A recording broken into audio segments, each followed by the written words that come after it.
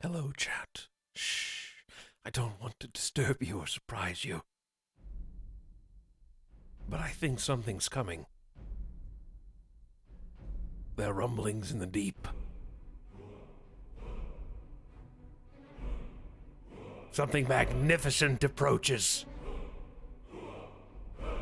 Something we've long been waiting for. Something we've been asked about hundreds, possibly thousands of times.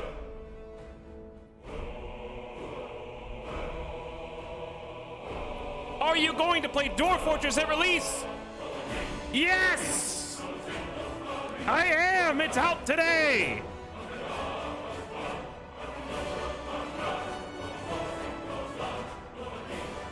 Long have we waited, chat.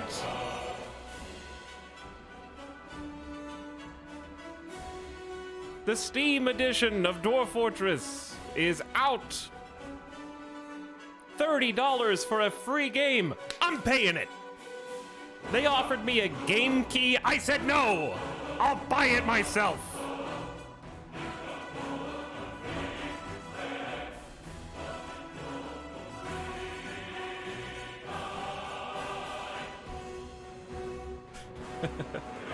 Self-scammed. Self-scammed. They said, "Dear Italics, we understand that money is tight right now given your addiction to certain mobile card games. We have offered you this key in the hopes that you might grace us with your RimWorld expertise." And I said,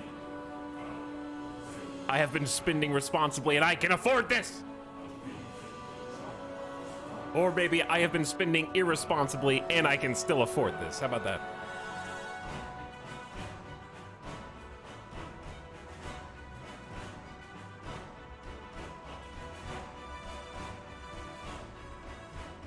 Actually, I just didn't see the email until it was too late. But that's okay, because they deserve money.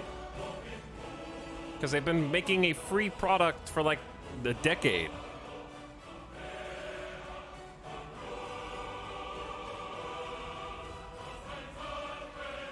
And also, like, you guys are here, you guys are pumped. You guys are going to subscribe to my channel for awesome, epic gameplay? Why shouldn't I give back to the devs?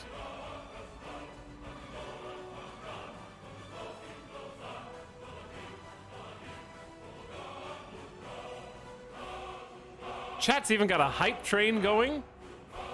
Chat, if that hype train doesn't hit level 3, then I will just be happy with level 2.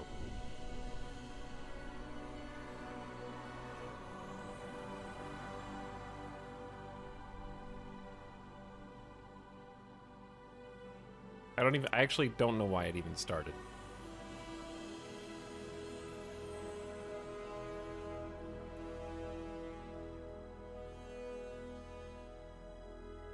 Chat. Burroughs.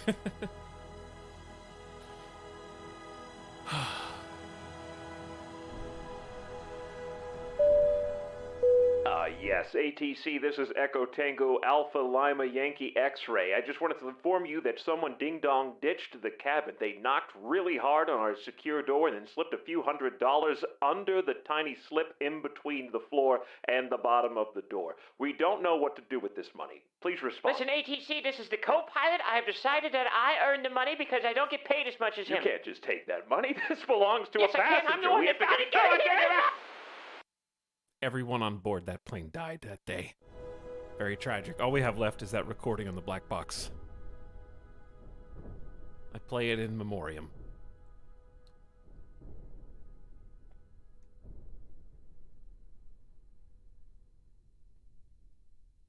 Anyway, big gift sub dump. Some chatter is not content with the money that they have in their bank account and has decided to give it to me instead. Random Backwards, thanks for gifting 50 community subs. In honor of Dwarf Fort Day. Hopefully, chat, there should be no non-subs left. If you still dodged, then your luck is incredibly bad. Dodge the scam. Phew. Random backwards. Gifting subs to a lot of first monthers. DCR, generic username. Smart the Nimble. Eskinber. Username 5679. Definitely not a bot. TDH. The Goyim. DCPC, Sir Beardgasm to you. Schlibber Sticky. Pesky Phoenix. Lakaiva. The Die Master. Barbarossa, excuse me. Ninja Leech. Flint Mika Code Optimist. Thrilled and Bored, Lord Sab, and more. Those are just the first month. There's much less to returning subs. Thanks for the giant gift sub dump, random backwards. Giving money to Italics to reduce wealth for Randy to stop sending raids. That's understandable and fair. Oh, this is going to be a good day. A good day where I have no idea what's happening. Someone in chat says, does he know how to play Dwarf Fortress? Absolutely not. Nay. We're going to play the new Steam... There's a tutorial in the Steam version of the game. And hopefully it doesn't have to be good. It just has to be good enough for chat to fill in the rest.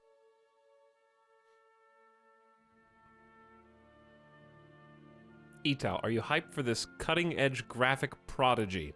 Yes, I am. I'm extremely excited. But thanks a ton, Random Backwards, for your insane generosity. Anjay, as well as back for 22 months with a double sub. It's important to my religion to support streamers of Dwarf Fortress. I hope your ideology is pleased with their ritual being complete, and you got a good roll on a 95% success chance. Crather says level 3, Pog. Pog, baby. What's up, Crather? Not a giant. Says, I'm gonna kiss the start. Be sure to summon the spirit of Randy for me. There may have been a typo there, but I can't be sure. Crumbly Cake says, is this like RimWorld? Yes. Zed Whistle says, Dorfin time. Hi, Zed. Dr. Spoof is also dwarfing it up. Inferior Donut, welcome back. Wraithen, thanks for the sub. And welcome to stream. Metalbit Zoomit Mod Squad says, summon Balrog win. I'm gonna work on it. And Zeraze also, howdy for 15 months. Bebob Isomer, Peepo Rive, Karth Vader, howdy. Kino Kunai says, strike the earth. Thanks for first sub of the day.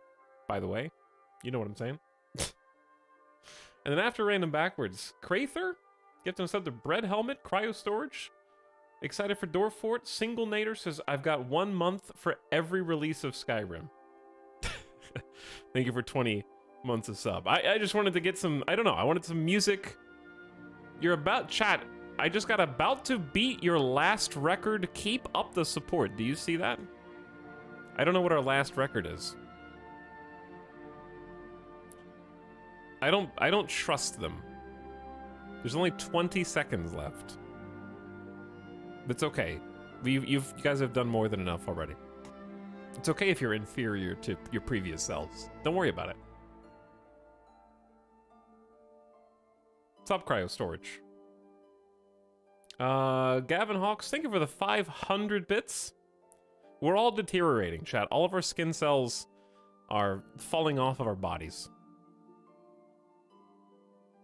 Choo choo. What is this? Why does it say you've collected all of the level 3 emotes, but we were on level 4? Wait, what? Chat, you're older than you've ever been right now. And now you're even older. But thanks again, Gavin Hawks. Tyrion for priming. Hello, Lou M for gifting us up to the Saint of the Church of George. Campfire has resubscribed for 18 months. Hey. Cerise Fairies for 2-0. Hello, Cerise. Thanks for the sub to Real Technasis. I can't wait to lose. I can't wait to reset. And Closet has given us up to Frunzy Apparatchik. It's game day, chat. You guys got a lot of subs pent up.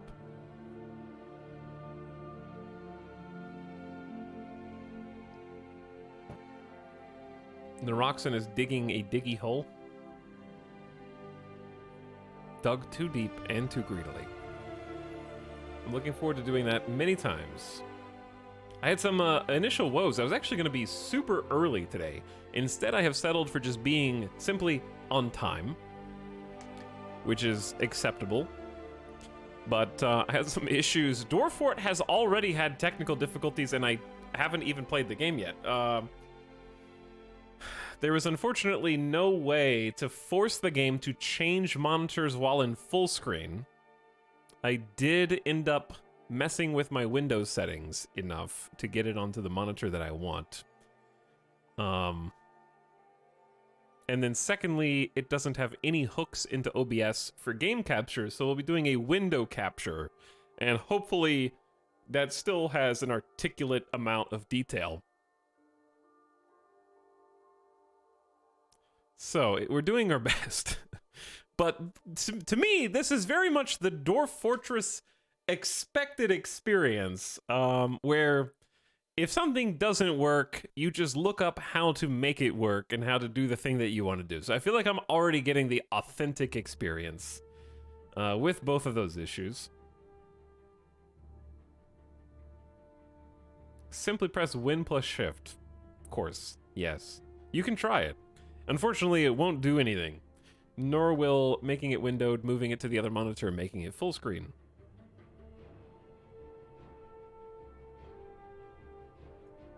I hear Alt F4 will help with capture. I also hear that holding the button down for 5 seconds on your desktop tower will help with your chatting experience.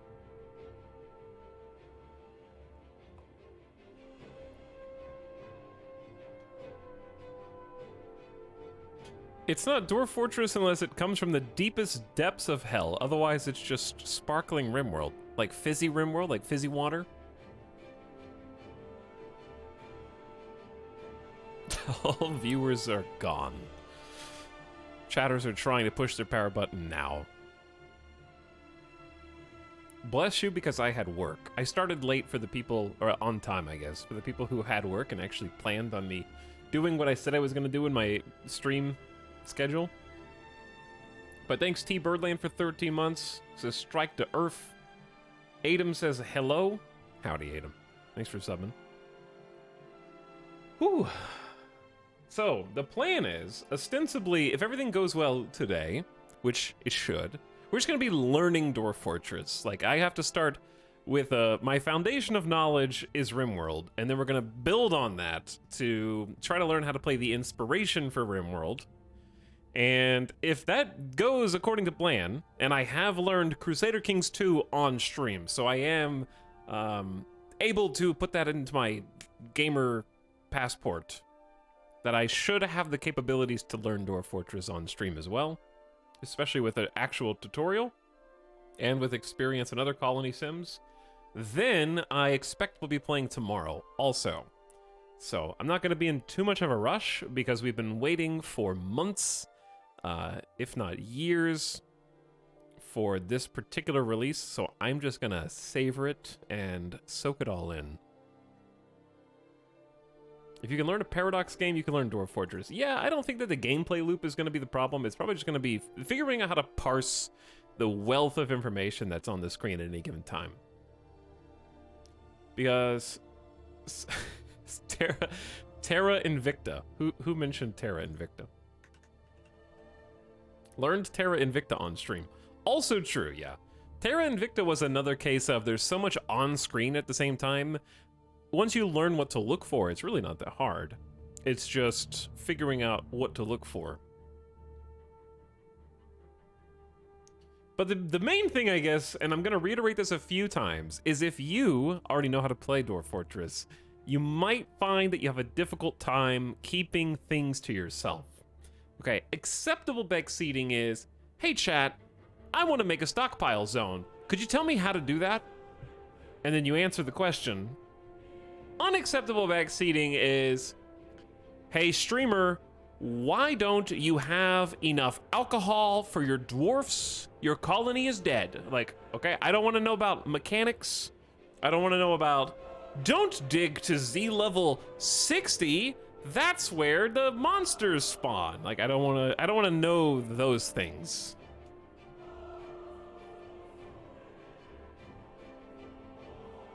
So the more fortresses we restart, the more fun we're gonna have, because it means that something stupid happened just before that. Because I don't think anybody plays Dwarf Fortress to win.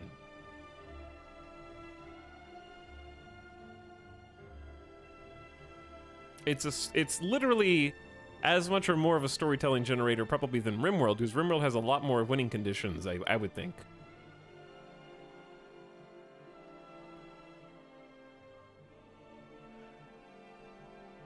But anyway, we're probably going to reiterate that a few times, because I understand that it's difficult to contain the wealth of knowledge in your brains, collectively, chat. Glad to see you streaming this. Enjoyed the RimWorld streams. This is probably going to be great. G Fuel, you think probably? You're not going to give me the benefit of the doubt there? You're just gonna quantify that? Okay. People rhyme. Hello, Mary Skipper. What's up, Mod Squad? Okay, chat. One quick aside before we get into Dwarf Fortress and try to figure out what's going on. I do have to talk about Marvel Snap for just 1 minute, because we streamed Marvel Snap for like 3 to 4 hours yesterday, right? A whole half of the stream. And not one person in chat mentioned that they announced 3 new cards that are coming out this month to Series 5. Not one person was like, hey streamer, did you see the cool new cards? Look at them. And we could have like looked at them on stream and been like, oh, whoa, what a cool effect. How powerful is this gonna be? No backseating. Pinned by Nog. No backseating the cards. I didn't know till today. I didn't know because in the PC app, there is no news panel, and the only way that you could see them is by clicking on the news panel and going to the news article where they talk about the season pass for Silver Server. And the new locations look nutty, actually. There's one location that destroys both players' decks when it's revealed. You draw 3 cards and then destroy both players' decks. And then there's a couple other really cool ones. Hi, I'm new here. Did you play the tutorial already? No, we just started the stream, so I'm just chatting at the moment. Silver Surfer Mr. Negative is so fun. I agree. I was having a ton of fun. I think Silver Surfer is my favorite of the 3 so far. M'Baku counter. M'Baku counter. All right, real brief aside. Brief aside, chat. How do I do this? What is this? Don't worry about that. That doesn't mean anything. Pew! All right, I just need to show you these real quick since we just streamed Snap yesterday. It's going to take 1 minute.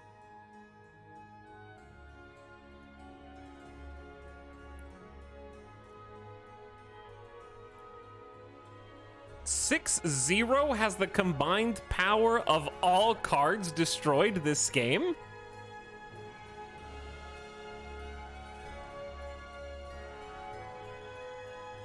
That's the next card that's coming out. If you, like, I don't think this is OP because Galactus is already Galactus, but if you Galactus and then play Null, it gets the power of every card that was destroyed on both sides. I think there's going to be some interesting decks like this. It actually doesn't slot in as nicely to Deathwave as I originally thought, because you are typically destroying like -2 the hood, you're destroying like small babies like Nova. So I'm trying to figure out what other decks this is going to be really good in. Laughing my ass off, that card is named fucking Swedish. Oh, well that's a whole character. How do you pronounce that name? It's Null. Like null and void. This is another one. There's a 4/8 that adds a -8 power void to the right location. So if you play this left or mid, you get a -8 card on your side of the board on the right, which you can then use Viper to send to the opponent's side. Or just eat it with Carnage or something. There's actually quite a few... There's at least a few different ways to use that. But a 4/8 just coming out is pretty good anyways. And then finally, Darkhawk. +2 power for each card in your opponent's deck. I want to play Darkhawk with Black Widow to stop them from drawing. Korg to add a rock to their deck. Things like that. Rock Slide would be another one, yeah. This thing can scale pretty huge. But these are all going to be Series 5 cards that are releasing in the month of December, in addition to... So these are not on the Season Pass. These are just going to be Series 5 cards. Anyway. So they're just going to enter the big pool. I'm done, chat. I'm done. I just wanted to look at them. Oh, dude. Well, hold on. They have art. I want this one. I gotta have that. I will buy that for money. I'm done. Hold on. I'm done. Hold on. Why does this guy have the coolest art? I want that. I would buy that one for money. And then... I do like this one. I'd probably buy that. I'd buy that one for money. Alright, I'm done. Hello, chatters. Welcome to Dwarf Fort.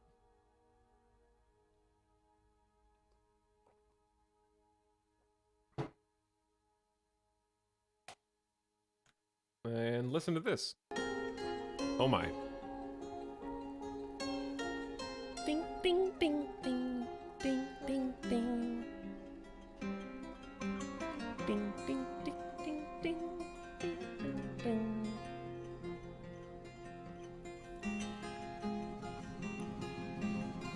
Everybody get your RimWorld mod people arrive comments out of the way.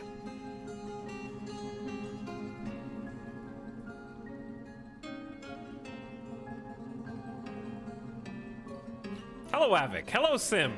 Sim, I swear it's the shirt. The last time that I think I saw you in the chat, I was also wearing your shirt.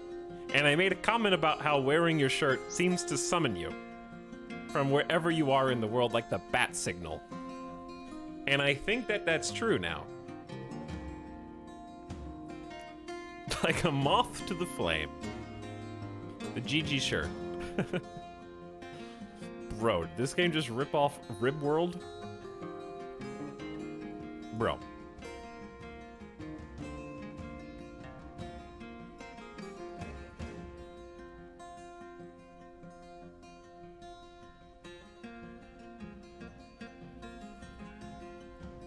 Your obsession with Marvel Snap is both annoying and adorable.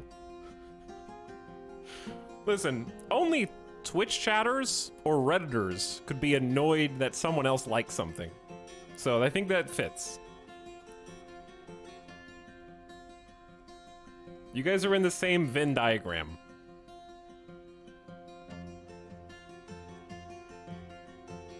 Sim says, it's the 5 candles you light around your gamer chair, Talix, but I'll let you keep believing the shirt thing. Get a shout out for Sim in the chat. I hope you've been having some good streams lately, dude. As well as Avik, who's been playing some Dwarf Fort. How goes your initial experience?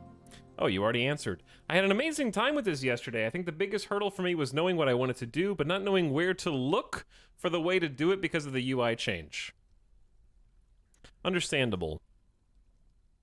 That's what I was kind of saying, I think, a little bit ago, was I think that the biggest challenge of Dwarf Fortress for a new player is going to be figuring out, whether you're new or old, I guess in this case, figuring out how to parse information and where to look for things. Knowing you need something, but not really knowing how to navigate to make it happen yet. Hanging in there. Good to see you, dude. Hey, I'm super pumped today. I'm in great spirits today. But I hope you and the fam are doing well, and I'm glad Avic's having some fun with the game, too. Prepare to guide your stout charges to fortune in a world fraught with many perils. You'll begin by creating your world and watching the region's history unfold. Once this process is complete, you can prepare a group and send them out to seek wealth deep in the mountains.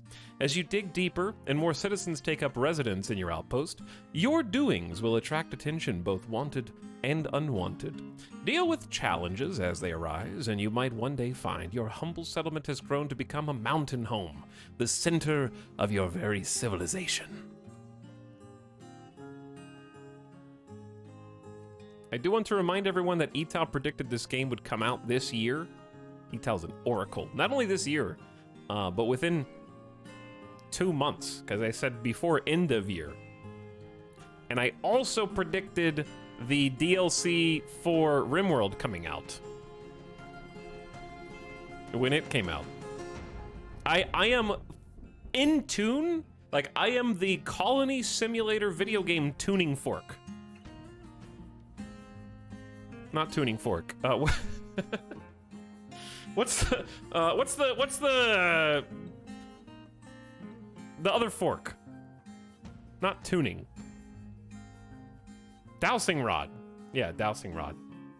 A dowsing rod is just a fork that you're holding backwards, if you think about it.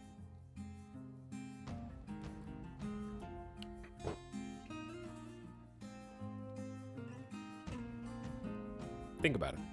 Okay, what world size should we go to? It defaults to medium. I don't know. Is bigger better here?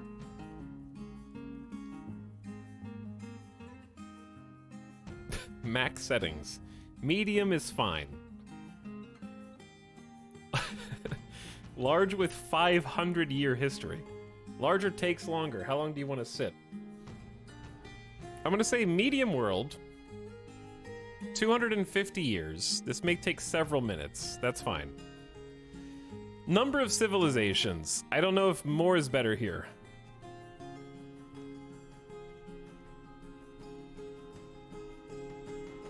$500 years takes between 10 and 30 minutes to generate. Awesome. Maximum number of sites, medium, number of beasts, medium, natural savagery, medium, and mineral occurrence everywhere, frequent or sparse.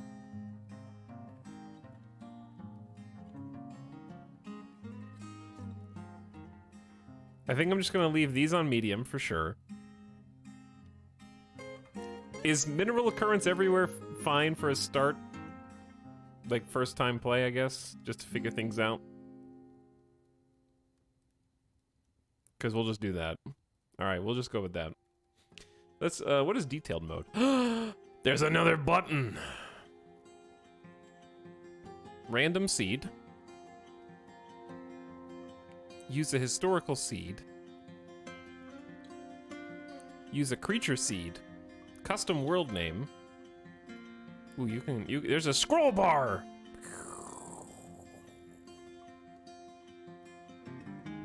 Don't press that button. Do not press that button. There might be like 1 or 2 things that you actually want to change on this. I don't know what those things are, so we're just gonna go back to basic options. There is a button for mods down here. I have not installed any mods, nor do I understand really how mods work in this game yet. So we're just gonna create the world and wait for 250 years of history to build.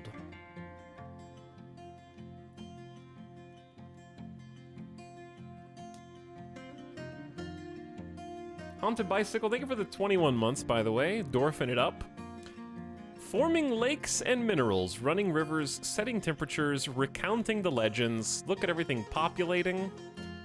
An abridged chronicle, over 20,000 events total with 6,000 plus historical figures added to the game as the years pass.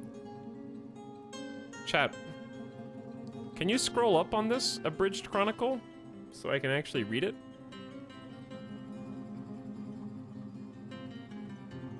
We're missing the deep backstory. You can read them in Legends mode later. Okay. Fair enough. Is he still in the intro? Yes. We just generated 105 years, and we've got to generate 250. Don't worry. If I start restarting a bunch, I won't make you wait for 250 years each time. Because I understand there's a butterfly effect, where the first 100 years are going to go the fastest because it's creating characters from zero. But if you're creating 5, 10, 15, 20,000 different historical figures, they have to have their own genealogy and offspring. So it's just getting more and more. When you restart, you can reuse the same world. So what you're saying is I should generate a 500-year historical account off stream and then use that world when we start the stream.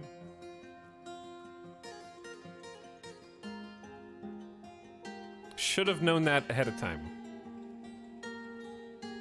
That's okay. This is just the first go. I made a 2,000-year world myself today. Oh, damn. Stop the stream. That is excellent, though. Where are the pre-stream Jeffs? Every single mountain tile is going to have a fort cave in it at this stage. I do really like the overworld map art. I have loaded up Dwarf Fortress once before, and kind of spent 30 minutes trying to watch a YouTube tutorial to figure it out. Took a look at the ASCII overworld map and kind of noped out. And my first experience with this so far is this very pleasant to look at. And you can sort of tell just at a glance that there's mountains and hills and valleys and maybe some roads from A to B. Some very dense and lush forests with different types of trees, like mostly pine here, lots of bushes, maybe swamp. These look to be bridges, perhaps?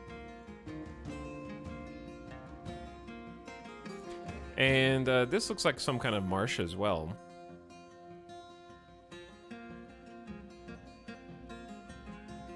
And there's like oil slicks in the river here. Maybe some kind of mud, perhaps? And so, hello the G-Man, who says, whoop, for 52 months. Howdy, G-Man. Mork Wagner says, thanks for having me call in sick so I can watch Dwarf Fortress. I did not have anybody do anything of the sort. Smilk says, is this the big power button? I pushed it 56 times and nothing happened. Thanks for 56 months of stream.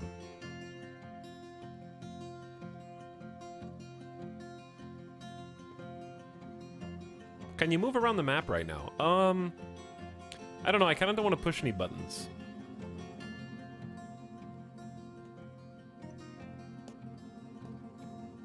This map looks pretty awesome. And is this just random? Yep, this is just a totally randomly generated map.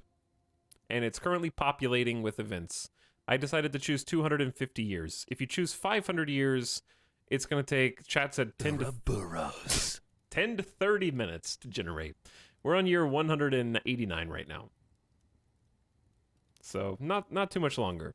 And once you do generate a world, you can reuse it for different campaigns. So you only have to generate it once.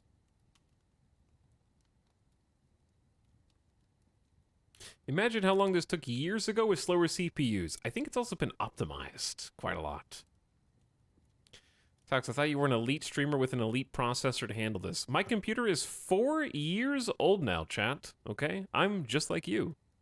I have a piece of junk. Just kidding. Luckily, when I got my computer in 2018, I spent the most money possible to make sure that it was somewhat future-proof. Granted, the 2080 has certainly been outclassed by the 4000 series of GPUs, but I can't quite bring myself to get a 4080 when I know the 4090 exists. Because even the review websites, like even the PC hardware parts are like, the 4080 does exist, but why get a 4080 when the 4090 is so much better? Like, I looked at 2 or 3 different just regular review websites that were saying that. Where if you're gonna spend that much money you may as well spend a few extra $100 to get something that is like statistically significantly better. Because I think the argument is, if you're gonna pay like $1,200 or $1,300 for a graphics card just to get a 4080, for like $400 more dollars, you can get something that's like 30% better.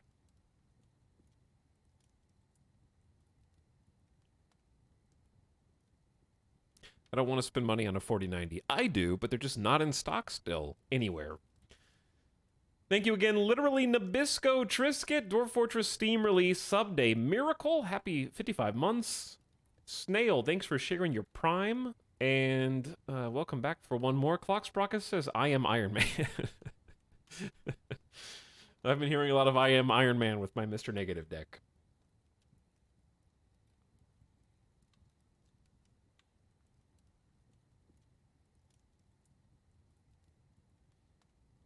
I'm still in 970 and it works fine. Yeah, my 2080 also works fine, but I am also a professional full-time streamer, and there are new streaming codecs that you can only access if you have newer hardware that just increase the overall quality of the stream and the performance of your computer while under load.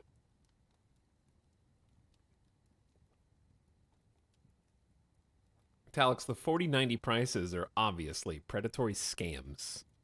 Completely agree. Those capitalist dogs making new products and selling them for big monies. The other thing is the 4090 takes a ton of power, and most people need a new power supply too. You really only need a new power supply. The 4090 is at least a little flexible in that it has an optional, I believe that extra power connection is optional. To get the most out of it, you would need a juicy PSU. But I believe the PSU that I have is already capable of running. I just don't have enough space because I'd have to remove a capture card, which isn't the worst thing in the world. I don't really stream console games that often, and that's what my capture card is for. But I could probably figure out a different way to do that if I needed to. Chat, we have a world. Creating Samashul, the Oracular Realms. Interesting title. The Age of Myth, year 250. 37,874 historical figures. There are 506,000 events. In the midwinter of 249, the world without trade was created in the splash wheels by the human Ithros Wordivices. I thought they said the world without tables at first, and I was like, they know that I've played RimWorld. They know. But, musings on map makings was created, books are being written. To recenter, press WASD or hold drag middle mouse button. Okay, so I can move the map, and I also need to move me, because stuff's popping up in the top right now.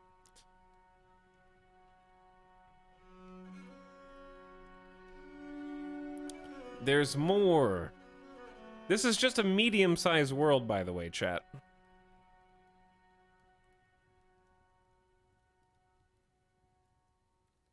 Let's see, we have the Tame Gulf, is this body of water here. The Flaxen Ocean, the Waters of Odor. Are we gonna live near the Waters of Odor? The Laborious Sea. The Tender Mire, the East Forest, the Hills of Web. The Point of Dawning, the Hills of Rending, the Dune of Weakening. The Steps of Celebrating, the Plain of Mightiness. The Momentous Swamps.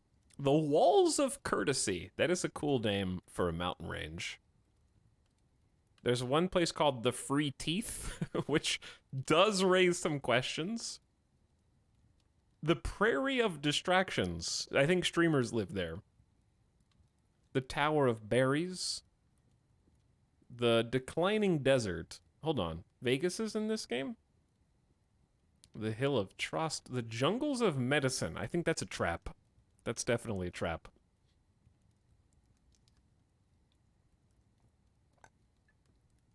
Yo, free teeth! Yo, free teeth! Okay, let's click play now.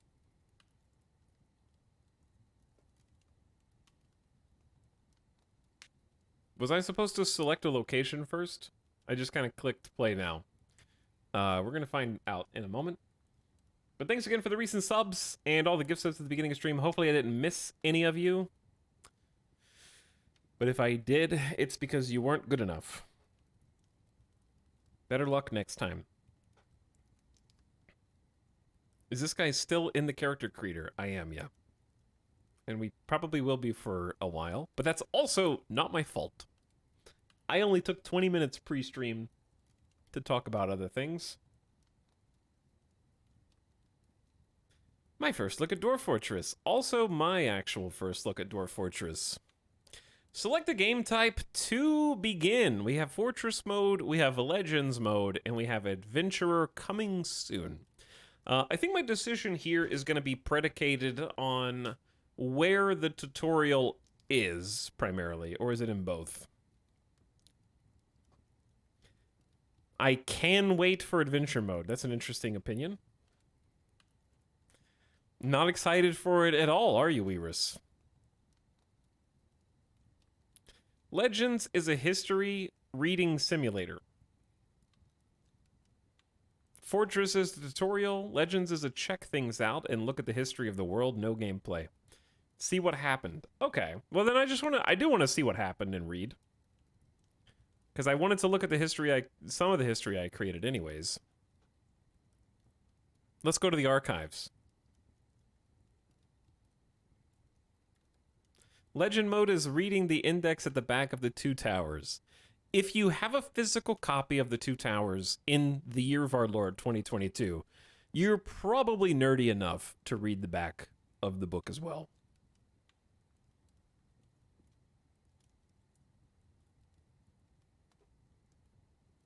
You have to read the index. Agree. There's so many terms there. Okay, let's take a look at what is Chronicles by Age.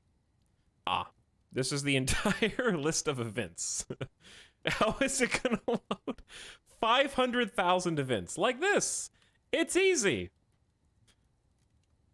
Okay, who was the first king? The dwarf Onal Mindglowing became the king of the Tour of Hailing. Chat, do you have... Now click on an event. Like this. Onal Mindglowing was a dwarf. He was one of the first of his kind. He became the king of the Tour of Hailing and became lovers with Indok Crystal Mansion. In the mid-spring of the first year, the Tour of Hailing held a foot race in bronze figures as part of the celebration of mining. That's a good celebration to have for dwarfs. There were 6 competitors, including Onal. Indok Crystal Mansion was the victor. His lover beat him. In the mid-spring of the first year, the Tour of Hailing also held a mace-throwing competition. Competing was Onal and Sarvesh Metalbird. Onal was the victor. They let the king win. That's also totally fair. They broke up in 22. They had a 21-year relationship. The king and his girlfriend? His lover? And then they broke up. The sooty skirt was offered to Onal of the Tour of Hailing by almost Whining Brooks. Then he became lovers with Unib Guilt Creature, and then they broke up 10 years later. Onal and Udib Focus Spears became friends and shared an interest in history after a scholarly lecture. His lower front tooth was torn off after confronting the forgotten beast Thiva Gut Phantoms, the Coastal. His right cheek was torn out, his upper body was smashed, his right hand was smashed, and he was struck down and died at 54 years old. The free teeth.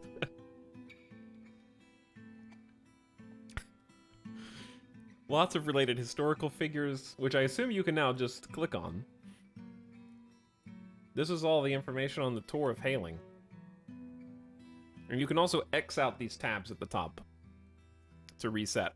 Okay, that's really, really cool. Only 500,000 more historical events just to learn about. Hell yeah. Tell us of the Silmarils.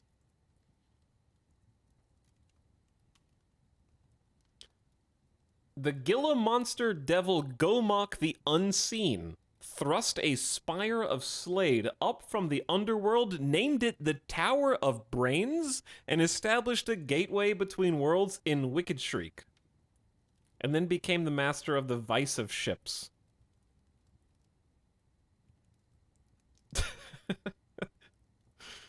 Ugh. Let's see. Any other cool names here? Lots of queens and kings and locations, because this is literally the first year. There's a lot of Gila monsters thrusting up spires of Slade. Winter Stars. Winter Stars. The Castle of Vaults.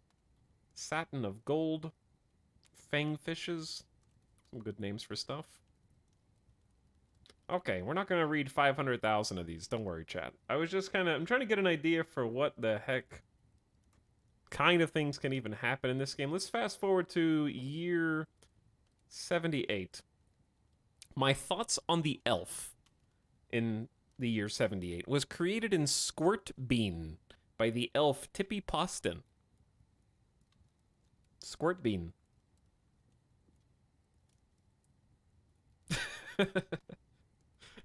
Elf Discourse.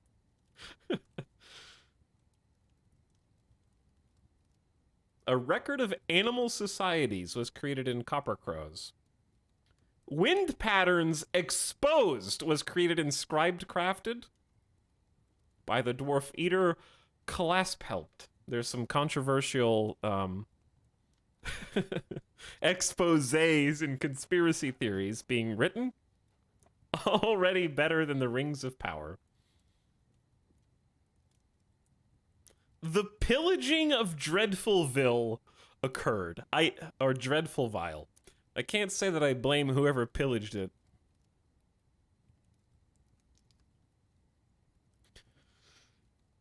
Let's see, any other good ones here? There's a lot of good, like, things being written.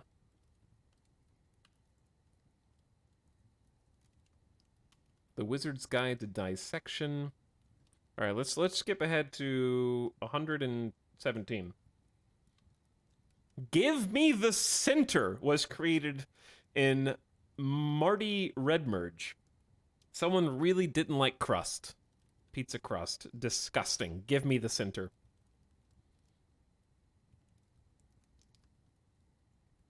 Maybe like peanut butter sandwiches as well. The Pursuit of the Elf. We've gone from like kind of, written by an elf. Okay, so just self-absorbed.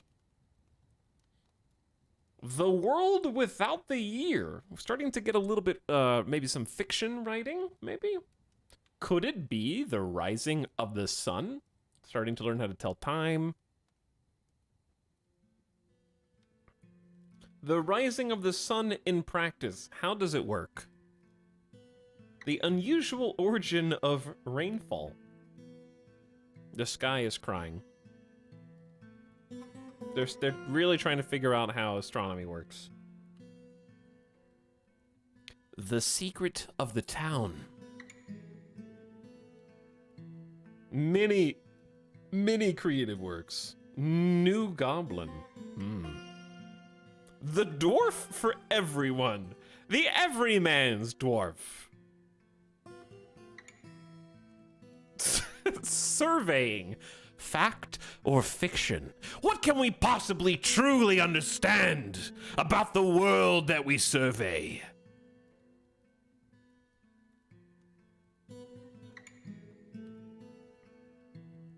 Doubts about trade maps. We're starting to question the things that we think we know. Mating and More. They made the Birds and the Bees book.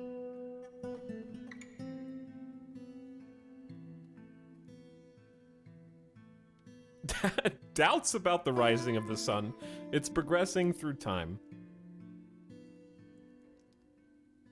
All right, skip ahead. Let's go to like 200-ish. The hidden meaning of the center. What is the true meaning of the middle of pizza?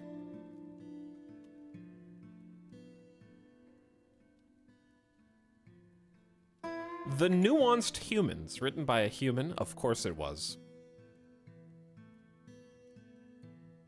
The Mystery of Grammar. A true mystery.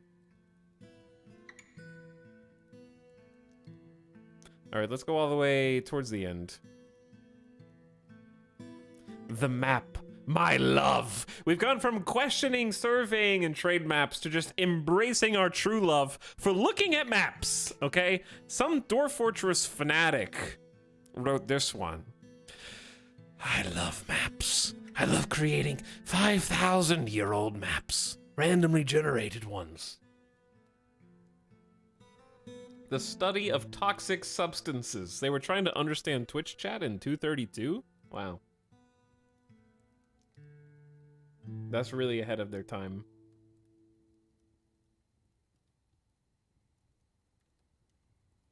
All right, the final... These are the final records. The last things that happened.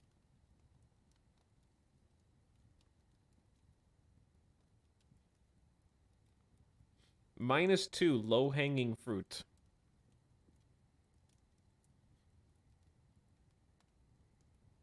First of all, how dare you?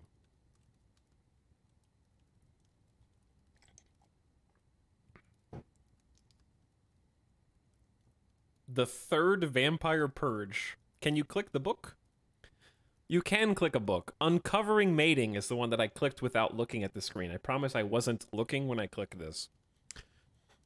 The written portion consists of a 114-page manual entitled Uncovering Mating, authored by Thithu Rakalulevitho.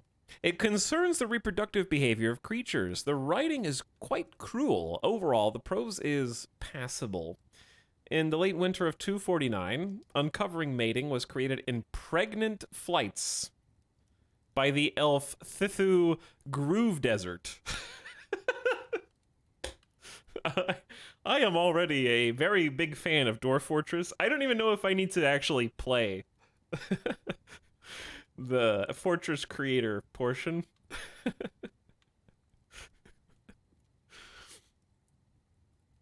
Playing Nopers, reading Nodders. Yeah, I agree with that. Finally, a name creator to rival Ital. Hello, Adanian. Just an endless random Wikipedia article generator. Okay, chat, pick another thing. Do we want to see historical figures, sites, artifacts, scrolls, regions, underground, civilizations, or structures? Just a peek. Chat says artifacts. All right, artifacts it is. The sooty skirt. That was the one we read about from, like, the beginning of time, immemorial. This is a silver spear, crafted of the highest quality, encircled with bands of impala hoof. Was created in bronze figures by the dwarf Almost Waning Books, and given to the king. But it was lost in 54. It's gone. The hermetic bowl, name blotted, the subtleties of clashing, elder sinews. Time to find it. Yeah, we gotta find the lost relics. Squirt venom. Somber marshes. Murder guilds. The butterfly of symmetries. The closed dead was a legendary dwarf bone bracelet. All craftsmanship is of the highest quality, crusted with marquise cut chrysocolas. This object menaces with spikes of pig bone and chromite. On the item is an image of a bug bat in water buffalo horn. It was created in perplexed fountain by a dwarf, offered to the dwarf Sigyn breech tongs.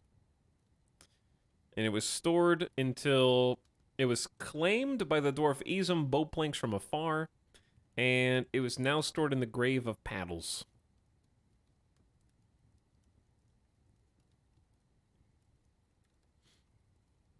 Chat says the baldness of equaling. Where's that one? There is a search, but where did you see that?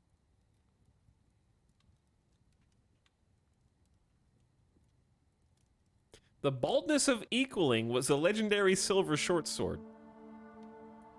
On the item is an image of a cacao tree, a cocoa tree, in rhyolite. In Midsummer 59, the baldness of equaling received its name in Bone Evil from the elf Sariv Pakair after defeating the dwarf Dishma Beglowbridge.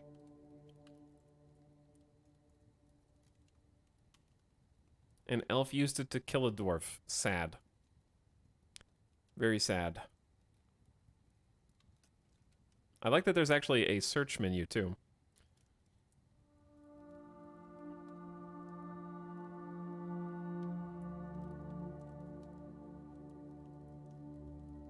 A lot of cool names here and sweet artifacts. Okay. The Ambiguity of Voids. A legendary dwarf bone cage.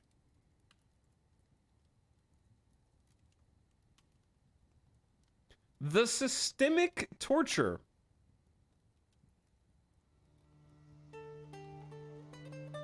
Some Monka-ass stuff here for sure. The Rot of Pus. I hate this name. A legendary beak dog bone.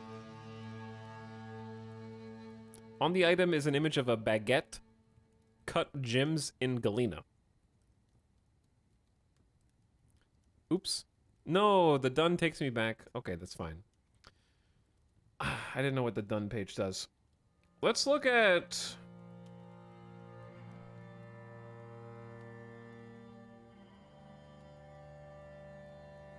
civilizations and other entities.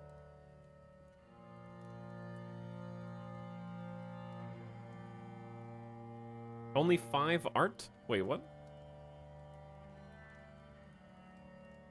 Why is there only 5 art? That doesn't seem like a lot. The Hellish Nut. It is a masterfully designed image of a giant buzzard in olivine. They don't like art, apparently. I guess not. No art. Art is canceled. The Soapy Cult is a human religion of the oracular realms centered around the worship of Rimtil, a human god of birth and family.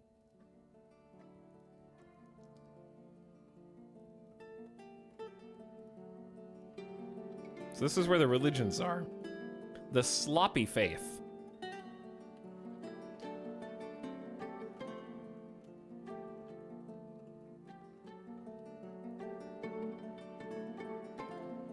The Relieved Cult.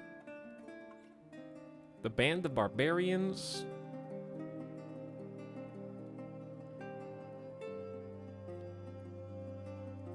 I'm noticing a theme with the naming of human religions. Yeah. Yeah. The Shady Guild. We are shady. Untrustworthy, perhaps. Okay. How about... structures. The Infinite Apples. The Warrior of Tongs. It was a guild hall in Tramellancer. Some cool names. The Massive Chapel. Is there a mega base? Is there a structure called the mega base in my game by chance? Okay. I think I'm ready to jump in to Fortress mode. There will be. Passing a few weeks to get things ready.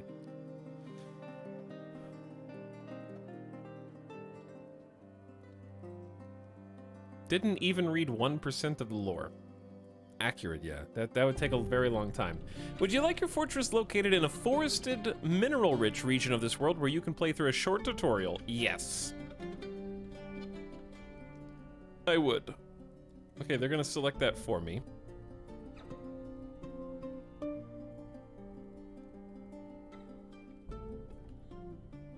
A dwarven outpost. You have arrived. After a journey from the mountain homes into the forbidding wilderness beyond, your harsh trek has finally ended. Your party of 7 is to make an outpost for the glory of all of Led Itol. There are almost no supplies left, but with stout labor comes sustenance. Whether by bolt, plow, or hook, provide for your doors. You're expecting a supply caravan just before winter entombs you, but it is spring now, enough time to delve secure lodgings ere the tigers get hungry. A new chapter of dwarven history begins here at this place. Astazuk. Astasuck. Saber slaps. Strike the earth.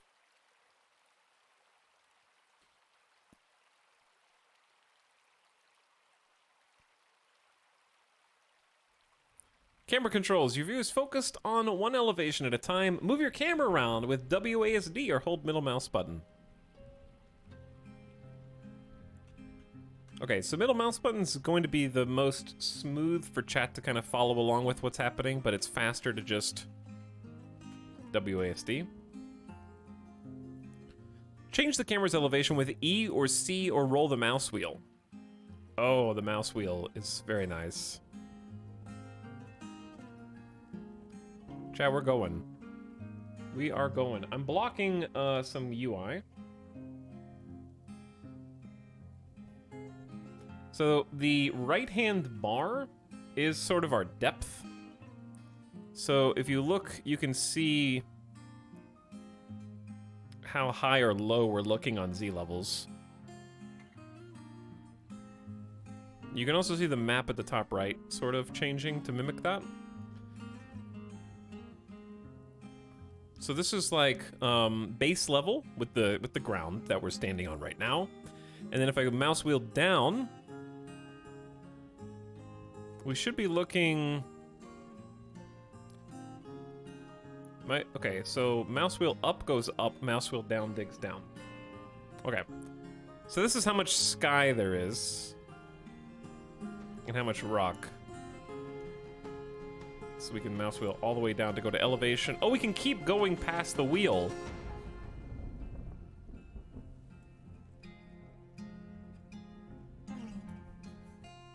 Chat, how deep does this go? 129. Negative 129 Z levels. Let's build the elevator. Delving too greedily. The answer is yes. How high up does it go? Alright, we're back to positive elevation. Hold on. 66. Whew. Okay, that's a lot of Z levels. Oh my god. Is there a quick reset button? F1 hotkey will recenter on the wagon. Okay, that's true no matter what Z level you're at. Excellent. When your view is in the air above other tiles, you can see them below, but you can only interact with objects on your current elevation. The view will be dark underground until you begin mining. You can move the camera to the surface with the surface button highlighted. This. Okay, recenter on the surface. Excellent. You can zoom in and out of the play area using brackets, control plus mouse wheel. Oh, okay, nice. So if you want to see more of your base on a given Z level, you can also use control mouse wheel. Good. Very handy. It's time to get to work. Let's start by digging a stairwell into the ground. There may be plenty of hillside to dig into, but you'll want to seek wealth below the surface. Mining tasks are designated in the play area. Here's the mining button down here. There's several ways to mine. Stairwells selected start at one elevation and are completed at the next. Click the surface, move the camera down a level, and click the underground. Reversing the order also works.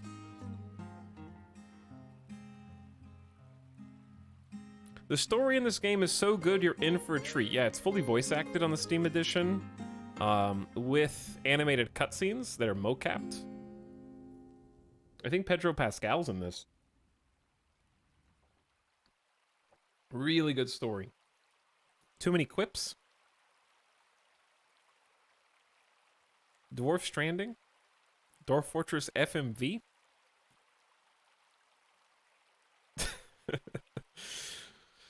Okay, select the stairwells. We also have dig a regular hallway or room, assign a miner to the work detail if necessary. They require a pick. Go up or down. Your selection must span multiple elevations. Click on a tile, change elevations, click again. Dig a ramp going up, dig a channel making a ramp on the level below, or designate constructed walls, floors, and other constructed tiles to be removed. Okay, let's kind of look at the map, shall we? So, if we go east to west, we have very large hillside to the west. Right? Very large hill. A lot of trees down here in this area.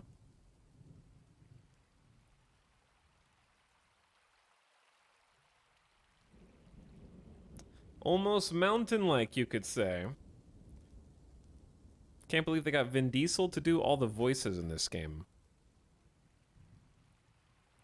Alright, I kind of want to, like, look at my dwarfs, but I'm gonna just do what they told me to do first. How about that? Okay, this is just the practice map. So, I need this to span multiple elevations. So we need to start the stairway, right? And then look down. Click. Wait. No, it doesn't need to be 2 tiles, right? It just needs to be 1. There's probably a way to belay that order and or cancel it. I'm already flopping. 2 isn't bad, though. Okay, well, we'll just leave it the way that it is, because I don't know how to actually cancel orders at this point. Until they tell me. Alright, next, we'll unpause the game and let the miner finish the task. Press space to unpause or use the highlighted controls at the top of the screen. You should pause regularly starting out. Boop. They're going, chat. They're going so fast! Dwarfs are so fast on 1-time speed. They already did it. They already did it. That was so quick. Let's make a safe place to work.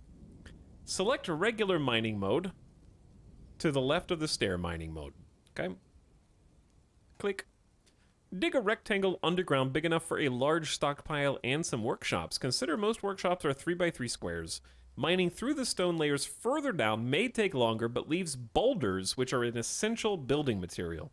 Later, you can consider making a meeting area from the zones menu, otherwise your citizens will continue to gather by the wagon. Rooms completed 0 of 20. You can reduce FPS to slow the game down. Oh, that's what that meant. That's what that meant. Is it graphical FPS cap? Because it defaulted to 50, and I was confused.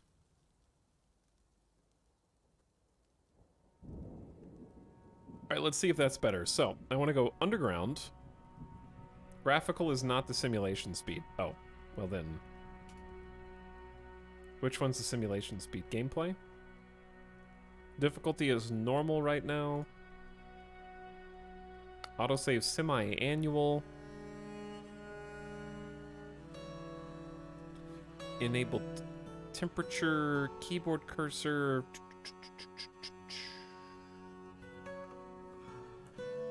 There's a game FPS cap separate from graphical. Is that under video?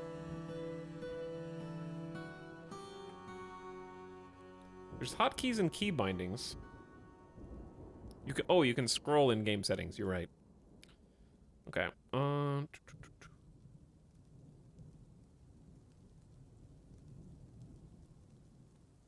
Did I already skip it?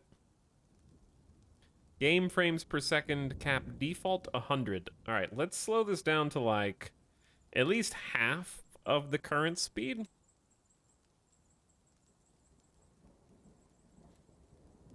And then I guess my question is, when is this is technically a staircase, but can you connect a room from any angle and they can still access it?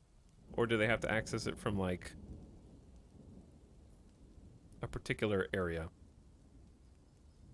Any direction? All right, I'm gonna start by just digging like a 3x4 here. Okay, and then we need to make 20 rooms that are at least 3x3 squares. Dig a rectangle underground big enough for a large stockpile and some workshops. Oh, maybe it's 20 blocks. Maybe it's 20 blocks. Okay. I gotcha. So, I want to make my stockpile this way. Chat, do not judge my silly rooms, okay? Because I have no idea what I'm doing. 20 by 1. We'll make a 20 by 1. Do you need doors between rooms in this game? Hats off to you, Ital. Takes a brave streamer to play Dwarf Fortress in front of this many people.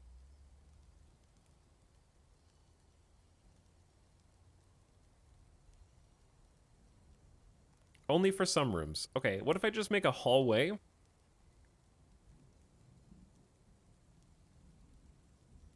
Chat, how do you cancel a work order?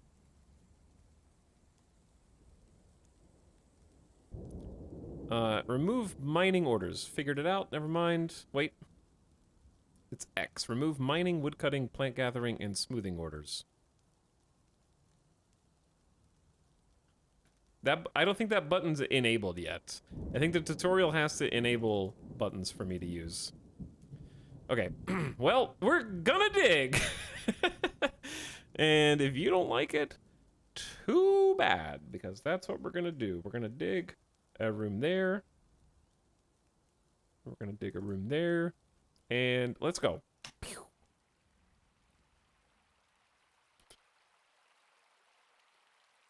All right, they're a little slower now. I wonder if 50 is still too fast for me.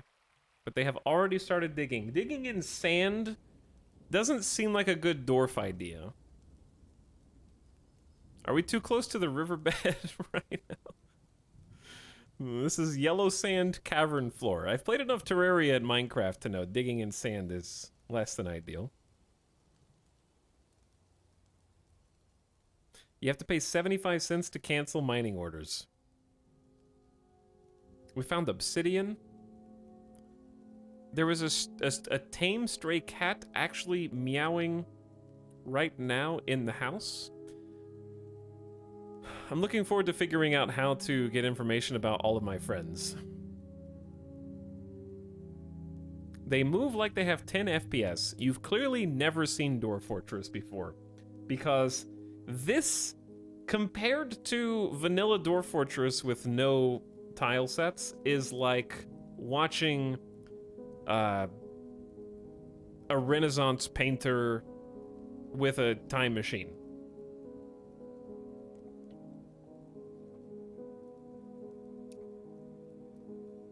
This is modern art.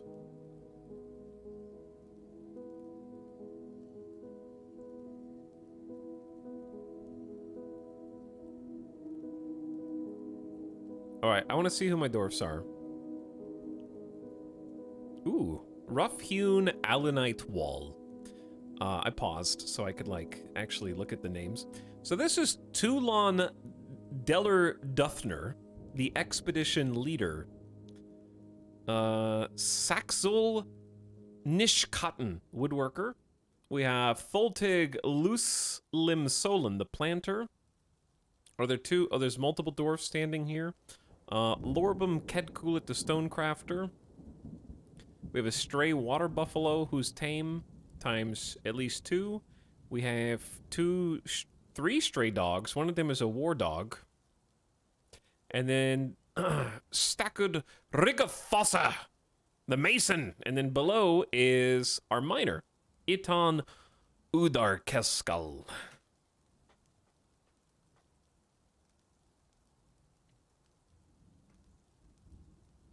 Is there an ASCII mode for masochists like me? Classic mode is coming, but not yet. The tutorial's a bit silly with how it doesn't let you do everything at the beginning, but it's very short. That's fair. I'm gonna turn the volume up a little bit.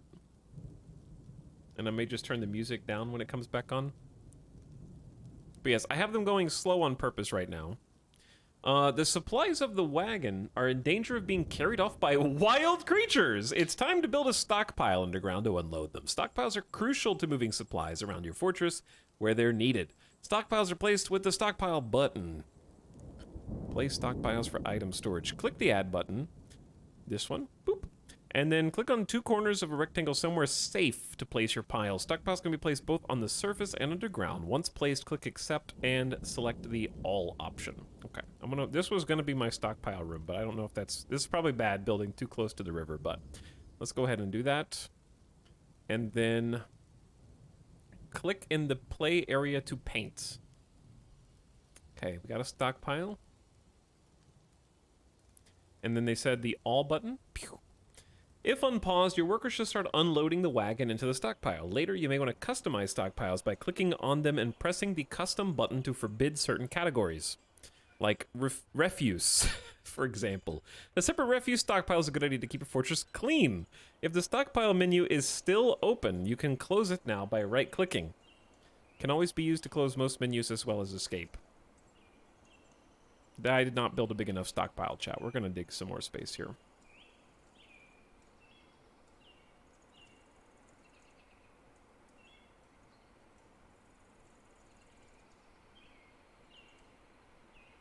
Okay. With shelter ready underground, it's time to build. First, you need building materials like wood or boulders. Before you start chopping down trees, you may want to create a dedicated wood stockpile. Haulers will also drop wood in your all stockpile unless you turn it off. When you're ready, open the woodcutting menu and designate the trunk of a tree on the surface. Make sure your woodcutter can walk there. Okay, 2 things. Number 1, can you expand? You're just an egotistical streamer. How dare you?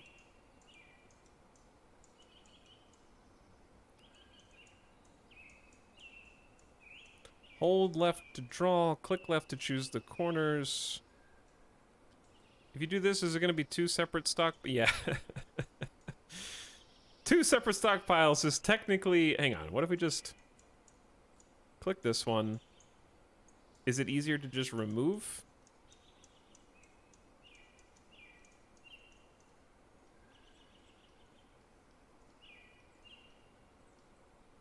Or just overlap them? It's repaint. Okay, it's repaint. I gotcha. I want to see what all we're unloading, so I don't want to just run unpaused just yet. It's time to build. First, you need building mats like wood or boulders. Alright, I'm also going to slow the game down even more.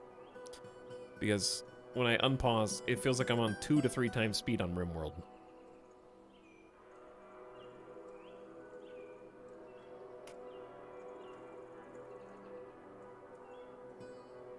Okay, so back on the surface, before you start chopping down trees, you may want to create a dedicated wood stockpile. That would require additional digging, wouldn't it?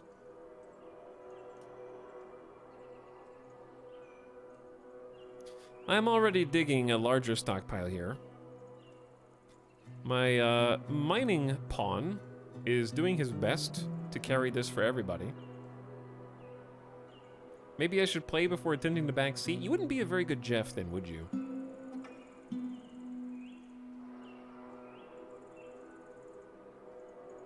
But yeah, the sand is a lot easier to dig through than anything else right now. So, I'm curious... what is in the wagon? Are they still hauling stuff? They've already filled the entire stockpile. We have brought sweet pod seeds bags, dwarven beer barrels, there's a tunnel tube wheelbarrow, water buffalo leather quiver, dimple cup spawn bag, dwarven rum barrels, lots of dwarven rum. Hamster remains? Why do we have hamster remains as a stockpile? Pigtail bag. More beer. Lots of beer, dude. Oh my god, it's all beer. There's a copper short sword and more beer. Cats. There's cats that are already hunting. We have 2 catos who are just up on the surface doing things. Okay, Listen, just because this is a tutorial, you guys know that what's going to happen is we're just going to finish the tutorial, and then we're going to start a new colony, basically, right? You already know that. You're aware, yes?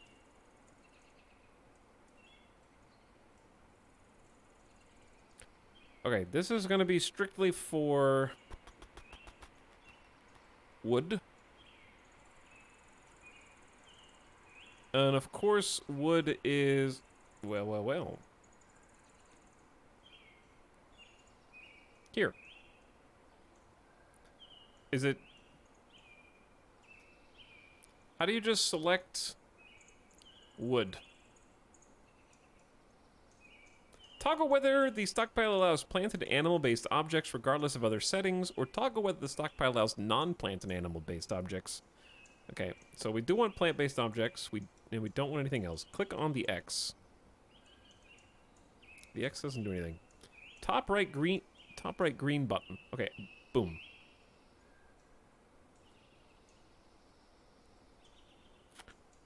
And then back, confirmed. Okay, fantastic. We need another stockpile, obviously. Or at least like a larger one, yeah?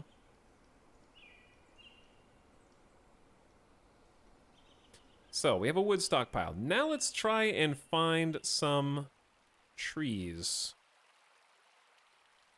So these are the trees.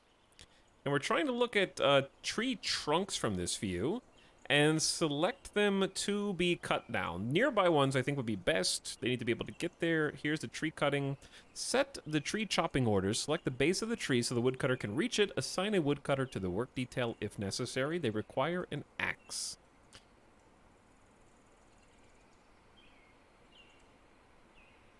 Okay, is it just one at a time? No. We'll just select, like, here, here, here. The base of the tree. Hold on. But it says tree trunk, chat. Oh, right here. Okay. I guess it's still technically the trunk. If all of your stockpiles are full, go ahead and place another one. You got it. Okay. So they're coming in. There's our woodsman. Currently chopping the trees.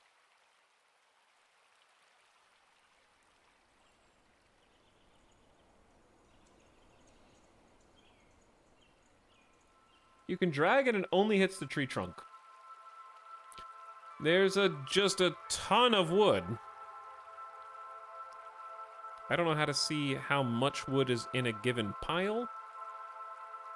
I also just noticed there's a whole bunch of stuff at the top. God, the art looks really good too. We have kumquat wood logs, we have mango wood logs, and I'm sure there's differences between the types. We can't open the stocks window yet, so we'll be able to once the tutorial lets us. Now that you have the building materials, it's time to start building. Workshops are one of many buildings you can place with the highlighted build button. Click now. Most workshops require building mats, such as wood or boulders. If you have some wood stockpiled, you'll be able to place a carpenter's workshop. Click workshops and then carpenter to place the shop in an empty area on the surface or underground. Okay.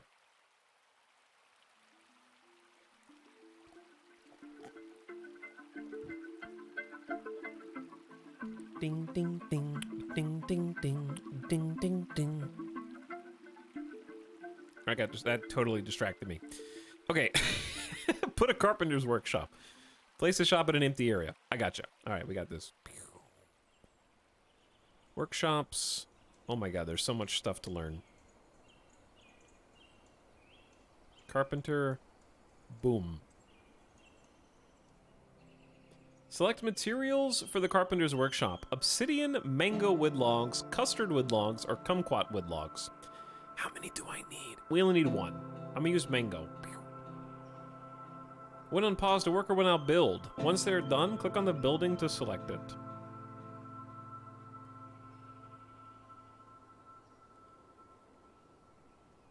They're in. Chat, they're in. The kitty is watching. Stray Cat is keeping tabs on the construction of this workshop. Yo, is this P music? This is Dwarf music. So we did get the wood moved down here. The dwarfs do be hauling stuff still. I like that it actually has graphics for the progression where it develops over time. That's super nice. Music is just a teensy bit loud. That's okay. Click workshop. Can you guys see this? Yeah. Your industrious citizens will perform any task added to the workshop. Most objects... I'm sorry?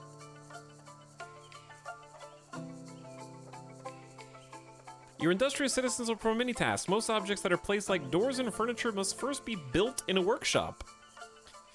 Ah. Furniture created at the carpenter's workshop usually takes 1 wood, add a task, and make a bed. Chop down more trees if necessary. Unpause and wait for the bed to be completed. Make a menacing wooden spike. Hell yeah. Okay, make a bed.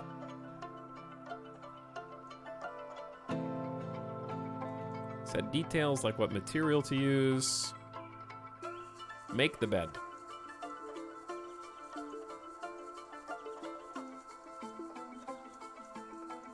I'm making the bed. Where are my dwarfs at? Do I have to confirm?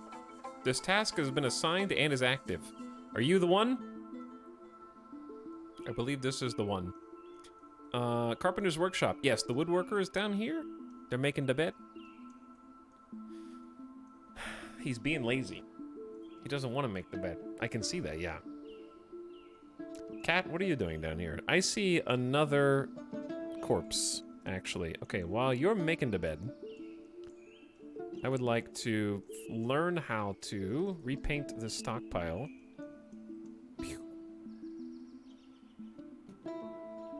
So that people can still haul stuff. I think the wagon still has a lot of things. Yep, here they come. Dropping more resources off. What the hell is that? Plump helmet spawn bag, cave spider silk. Chat, are all the things on the wagon randomized at the start of each other than like beer and food? Tunnel tube crutch, a water buffalo leather quiver. Not at all. Oh. So everyone gets a pigtail cloth.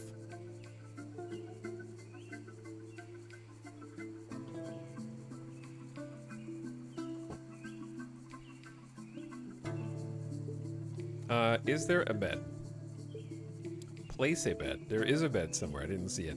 Now that you have a bed, you can put it in the fortress. Use the build menu to place it in a room underground. Chat. Oh, never mind. I understand what's going on. Beds are found in the furniture category. Unlike workshops, beds must be placed underground. No sleeping above ground. I have so much stuff I already want to do to restart. Like, I am already mentally ready to push the reset button on this.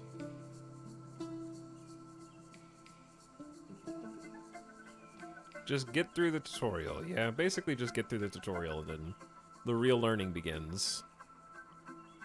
Okay, so place a bed in the furniture category in the build menu. Place structures, furniture, bed. Someone's just gonna sleep in here. Pew.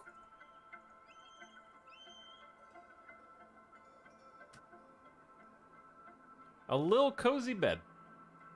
You've only just begun your journey, I know. I am well aware. We don't even have access to all the menus yet.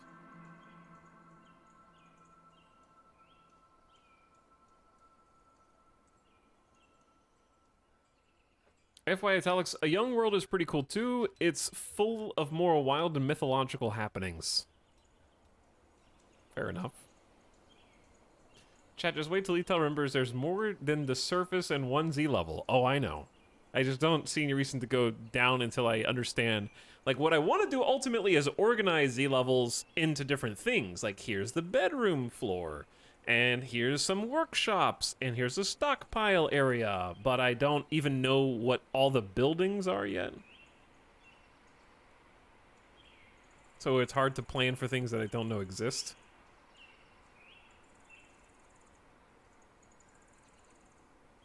Okay, the bed is placed. Your workers will have somewhere to sleep. Later, you can create a room with a door and use the zones menu to assign an official bedroom for each resident, and then Cassandra or Randy, depending on your storyteller of choice, will destroy your colony. The rest of the interface is now enabled. You can click on creatures and items, just as you can click on buildings to get information about them. Click on a resident to see their needs, inventory, thoughts, relations, and more. You can also access information from the Citizens button. Click a citizen. This is what I was most excited about. Feel free to pause and check out info. Right-click to dismiss. I will get invested in the next colony. We can read everybody's backstory. Important and sometimes urgent info is on the left side of the screen. There's been several. What do you mean several? Hover over an icon. Okay. Right-click to dismiss an alert.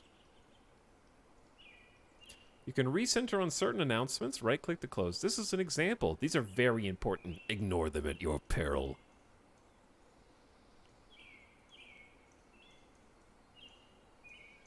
Dismiss the alert. Boom. You may need supplies before the coming of winter. To trade with the Autumn Caravan, you must build a trade depot from the build menu. You need something of value to trade. Yeah, right. I will trade my dwarfs. Crafts are an easy way to make a lot of trade goods quickly. Make the appropriate workshop with workshop's crafts. An obvious material to use to make the crafts is rock. If you dig down enough layers, you will find a near infinite amount of boulders of various kinds, as well as some rough gems if you're lucky. Gems can be cut at the workshop for jewelers. Encrust them on crafts and other items to add even more value. There's a lot more to learn. As you enter new menus, there will be information and tips. The help button at the top of the screen now contains more guides. Click it now and this tutorial will be concluded. This game is open-ended and you can do whatever you choose. If you like a goal, try to become a barony, then a mountain home. More likely your doors will starve. Unless you read the first few guides here, and remember, losing is fun. Losing is fun, chat.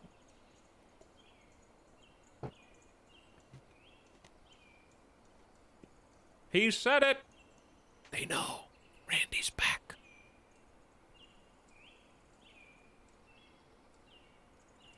In order to keep your citizens alive in the unforgiving wilderness, they need shelter, drink, and food. Use the arrow at the top of this window to minimize the tutorial when it obscures your view. By now, you should have a room underground where residents can hide from the creatures above. To make sure they spend free time down there, you need to use Zones menu to make a meeting area. Later, you may try the Burrows menu to create a safe place for them to hide when real trouble comes. Some essential tasks must be assigned from Labor menu. Click here and make sure you have a miner, woodcutter, and fisher dwarf. If you haven't suffered any casualties... I like how the tutorials are. If anyone is reading this, it means you're still alive. Congratulations, survivor. You've already lived through the hellish spawn that is the beginning of this world, and we look forward to you surviving for one more tutorial.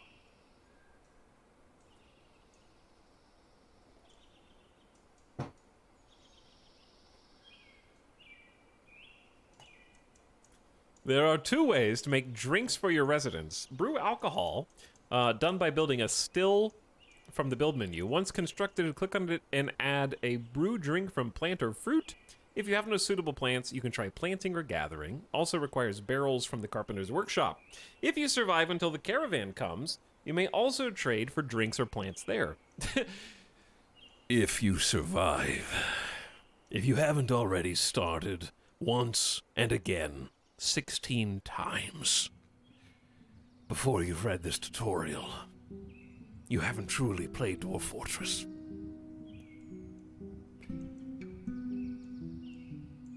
The number of drinks rations can be seen at the top of the screen. Absent alcohol and in warm weather, you can designate a water source from the zones menu at a river or pond so that your residents have water to drink. You'll want one of these anyways for other purposes, like cleaning and certain workshop tasks. You may find water underground. Asterisk. Chat, you can't just throw in, you may find water underground. You might possibly find water underground. Don't worry about it.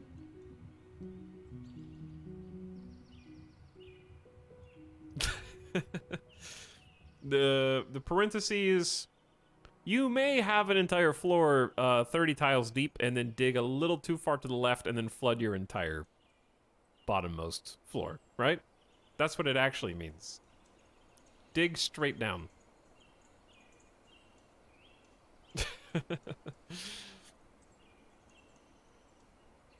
I do want to read a couple of these because it gives me a good idea. Oh, it even tells you which tutorials you've already viewed, so that when you look at them again, you can feel like an idiot for forgetting what you were supposed to learn the first time.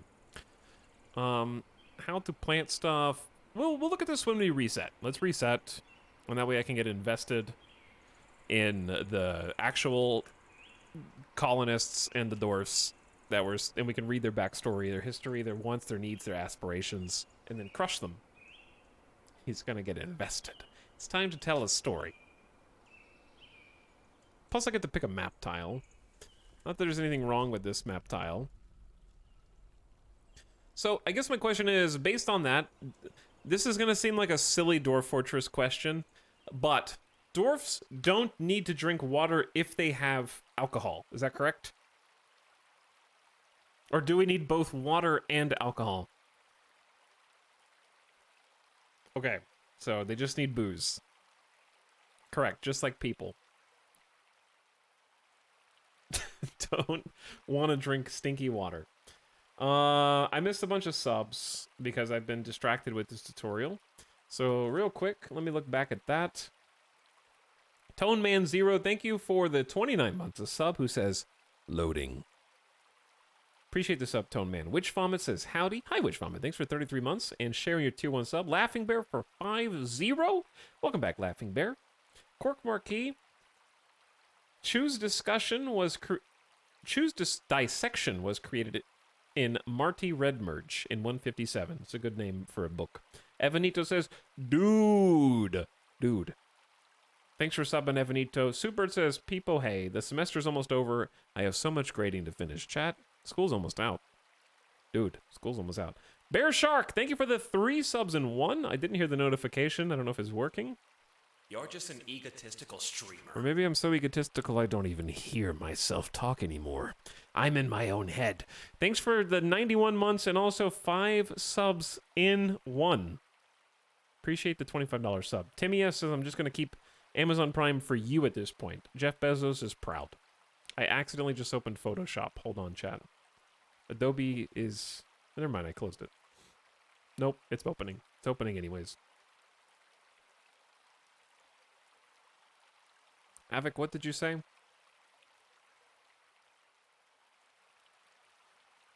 I love how haunted biomes in this are basically Evil Dead. So what you're saying is we should build a fort in the evil biomes? Photoshop takes like 40 minutes to close if you accidentally open it. No. First fort haunted. What can go wrong? What can go wrong? Okay, let's reset. Abandon the fortress to ruin. Really? Quit? The fort will be saved, but you will need to reclaim the fort to play here again. We'll literally never find this again. Save to this timeline. Recommended. Yes. We'll literally never see it again.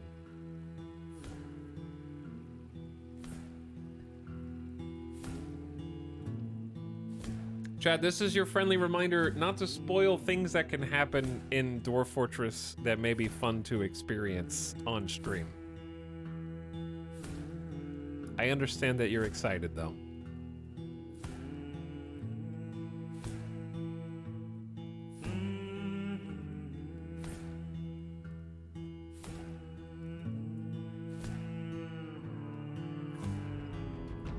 This is like RimWorld Kappa. Hello, Zaya. Thank you for the 14-month sub. What up?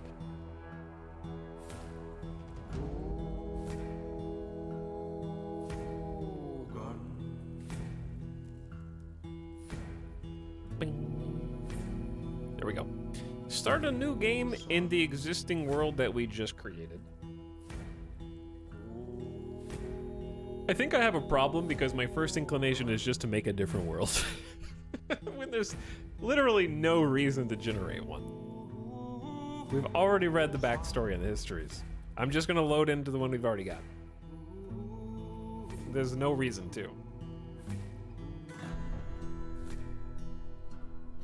Why does it, like, it actually feels bad now? You've learned so much out of the first world, Jin. Imagine the second one. Literally millions of tiles to choose from, it is not enough.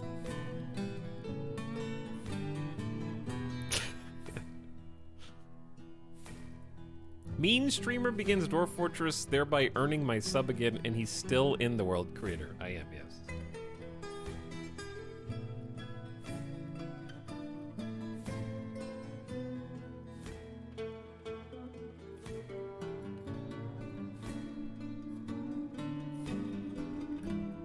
Has Etal played this game on stream before? No. This is not the game that would have been playable on stream until today. This is the first possible day to stream this version of the game.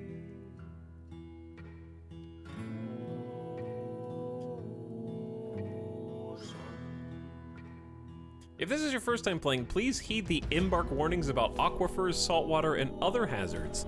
Some locations are challenging even for experienced players, and it will be a very short game indeed if you don't know how to deal with them. After you embark, help is available, yes.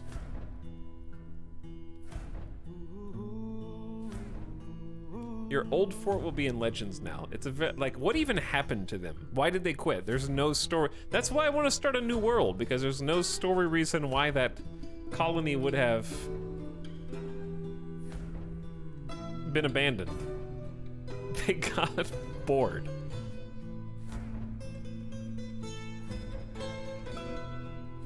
Map graphics are awesome. Roanoke. Roanoke. They were forsaken by their creator. They got bored and left. You can retire a fortress to leave them living there. All right, chat, we're gonna be, listen, I'm gonna take a BRB because I need to take a gamer death break real quick. Because I need to take a personal bathroom break and also take Midas outside. I'm just creating a new world. I don't care, okay? It'll just create in the background while I'm AFK anyways, all right? Medium 250 years. I just want to see character creator again. Medium 250, number of civilizations. Medium, medium, medium, medium. Minerals everywhere. Go. Okay. More! 1,000 years. No. I'm not doing 1,000 years. Addicted to randomizing. Kind of true. Kind of true. All right, you guys watch the world generate and see if anything fun happens while I'm gone. Sunian, thank you for the 21-month sub. Pumping it, pumping it, pumping it. Zizios' mean stream. Oh, I saw that. Thank you for the 38-month sub. Hello, Zizio. The tutorial world is cursed. This world will be much better. I'll be back in just a few minutes, chat. Watch the world come to life. BRB.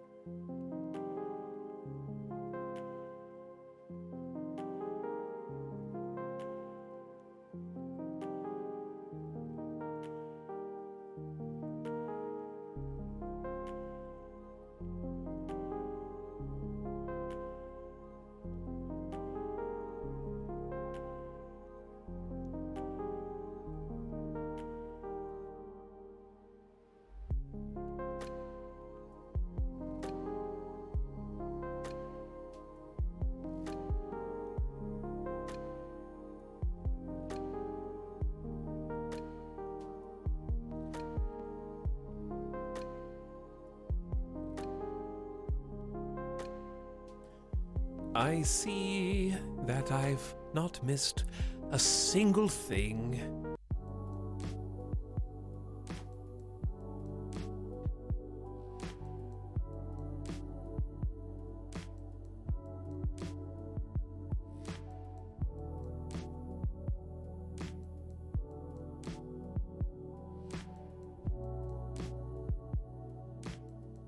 Okay, I'm back.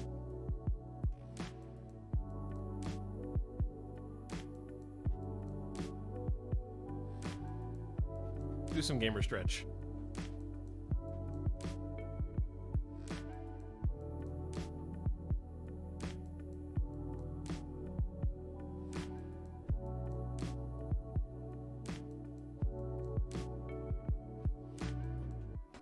Okay. The Truth About the Goblins by a dwarf necromancer.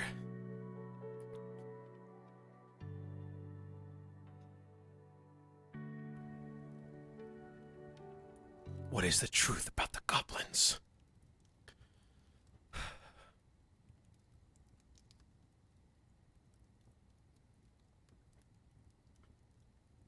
Anyway, howdy chat.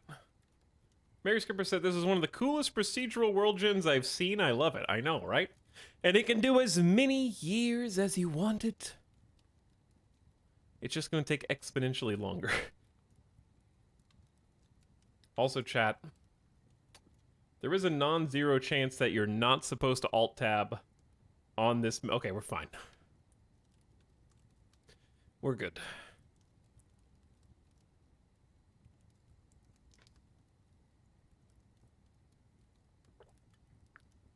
Now we have the legend view to learn the new lore. Yeah, you guys thought I was gonna play this game?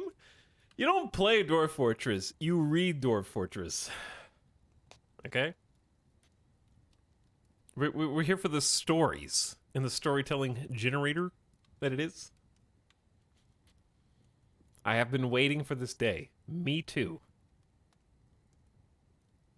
I mean, I gotta at least like peek. There's fewer events. There's less than 500,000 this time. Legend mode only. We have the Age of Myth again.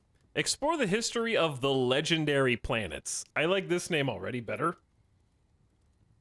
than the last one. Hey chat, what did I miss? The tutorial. But there's more tutorials, so don't worry. The Age of Myth was a time when living gods and mighty beasts still held sway. The dwarf Stodir Oily Reigned became queen of the unbridled Tor. Alright, I always like to see the first ruler. By always, I mean the 2 times I've done this so far. Geshud's spike ceilings and Stodir became lovers and were married, subsequently divorced 7 years later, and then became lovers again, and then broke up in the year 27. A tumultuous relationship between Geshud and Stodir. Then Stodir met Uvash, joined Wald. They became lovers, broke up 2 years later, became lovers the same year, broke up 1 year later, became lovers again in the same year, and finally were married. Complicated relationships are a familiar sight in the Unbridled Tour. Ooh, it's even spicier. They held a spear-throwing competition in Valley Ship as part of the celebration of Rock. There were 7 competitors. Geshud Spike Ceiling was the winner, which was, if you remember, Queen Stodir's first lover and husband. So a little drama when there were 7 competitors and the X takes the crown. Okay, what else happened? They have a lot of spear throwing competitions and foot races. Then they started to let Stodeer win everything. Stodeer was the victor of literally every spear throwing competition from the year 49 until 57. That was 8 years of spear throwing championships in a row. Someone's been practicing. She became a spear throwing boss. They held a foot race. She's not fast. She's not fast. But when they go back to spear throwing, Stodeer wins again and again and again in 60 and 61 and 62. Okay, she loses the foot race and then wins the spear throwing competition year 62 through 65. Loses the foot race again. Wins the spear throwing competition in 66. Jesus. Then she wins 67 through literally every single year. She also wins a foot race in 81. Chat says she won one in 61. Okay, so Stodeer occasionally wins foot races. Good job, Stodeer. Chat, I'm beginning to think that the queen literally exclusively lives for the spear throwing competition because that's all they do, man. That's all they do. Every single year, she is the world champion of spear throwing, and then she died of old age in 110, but still won the spear throwing competition in 107. So 3 years before she died, she was still winning spear throwing competitions. Until the day she died, yeah.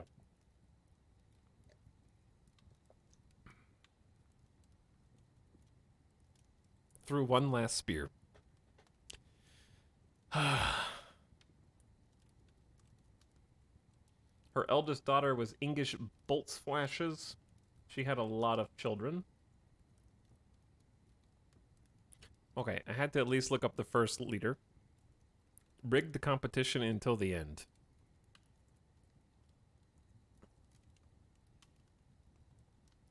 Lots of historical events here. The Human in Theory, the Dwarf for Everyone was made. Lots of books being written.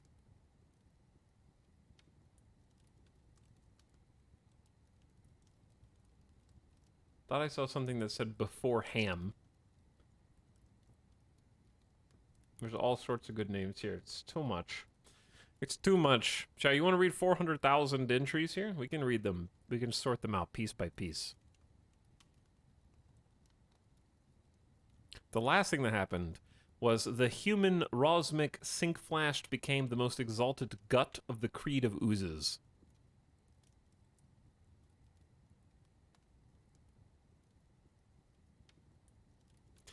Alright, I want to look at least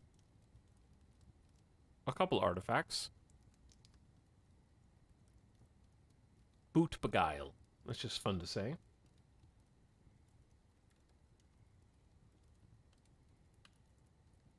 A terrible vice. The Tapered King. Right myth. The Speech of Balancing. 5 pieces of art in 250 years. Dwarf, not feeling so creative.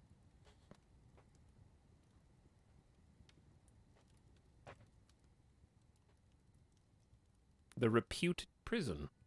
The Oceanic Fist. Wiped Blot. The Magical Moistness was a legendary silver scourge. Made a family heirloom by the elf Afe Bodice Rivers. That's a good one.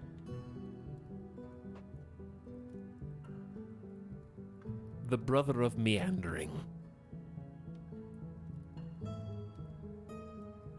Are there any bald ones this time?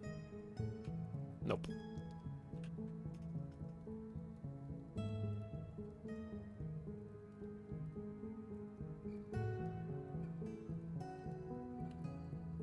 It could be they could be literally anything.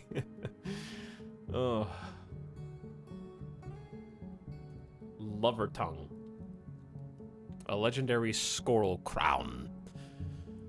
Okay, maybe like one civilization.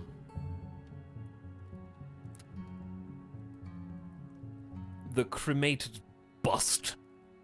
The circular sack. The creed of vomit. A goblin religion of the legendary planet centered around the worship of Osmuth Boylefatal, a human god of disease.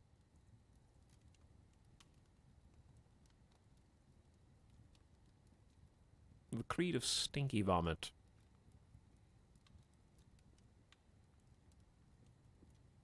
Okay. I think I've seen enough.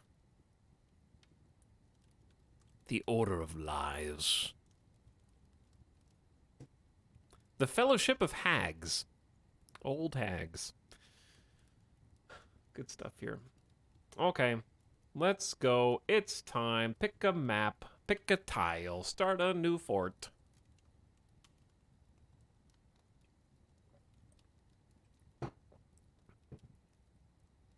Chat, did you find the Moist Guild? Callie McChess says, Dwarf Fortress for 46 months. Indeed. Indeed. We did the basic tutorial, but we're still going to use the tutorials in the help menu.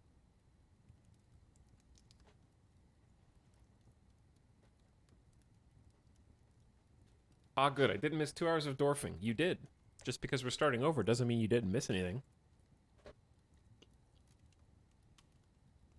You know how many times we're going to restart this game? A lot. Also, I like this map better than my last map. It's way cooler than my last map. Chat, do you have any suggestions for types of tiles to settle and don't say haunted?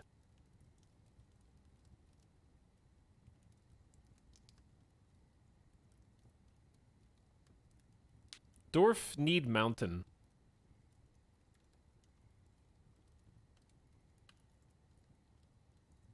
Island in the middle of the ocean. You can look for stuff you want with the find embark location. I have no idea what I want. But that's a very good, useful thing for later. I do want to look at just some names of places. The Last Hills. We have the... Oh, I want to see what the oceans are named. The New Seas. These are all the New Seas, actually. We don't have very many different places. They're just all the New Seas. Never mind. The Field of Blots. The Cerulean Steppe. The Hill of Rawness. The Doused Point Mountain Range. The Steppe of Dimples. The Ambiguous Dune. I'm assuming that's where my amphibian friend settled earlier. The Disemboweled Barb and the Cobalt Hills. The Teeth of Shearing. The future dunes. They're ahead of their time. The Jungle of Drilling. The Mighty Desert of Mightiness. I feel like you have to settle in the Mighty Desert of Mightiness. Jesus, that is the perfect name for a location.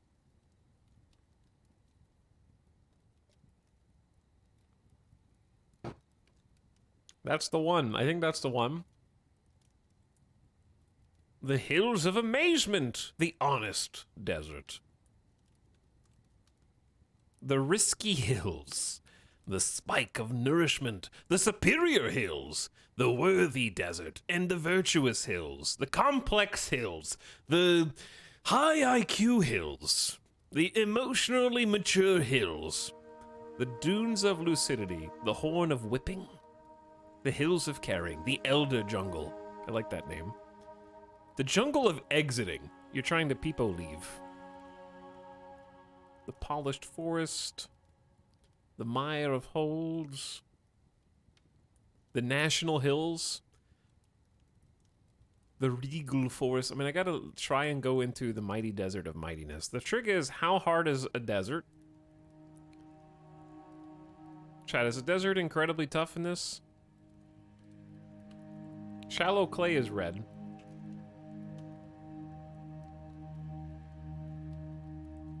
Trees none is difficult. It's not too hard if there's an oasis. You just want trees. Okay. There's dark goblin pits there. It's probably bad. Trees... none. The coincidental dunes. How do you zoom in on this? You don't. Wait. Oh, that's a forest.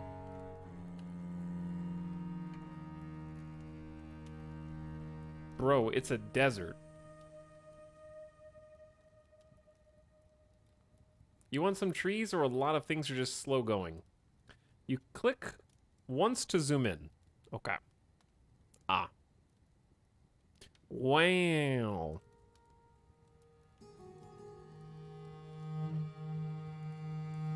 So we have like scarce trees somewhere. Lots of cactus and things. Yeah, it seems like scarce trees is sort of the best we can do because it's a desert. You can overlap desert and wood biomes in your fort tile.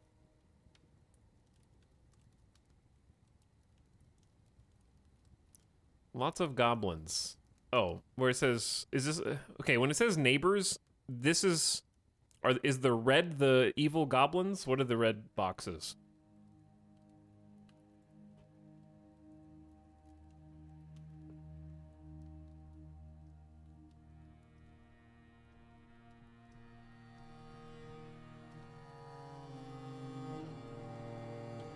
Because this is a short trip southwest are goblins, a short trip east. Red or settled areas? Ah. Check the box on the right and it says their name. Okay. It's dark goblin pits.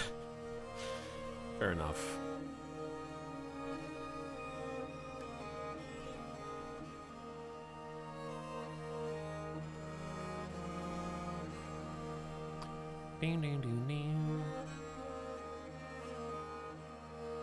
Chat, what do you think about... Wow, it really goes from trees none to trees heavily forested, just going one tile over. How do you do... Should I just avoid the fact that there's goblins here? Should I just go somewhere else? Am I gonna insta-die? Just by settling in this forest?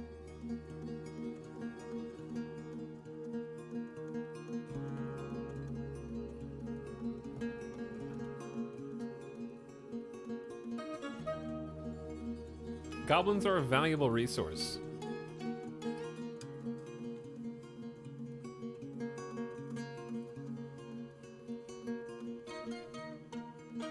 You will die no matter what. I mean, the game's losing is fun, so like...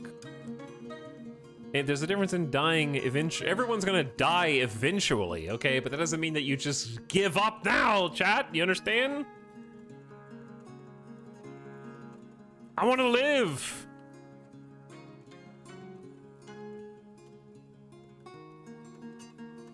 Doesn't mean we have to accelerate it. Okay, I just really want to live in or around the mighty desert of mightiness. That's really the only thing that I care about. It doesn't have to be, I guess, next. It can be next to it, and that's fine. What about the safe forest? Okay, I enjoy that the goblin swamped mighty desert of mightiness, and then there's the safe forest right next to it. And like, I'm gonna go live there. I don't know how to play this game. It's so safe here. Totally safe. I think I am actually gonna live here. So chat, avoid aquifers? Is that what,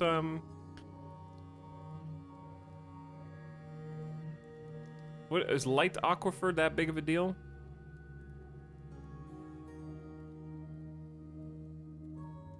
AAA, always avoid aquifers. Light is okay. Aquifer is underground water. Yeah, I know. Okay.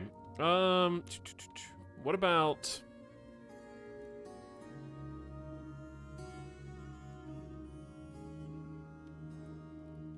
How come there's no trees here? There's a brook. Temperature warm, heavily forested, thick vegetation, wilderness surrounding. The Scribe of Sparkling is the name of the brook. It's a mountain. Like the whole tile, like end to end is a mountain? Okay.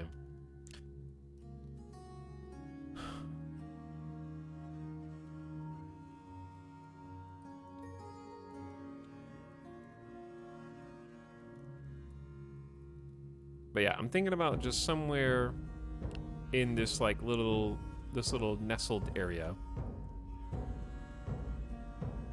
Is deep soil good or bad? And shallow sand? I guess that's what we're gonna have regardless.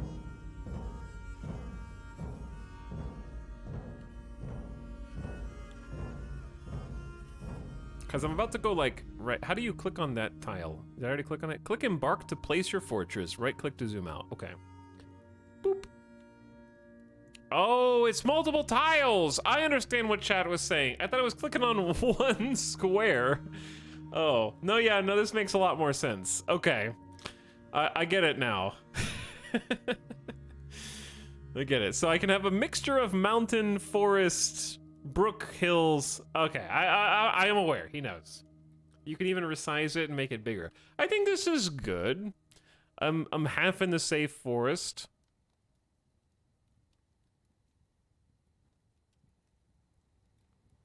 I get what chat was saying now about partially being in the desert. I like this little spot over here where the water source begins, I think.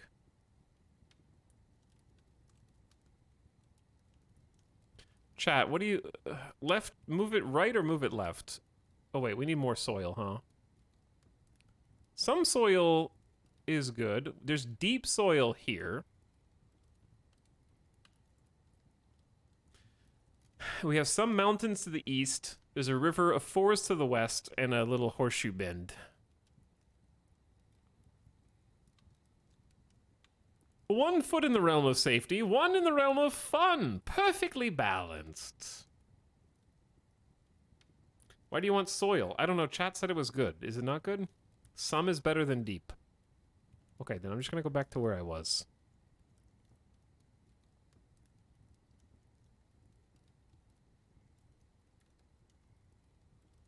Do we want shallow sand or no?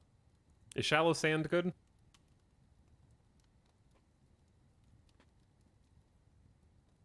Soil is farming and quick to dig in, gives you a much more secure start.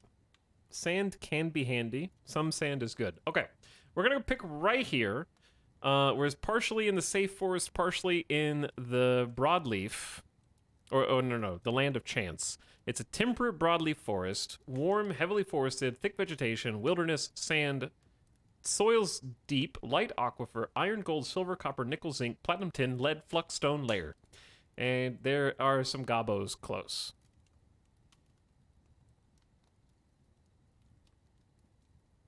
I'm clicking. You have selected an area. Confirm. Start immediately with default skills, equipment, and animals. Prepare carefully. Choose your own skills, equipment, and animals. Let's just go default.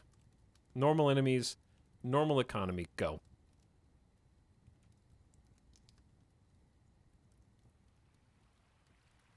A dwarven outpost. You have arrived. After a journey from the mountain homes into the forbidding wilderness, your harsh trek has finally ended. Your party of 7 is to make an outpost for the glory of all of Tysexigan. There are almost no supplies left, but with stout labor comes sustenance. Whether by bolt, plow, or hook, provide for your dwarves. You're expecting a supply caravan just before winter entombs you, but it is spring. Enough time to delve secure lodgings ere the wolves get hungry. A new chapter of dwarven history begins here at this place, Dishmarbrit. Rampart cut! Strike the earth!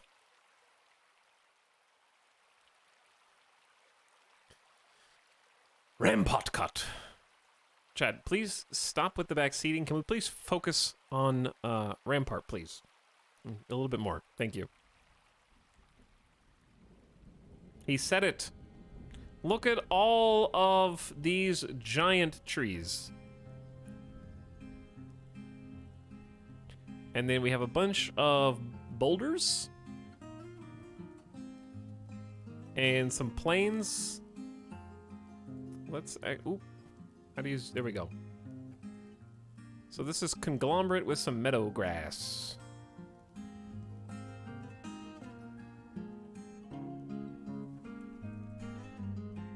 Ooh, look at the fingies. That looks cool. This is where the brook begins.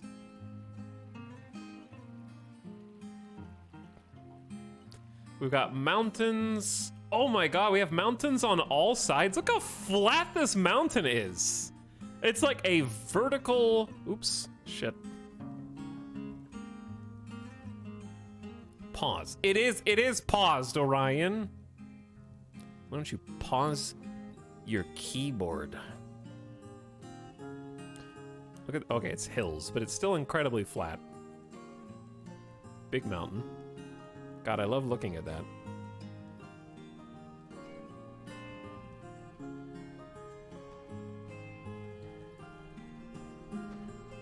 Game on pause, streamer muted for 2 hours. Rough-hewn bauxite. Pink jade cluster, is that good?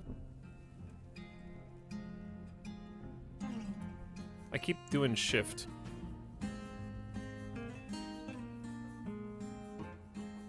Jade!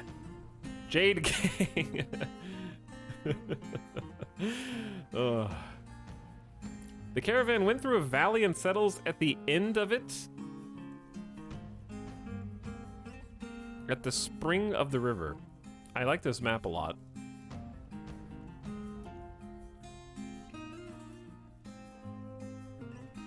I like this map a lot. Okay. See, this is why we reset, chat. This is why we reset. I'm assuming this is shallow enough to... It's a brook, so we should just be able to simply walk through it, right? We don't need like a bridge to go through a brook, surely. Look at those dwarf dudes. They have graphics. Can they walk up those Z levels? I mean, there's such a thing as ramps. I'm not sure if they can go up 1 Z level at a time, naturally or not.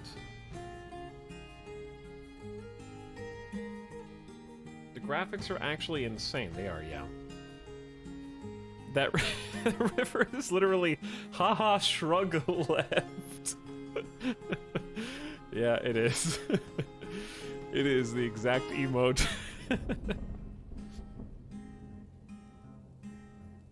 You can see how deep it is with the number next to the plus near the minimap.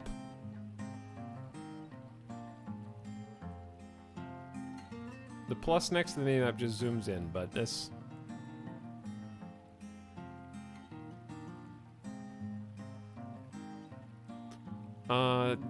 No, I'm just gonna look at buttons, chat. I don't want to unpause for a while, okay? You know how this goes. I want to see my dwarfs first. Let's see who's starting the colony with us.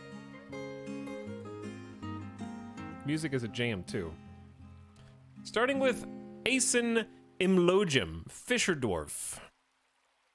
They are 83 years old and healthy. They disdain fairness, okay? They have good intuition. They are cheerful, not musical, have low willpower, and are slow to anger.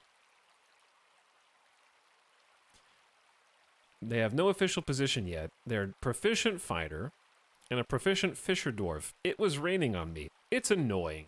She's annoyed when caught in the rain. Items, we have some cave spider silk trousers, some shoes, some socks.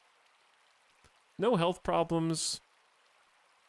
A short, sturdy creature fond of drink and industry. She is rarely sick, but she is clumsy and flimsy. She has a broad body, her hair is clean-shaven, her narrow nose is short, her ears are broad, her dark tan skin is slightly wrinkled, her hair is golden yellow with a touch of gray, and her eyes are gold.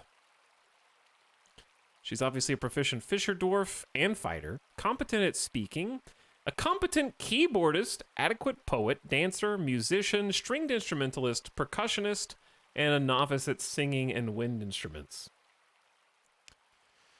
She has much knowledge, has read many poems and musical compositions, as well as poetic forms.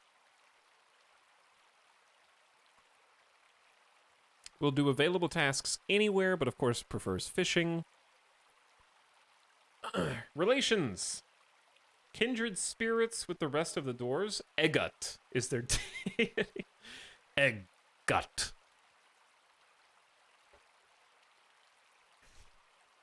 Caught in rain greater than 8 without table. Their groups are in the unbridled Tor civilization. Their religion is the creed of animals, and their site government is the shield of helping. Annoyed when caught in the rain. No memories yet. Her personality, Asen Imlogem, has very good intuition and a good kinesthetic sense, but she has meager creativity, a poor ability to manage or understand social relationships, a large deficit of willpower, and little natural inclination toward music. That's not good. Also, chat, since I actually expect this colony to die despite me getting invested in it, I say we leave this choice to chat. I'm going to give you guys a poll.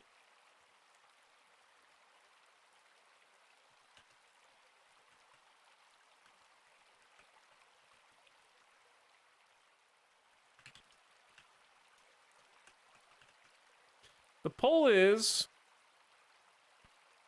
you have 60 seconds to tab back in and vote on whether you think the dwarf names should stay as their original names randomly generated or name the colonist dwarfs after chat. You can choose. Dwarf democracy.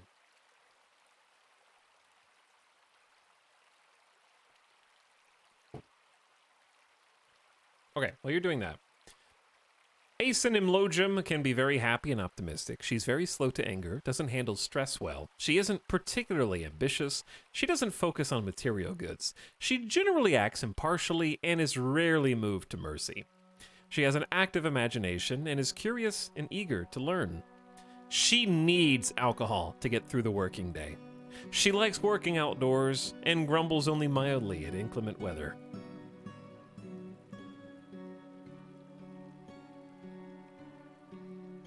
Set the camera to follow this creature. I like that that's a built-in feature. All right, and that's our Fisher Dwarf. We also have Minkot. Flag-plated. Resists sickness. Chat says original names by 67% of the vote. Okay. So if people come in and ask later why they are named the way they are, you guys picked. I'm fine with it either way, but I like their original names too.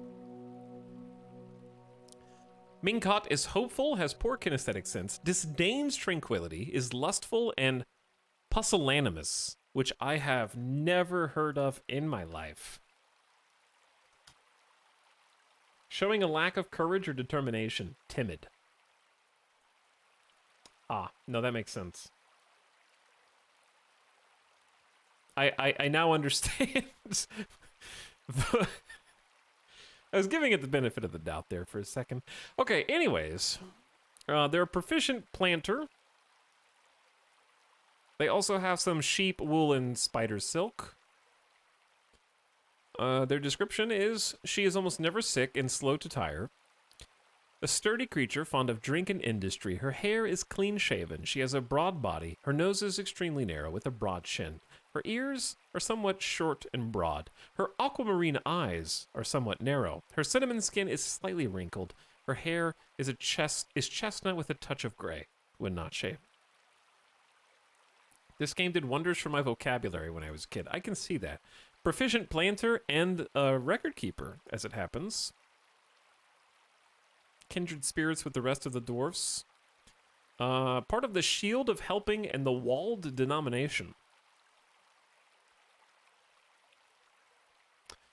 Minkot has good intuition and a good memory, but a little difficulty with words and a very clumsy kinesthetic sense. Okay, if you're a record keeper and you have difficulty with words, maybe you're not doing your job very well. She's an optimist and often feels lustful. She sometimes acts with little determination and confidence. She doesn't seek out excitement and is conflicted by this, since she feels intellectually that life should be more tumultuous. She can handle stress and is not inherently proud of her talents and accomplishments. She also chews her lips when she's nervous. She needs alcohol to get through the working day. I assume that's going to be a core personality trait. Mebzuth, the Stone Crafter, 69 years old.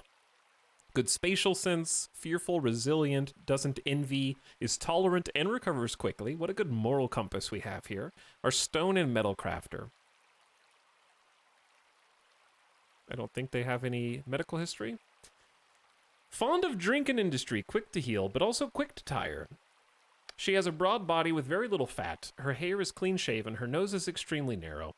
Her bronze eyes are... Chat, are all dwarfs bald by choice? Or just mine? Her bronze eyes are narrow. Her ears are broad. Her hair is burnt sienna. Her skin is ecru. Stone and metal.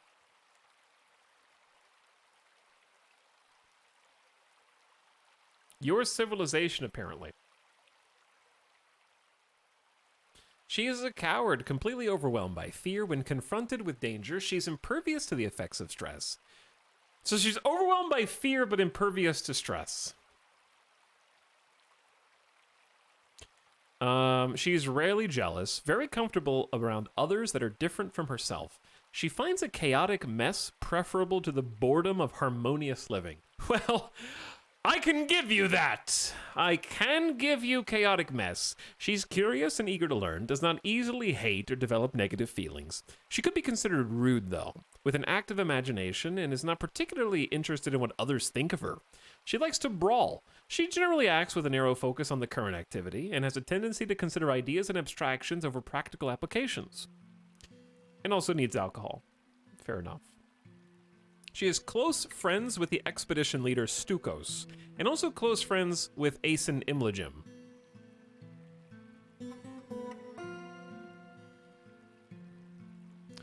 But Asen doesn't consider her to be a close friend, is my understanding of this. Reg Minelashed, a skillful appraiser and proficient miner, 60 years old. Good analytic ability, strong, fearful, disdains competition, creative, and cheerless. She has incredible muscles stretched over a broad body. Her brass eyes are slit, her hair is clean-shaven, her nose narrow. Her ears are broad, lips are thin, hair is amber, and skin a pale brown. God, I love how deep all this is.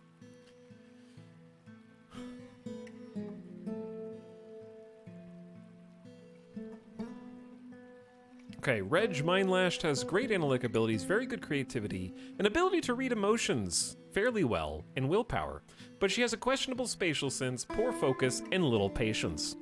She has great trouble mastering fear when confronted by danger. She is dour as a rule and is conflicted by this, as she values parties and merrymaking in the abstract. She's very curious, sometimes to her detriment. She tends to be a little tight with resources when working on projects and is often nervous. She often acts with compassion. She has a tendency toward forming deep emotional bonds with others and doesn't mind a little tumult and discord in day-to-day living. She generally acts with a narrow focus on the current activity and is a friendly individual. She's moved by art and natural beauty and is troubled by this, since she dislikes the natural world. She is not particularly interested in what others think of her. She often feels discouraged and is slow to anger. How does the scrolling work? What do you mean scrolling? I'm just reading. She clicks her tongue constantly when she's trying to remember something and holds her breath when she's nervous. She gnaws her lips when she's annoyed. She needs alcohol to get through the working day, as you do. You move around the map with WASD or middle mouse, and then you can scroll up or down with the mouse wheel, and there's other shortcuts.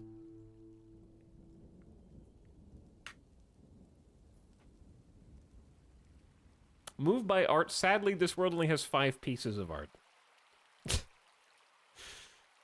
Okay, that was Reg.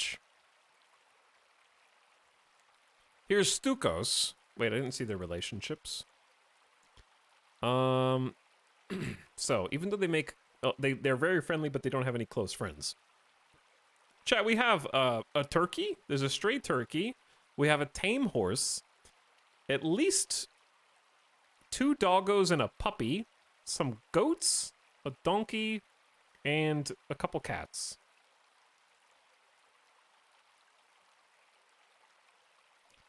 We're reading character bios now. I gotta get attached to my characters for me to care about giving them a place to live.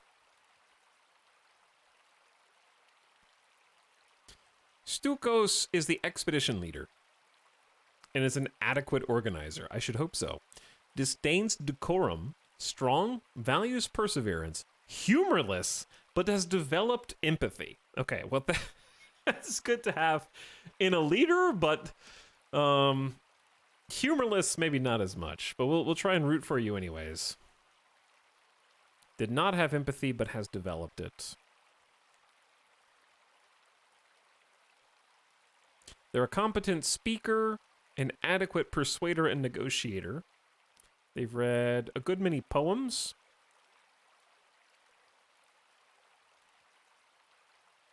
And they're kindred spirits with everybody in the group.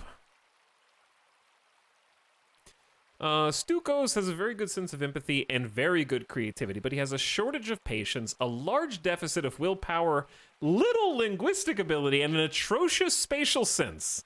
He does not find most jokes humorous. He is a pessimist. He doesn't focus on material goods. He takes offered help and gifts without feeling particularly grateful. He tends not to be swayed by emotional appeals and can occasionally lose focus on the matter at hand. He occasionally overindulges.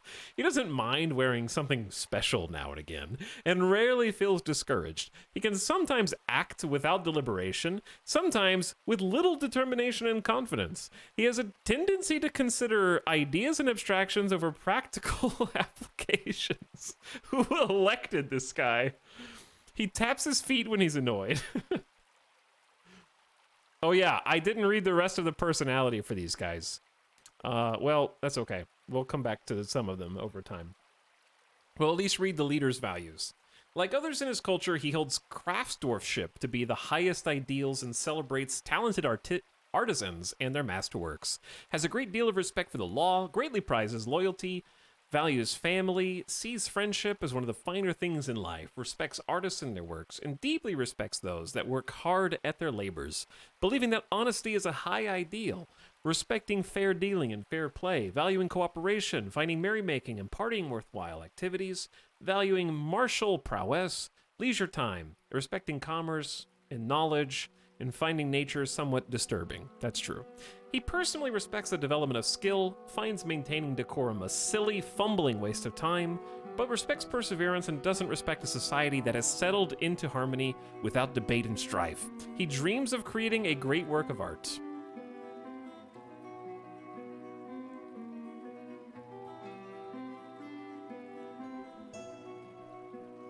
Nature is scary.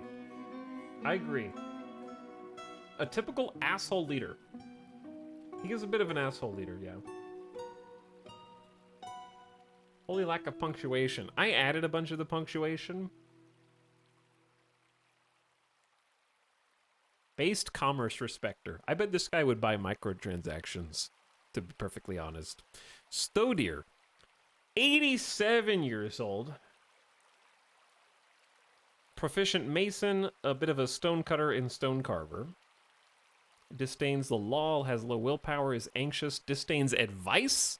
The men in this party are not where they need to be. But is close friends with Stukos. Why am I not surprised? Why am I not surprised? I see the different factions forming already. Stodir has a sharp intellect, but a meager social relationship ability, little patience, little linguistic ability, poor spatial sense, and next to no willpower. These are like cliche dwarfmen. A lot of learning and growing to do here. I agree. Stodir is always tense and jittery. He dislikes receiving advice, preferring to keep his own counsel. He tries to do things correctly each time.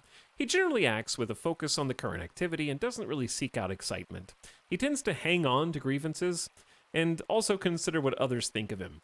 He finds obligations confining, though he values the concept of loyalty and is troubled by his natural tendencies. He has a noticeable lack of perseverance, and prefers that everyone live as harmoniously as possible.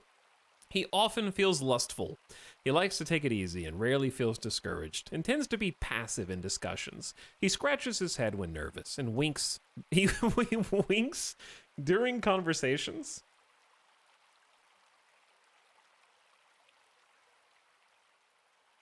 He personally has a great deal of respect for worthy craft dwarfship, does not respect the law. He doesn't respect the law and finds decorum silly. He dreams of crafting a masterwork someday. Oh, winky face. Oh, winky face. And I think there's one dwarf left. Mistem long nosing. 58 years old. Proficient carpenter. Has some wood cutting abilities. God, this is the part that I was most excited for in Dwarf Fortress, is just the character backstories. Okay, she's close friends with Stukos and Mebzuth the Stonecrafter. Mebzuth the Stonecrafter was the extremely good memory, as well as close friends with Asen. Okay, where were you? Boop. Boop. Mistem has the ability to focus and read emotions fairly well with a great memory. She's incredibly brave in the face of looming danger, perhaps a bit foolhardy. She prefers to be alone. She's an optimist, is somewhat uncomfortable around those that appear unusual or live differently from herself, and doesn't tend to hold on to grievance. She's trusting, often feels discouraged, occasionally overindulges, and is troubled by this because she values self-control. She isn't particularly curious and can handle stress. When she's surprised, she has a very unique laugh.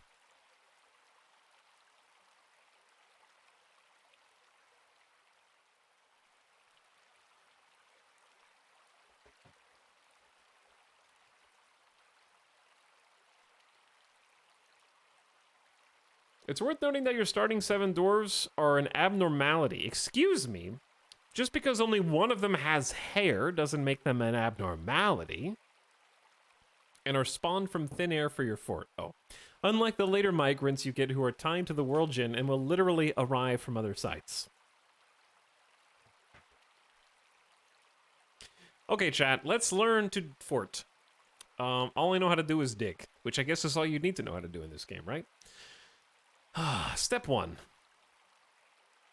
Where do we want to dig?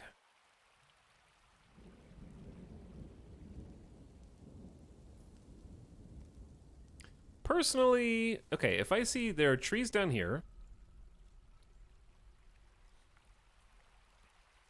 there's really not that many trees up here. Yeah. I like the storm, the thunder rolling in the background. All I know how to do is dig. The perfect dwarf. Thank you, Abby. Yes, I do my best. I actually think I want to eventually maybe like carve.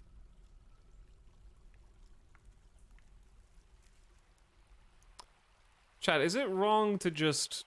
Is it too far to the left of the map to start digging like in this little area? Probably. It's probably fine, right? Is that too far from the cart and stuff? Because what I want to do is like, we need to make a staircase, right? Dig a stairwell going up or down. Your selection must span multiple elevations. Yes. I think I just like the idea of being over here. We'll start a little spot. The right side of the map is strangely straight. I know. It's kind of bothering me. Digging left. Suboptimal.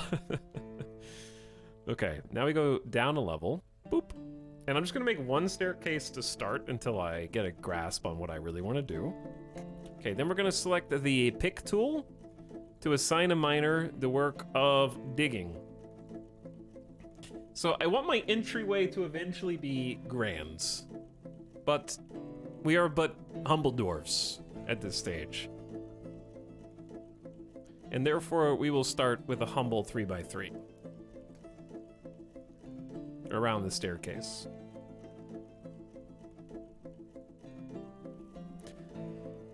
We can always, like, come back and reform later, or just die, and then start over anyways. So what I think I'd like to do, we're ultimately gonna do most of our work underground. Chat, Dwarf question.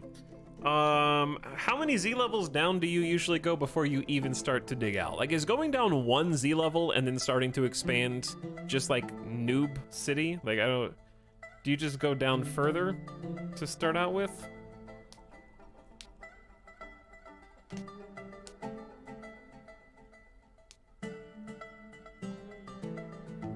At least 5, okay. No back seating. If I ask, then it's okay. All right, I'm gonna start by going like, let's say 5 down. Digging in soil gives you farming space, digging in stone gives you boulders. Yep, okay. I just wanna make like a fancy staircase. That's gonna be inefficient from like a walking perspective, but will make me feel nice. So the staircase is here. So I want 1, 2, 3. I don't want to make a giant staircase that just goes straight down, because I don't know why. That bothers me. 1, 2, 3. At least 3 spaces over.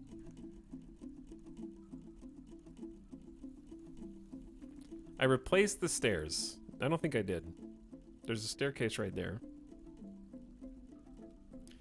Depends on the material type. TLDRs don't build too close to the surface. As heavy objects falling like trees or dropping out of the sky like a catapult shot can punch through... Chat, you can punch through layers of the ground? Yeah, but I want to see him get a hole punched in his roof. Too late, Nog. I've already been forewarned. Spoiling gameplay, shaking my head.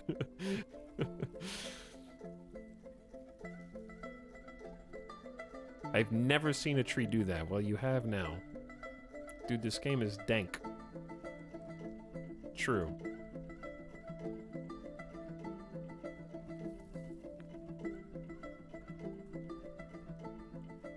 Okay, level 1, 2, 3, 4.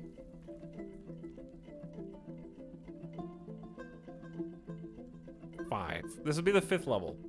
I say we just start building on level 5. But I want to make like a fancy... I realize this is going to take a while.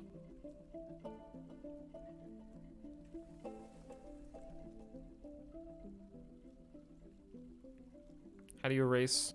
Pew.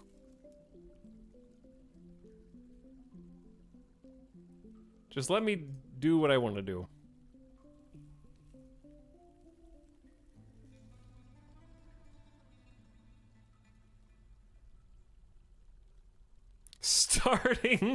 Starting with the mega base. Starting with mega base. All right. Anyway, I'm just gonna go ahead and make the stairwell to the 6th level, but not really intend to do anything with it. So from the 5th level, I want... Do I want bedrooms, stockpile... Wait. Bedrooms on top. Then stockpile... Wait. Bedroom, stockpile, crafting stations?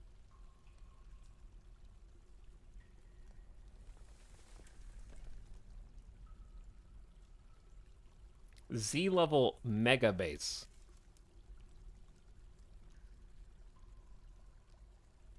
You know what you should do? Exactly what you want to do. Hell yeah. Okay, so if we were going to do bedrooms...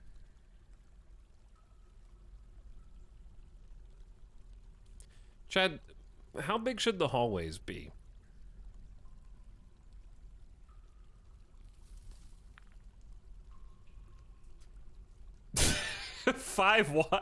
Is 5 wide big enough?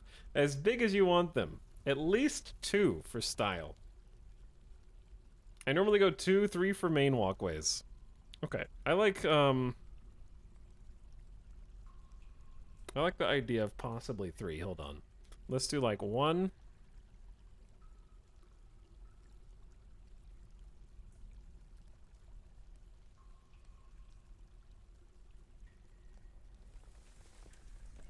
Don't say what it looks like. Okay, I know what it looks like. It's going both ways, though.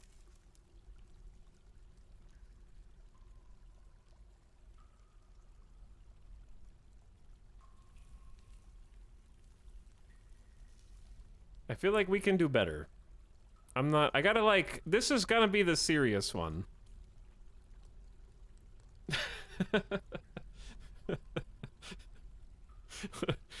Looks like a belt buckle.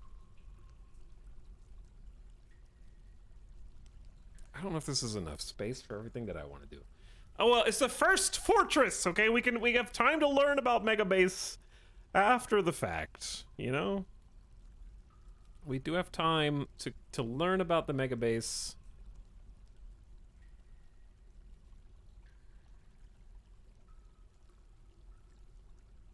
You can't overthink an aesthetic design, chat.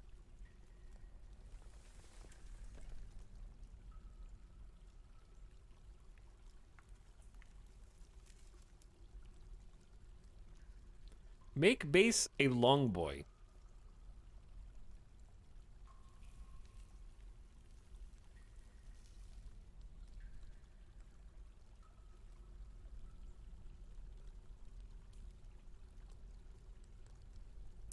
Okay, I like this. I enjoyed this. Long Furby. How do you get Furby out of this? Okay, is it time? It's time to unpause. Pew! They're crossing the brook. We got, Reg Avusmang is 60 years old, very strong, and is a proficient miner, and is the one tasked with getting us, going down... Where are you going, Reg?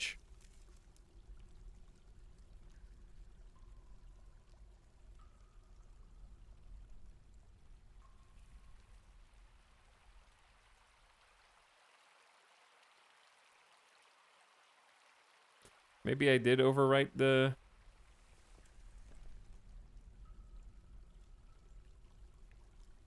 Okay, yeah, no, okay, okay, the one backseater was right.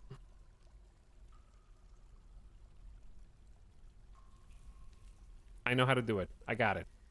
They're gonna come back. Come on back, Reg.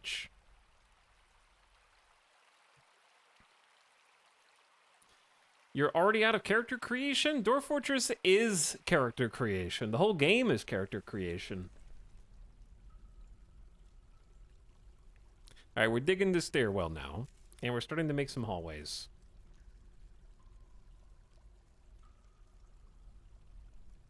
Now, while they're digging the hallways...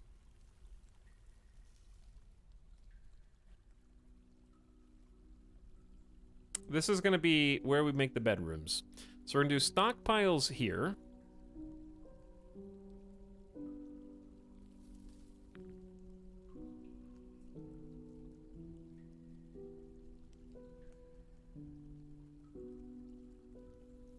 So stockpile should be my first priority.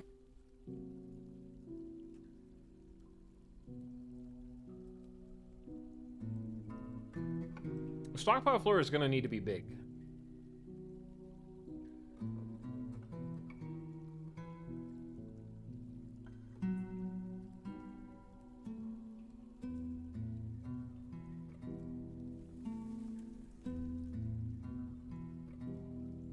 Okay.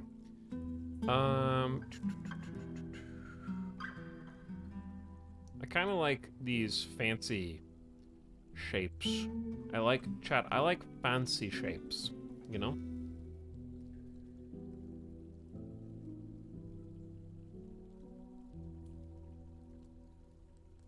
I get to design whatever my heart desires now.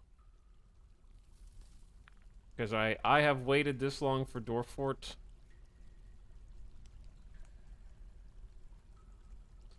So that I can do whatever I want when it comes out. And it's gonna be glorious. So there's way too many tunnels here, but that's alright. Why am I doing this? Because I wanna. And my colony can just die and I can start a new one and it's fine. Alright, but this is gonna be the stockpile zone. So I don't know how the hell to get organized. I can also make stairs that go up and down from specific stockpiles to their respective work areas, which I think would be a good idea. But yeah, my plan is to make a primary hallway like this down here, just a main hall shaft, and then we're gonna have a few different types of stockpiles. Since this is probably gonna be a generic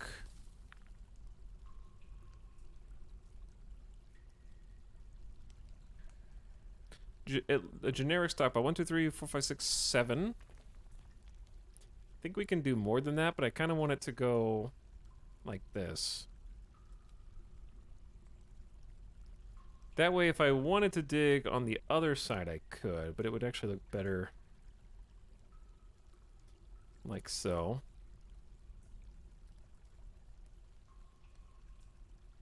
Okay, and then doors. I don't know if we really need doors, but at least like 2 halls. Bam. Okay, unpause and get to work. You've got a lot of digging to do. Before even the first stockpile is ready.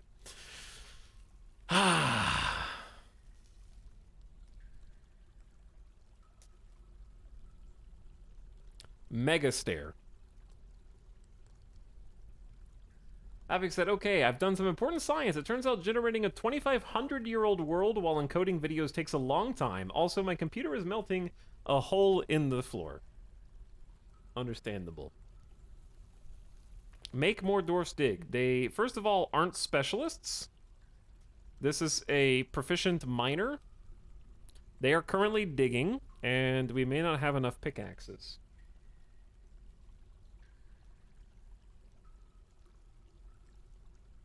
So we have found a bit of sand on the cavern floor.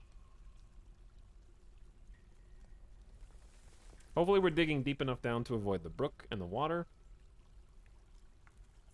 But yeah, I can also speed the game up if I want to, but I'm quite happy with the pace of play at the moment because I don't want to waste too much time. How do you tell what time of day it is? I know it's rainy outside. I can hear the storms. The rest of the dwarfs are sort of just gathering around. Once they can start hauling stuff. What's the difference between a down stair and an up-down stair? Well, they're effectively the same. They come up and down on the same tile. I just decided to make a little hallway leading to each one. Back and forth. Hello, everyone. Hope you're doing well today. What's up, Lieutenant Shadow? How's it going? Etal, can you please show your certification of RimWorld expertise on stream? Is it from an accredited institution? My credits are, I have seen the end of RimWorld on stream. More than once.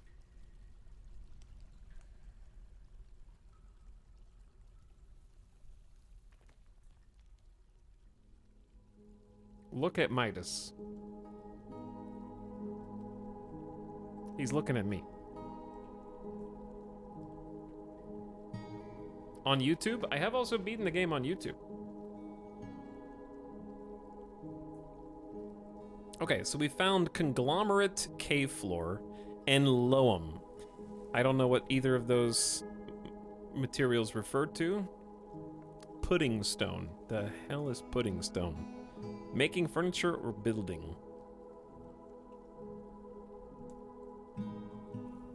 Tune-up pickup, thank you for the 45 months of sub, by the way. Where'd my dwarf go?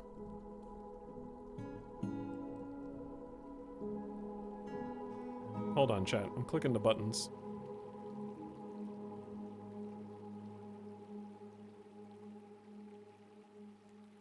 The camera follows the dwarf with the camera to the left, which is a little... Did I screw something up?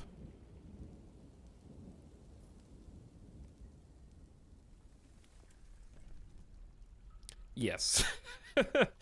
Okay, the short answer is yes. Oh no! Wait. Why do I see water? Damp, rough-hewn, bituminous coal wall. Did I find an aquifer? Already?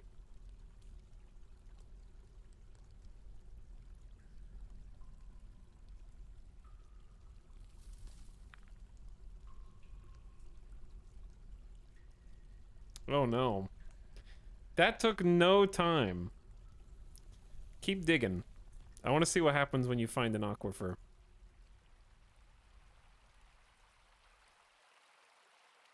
Halt megabase. Restart already. No, we'll just move somewhere else. Like, we'll just start digging somewhere else. Like, in the same area.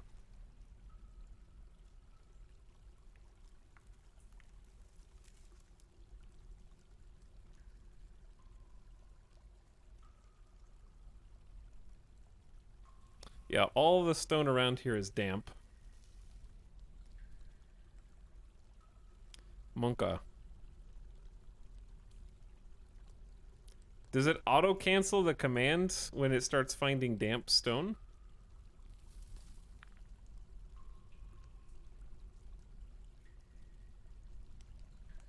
Just to try to protect your dwarfs?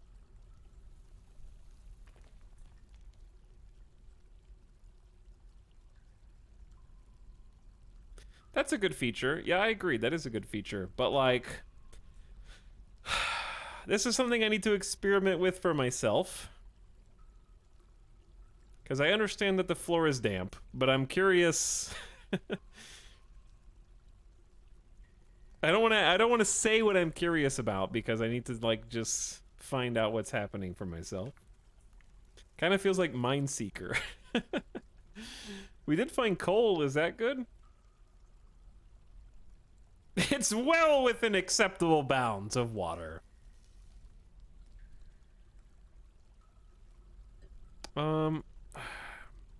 Is there any way to auto-cancel?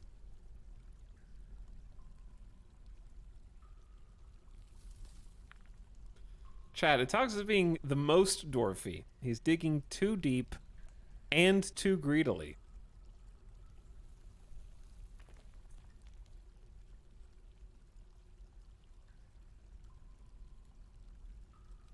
I am digging too deep and too greedily, because I just want to see what happens.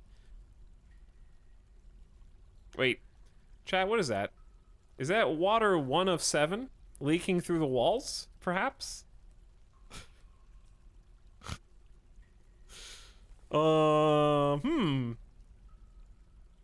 There is a bit of water on the floor.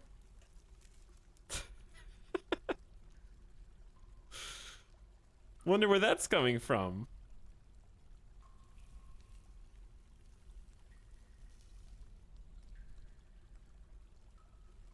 Because this is all damp, too.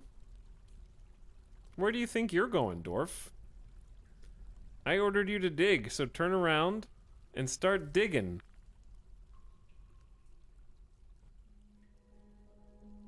Are they retreating? Yeah, they're retreating from the... Is there any way to override this so I don't have to keep reconfirming my directives?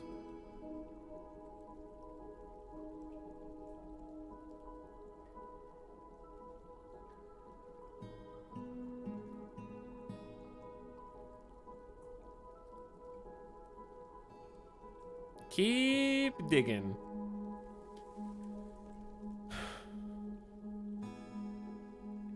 No dig.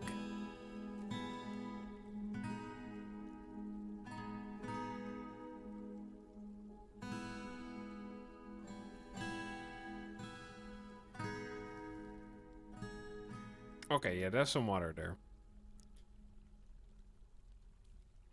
I just gonna experiment and find out what's happening. I think this should be a warning. Absolutely not. The warning is, chat, shut up and watch. Dwarf Fortress teaches Italics civil engineering.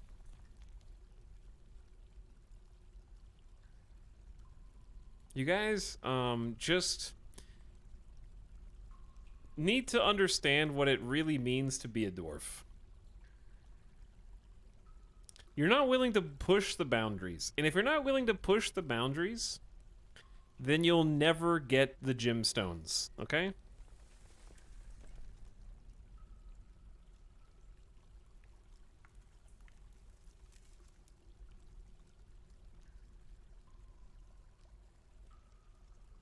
Just outdig the water. It's fine, dude. It's fine. Like, 1 out of 7 is barely any water at all. That's what this is all about. The gemstones!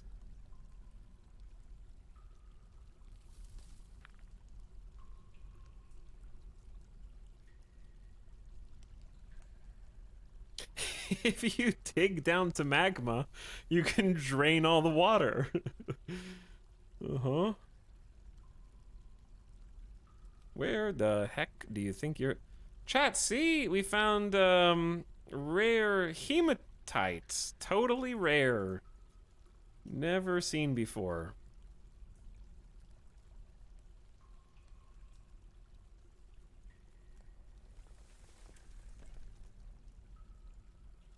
Very precious gemstones, those. Many people are saying this, chat.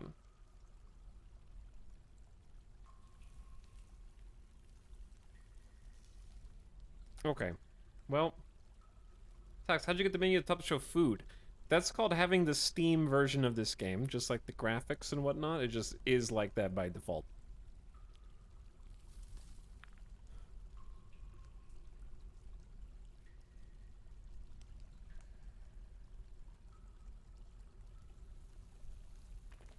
My copy is broken. Did you do the tutorial? What's this dwarf's name that we're drowning? It's Reg. Why do you guys think I'm drowning this dwarf? Just because some water's accumulating here? Alright, fine, I'll go back up. I can see clearly that there's more water. We're just gonna go to a new place. Like... What do you mean, no? Keep digging. It's just... It's overflowing! We'll come deal with this later. Like, it's almost this entire area. And then it's gonna start going down the stairs.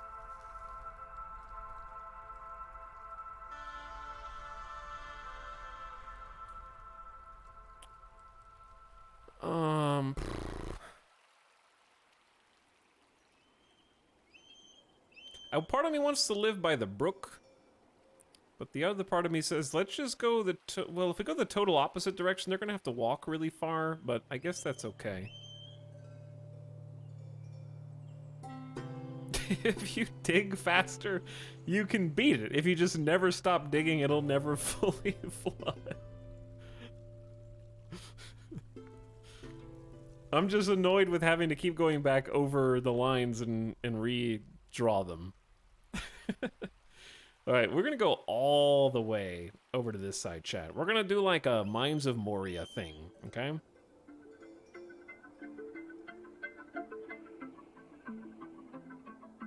We're just gonna have, like, Speak Friend and Enter Door is gonna be right here.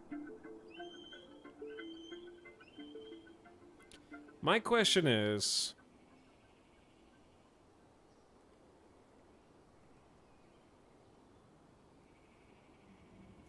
if you build like a stair right there,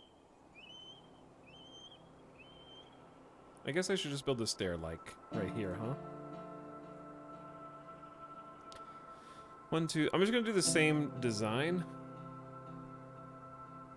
Okay, it's actually easier if you just draw with the tool first, huh? And then come back and put the staircase over it.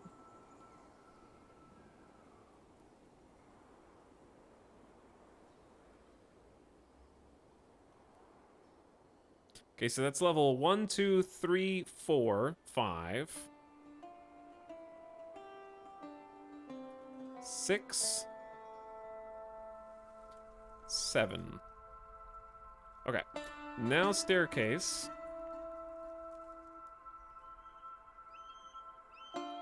Click a level, move down, click a level, move down, click a level, and then continue. Until you hit the bottom, wherever the bottom is. Okay, let's try this instead.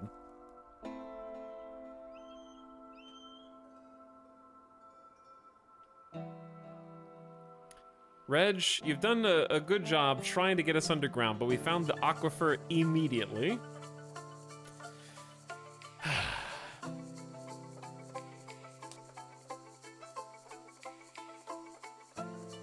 There's a lot of ways to deal with aquifers. Wow, chat, there are ways to deal with the mechanics that are in the game?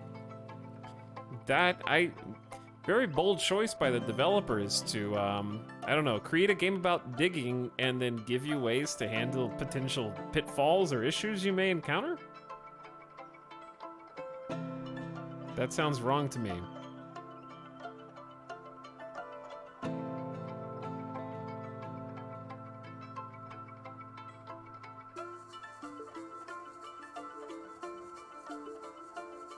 It actually makes sense to point out since aquifers get a rep for being game ending.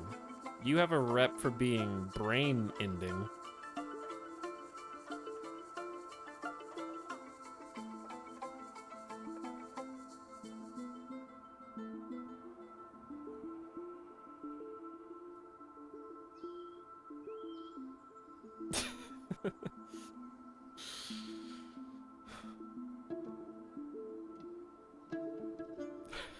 Chad is right, Etal. You can just create a new world when you find one. That's true.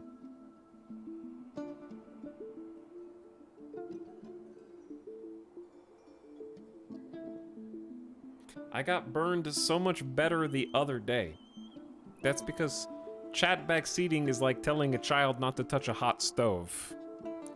You're gonna get burned.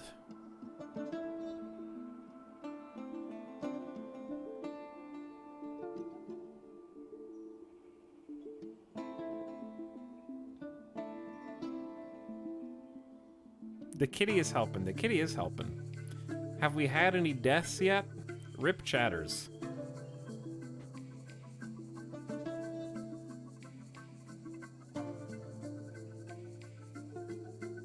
I love this OST. The new music that they made specifically for this is fantastic, yeah. Good songs. Looking forward to ingraining them into my brain. But honestly, Sue, my first impressions of just the UI and navigation and the tutorialization and stuff, because we have some more tutorials and things here that we can read, very good. I haven't even started clicking on the buttons, like citizen information, opening task info. Oh, okay, we got creatures. Oh, these are the same. They're just different tabs. I gotcha. You don't have any zones. True. Different labor, work details. Work details are one way you can control what workers do what.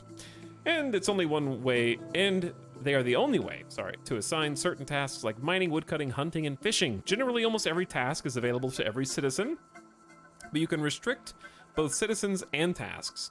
They are restricted by using specialization button. Tasks are restricted by setting their work detail to only selected do this. If a task does not have a default work detail, you can create a custom one.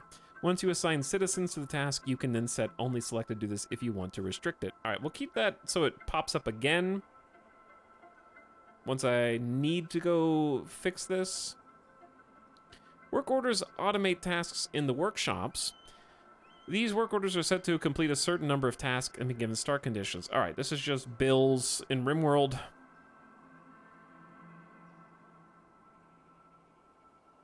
Automation and whatnot. Nobles and administrators. You can assign admins, military leaders, and other officials. Militia commanders are assigned here. Once the first leader is assigned, subsequent captain positions will appear. These can be assigned from the squad menu. Certain important functions in your fortress can only be performed by assigned admins, such as manager and bookkeeper. Once assigned, create work orders, run a hospital, and count and appraise your hoard. Nobles and certain admins require rooms, and some may also make demands. Very cool. We have a militia commander, a sheriff, a hammerer, a manager, a chief medical dwarf, a broker, bookkeeper, and messenger position. There are no artifacts here. You can send a squad to try to obtain one. Justice! If you have a law enforcement administrator like a sheriff or captain of the guard, witnesses of crimes will make reports finding their way here. Certain crimes are indicative of a larger problem, so you should pay attention to them, and affected victims and family members get upset if crime is ignored. It's up to you to choose whom to convict. All available witness information is presented for each case. You can also interrogate suspects. This is particularly important for schemes where the witnesses might not have the full story. It's recommended to place a certain number of cages and chains and assign them a dungeon zone. Officers may opt for physical punishment if they cannot carry out custodial sentencing. God is the judge. Dwarven crime lords. Cold cases, fortress guards, convicts, and intelligence. I didn't know all this was in Dwarf Fortress, but I love the fact that it is. Alright, anyway, back to digging. Humble digging. This is amazing. I didn't even see all the buttons down here. Set wall smoothing, engraving, track carving, and fortification orders. Set plant gathering orders. Place structures in work areas. We did see that. Stockpiles, yes. Zones we have to play with. Burrows and living spaces. Set hauling routes for minecarts and set high and low traffic areas. Designate items for dumping, melting, claim forbidden items and buildings, and set item visibility.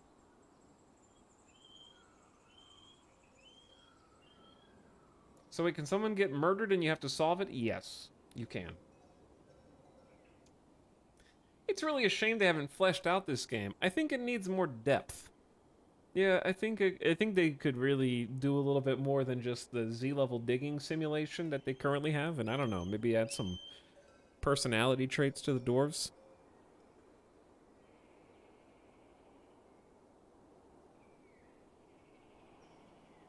I had 2 dwarves get stranded over a river for a year, and when I finally rescued them, they came home, reported each other for attacking one another, and then both starved to death in the dungeon. Why did you starve them to death? The scales of justice? Okay, currently we're mostly content.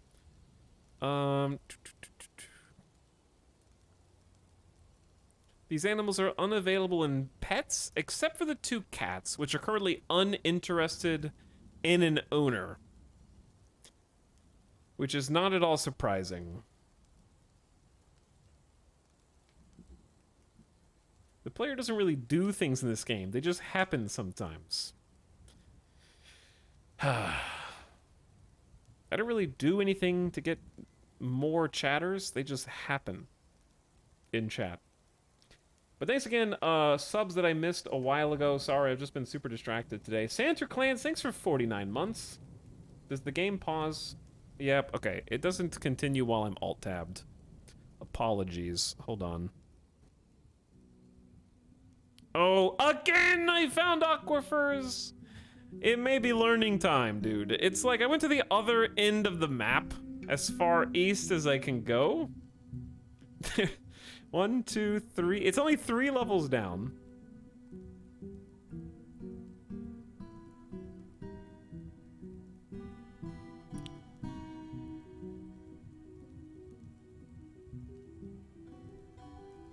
Mega base is not allowed.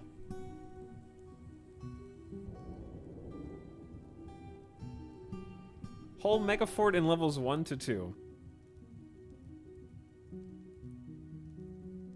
Eta, you're in a river valley. Yeah, but like... So? Is the whole ground just actually water?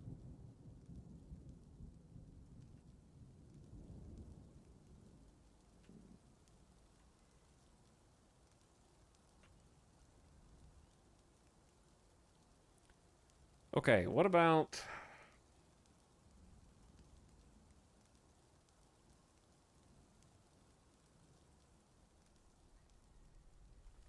There's a few trees up here. Chad, what if we just go to the northernmost section of the map? I don't know, that's too close to the fingies.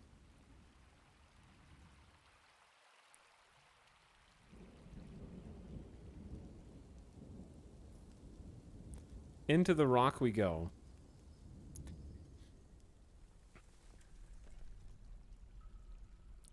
Your embark was 4x4, right? Each of those grids are a potentially different biome. Dig up into the clouds. You guys are geniuses. I am gonna try going all the way up here.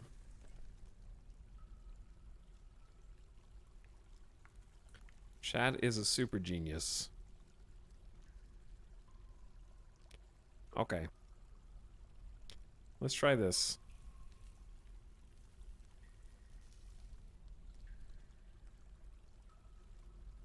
I don't want to have to deal with any additional game mechanics right now. I just want to learn how to dig. All right, 1, 2, 3, 4, 5, 6, 7. All right, we'll stop at 7. I can go ahead and unpause, just so they can start moseying on over.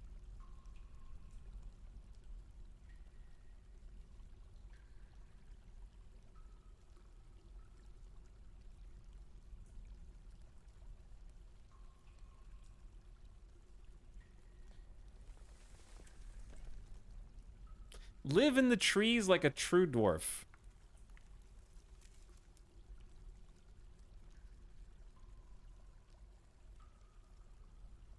She's probably like, again? So, chat, tell me about adventure mode.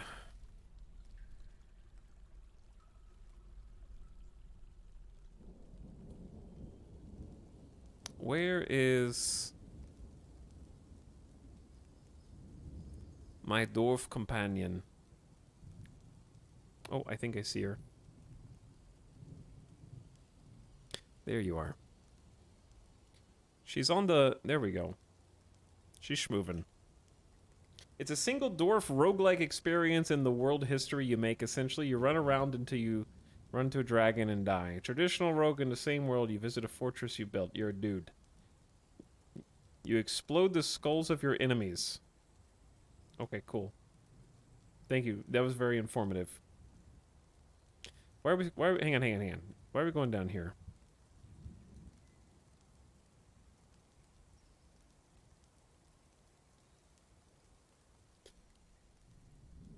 Okay, try again. Are you frustrated? I'm sorry, I know. Reg Avuzmang, the miner, is doing their best to try to follow their god's orders. You don't have to be a dwarf, you can be anything, including a sentient capybara.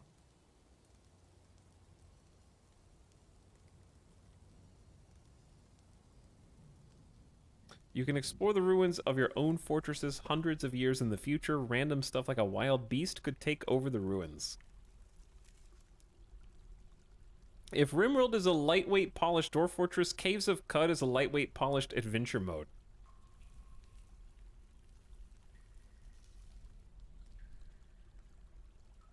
By the way, chat, of course we're streaming at 1080p. So that you can hopefully read more of what's actually going on the screen. This is definitely the kind of game you don't want to stream at less than 1080p, I think.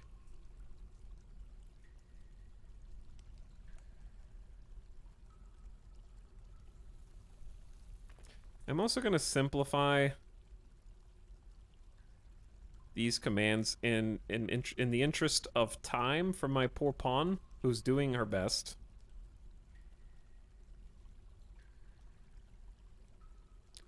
And I can go back and, like, add to these later.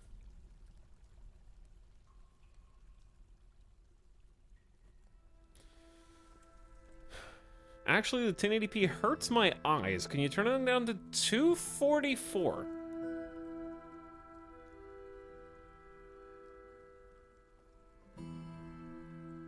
What is 244p even, anyways? Alright, we're going down one. Limonite, limonite, kaolinite. I don't know what all these ites are. But yeah, it sounds cool. Adventure mode is just you be a character and you get to just wander through the world and see what's going on.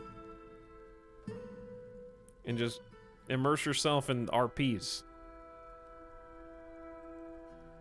What do you actually do to control the character?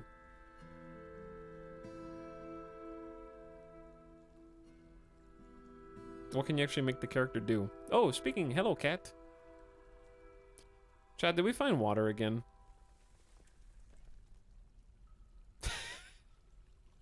Okay, it's on the 3rd level down everywhere. I'm not gonna dig in the ground anymore. No more digging in the ground. I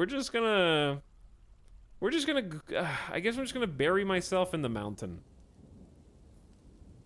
Okay?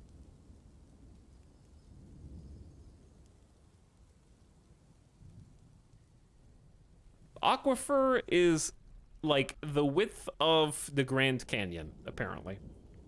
This is a no digging run. I'm gonna become a sky dwarf.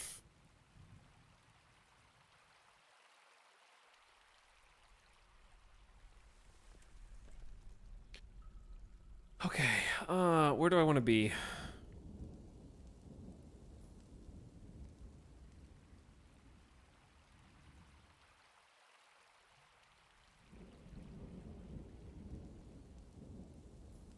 So, why don't we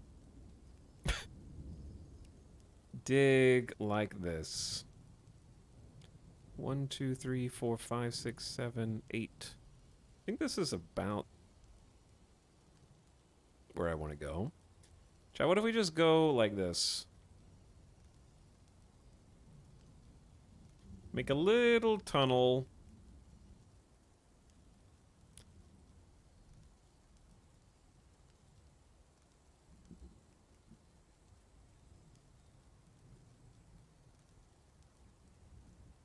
How's this gonna work? I guess this will work. All right, make a little tunnel like this. There's gonna be like 1, 2, 3, 4, 5 blocks. Then I'm gonna eventually build an atrium type thing.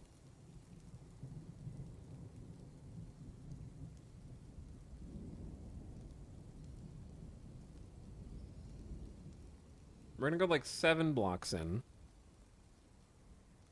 Then make a staircase that goes down.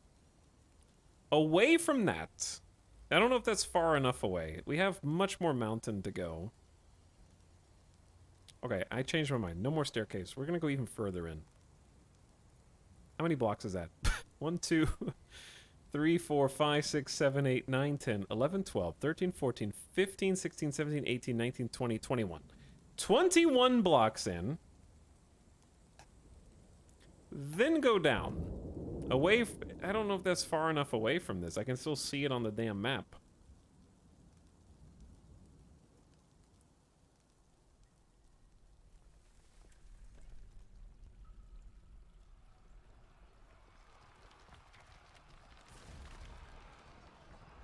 Why can I hear fighting?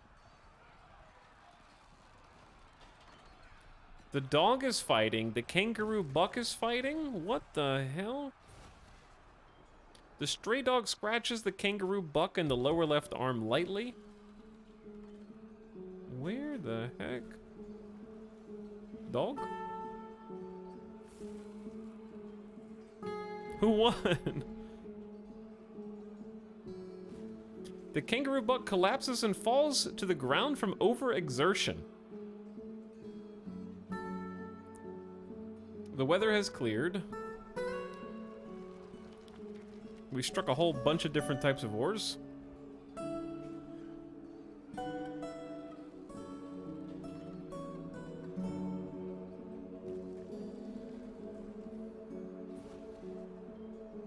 I see the blood, but I have no idea where the dog ended up. Alright, anyways. How do you lower this hill? Must span multiple elevations.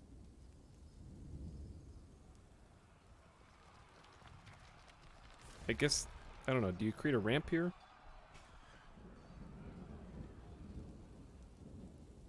Or is this just a graphical illusion? This is still the first Z level.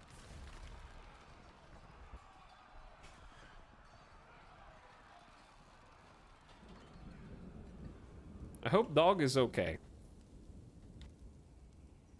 The crossed out stairs will remove ramp. Okay. I gotcha. Alright, I'm going even deeper.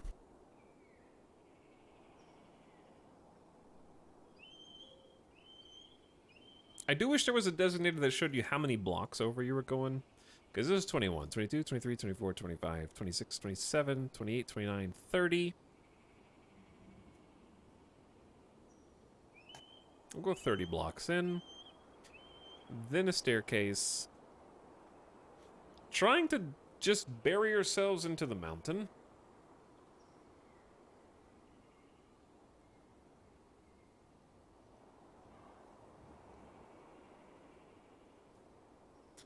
Alright, let's try this again. I like the ambiance. Alright, how many levels is that? We got level 1, down 1, down 2, down 3, down 4, down 5, down 6, down 7. We're going to stop at 7 for a bit.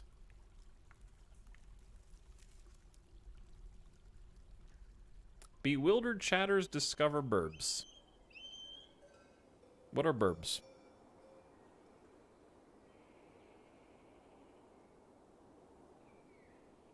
We're still in the Dwarf Creator. Are you doing your stairs like this for a particular reason? Yes, to annoy you. Did it work? But yeah, is there combat ambiance again? Dog and Kangaroo Buck are continuously fighting? There are actually kangaroos here. I don't know which one of these is injured, or if the dog won. I see blood.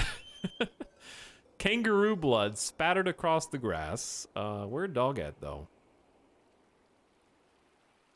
We also have a puppy. Chat! There are fish and lampreys. Why are there so many fish just scattered about the side of the brook? Who's getting all these fish? Your fisher is fishing. They're doing a damn good job.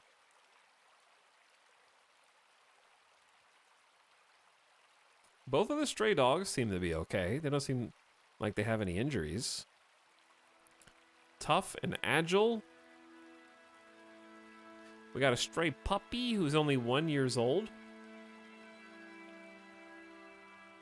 And then the other stray dog is also tough.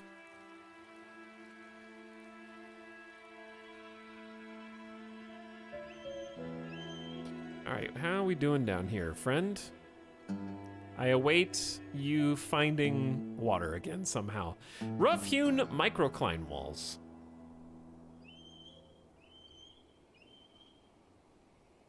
Down we go. Oh god, if animals in RimWorld had traits. Yeah, it would be super obnoxious. I love that, like, by the time I'm done streaming today, I'm gonna have, like, 3 rooms dug out.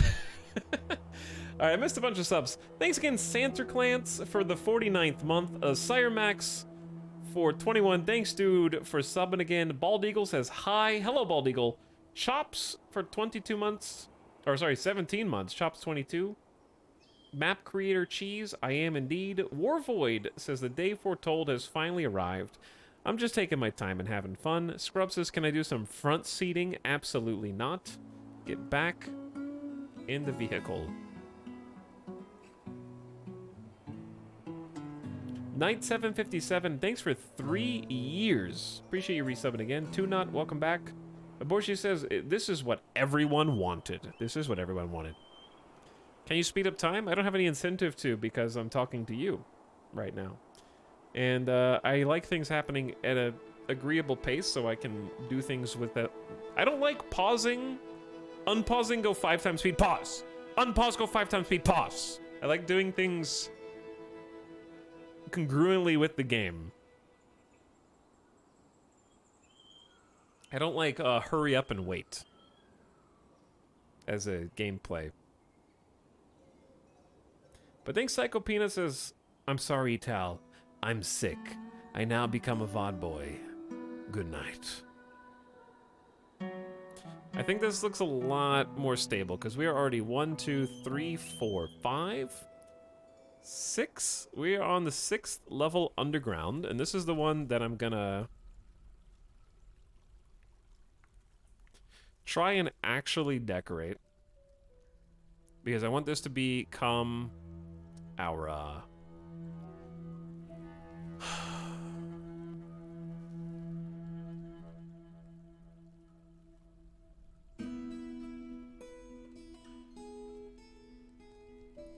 I am so far in the mountain right now, dude.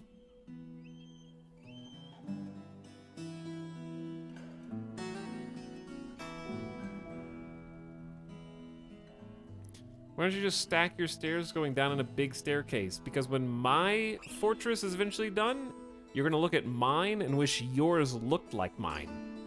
Because you're lazy and you have no taste. That's why.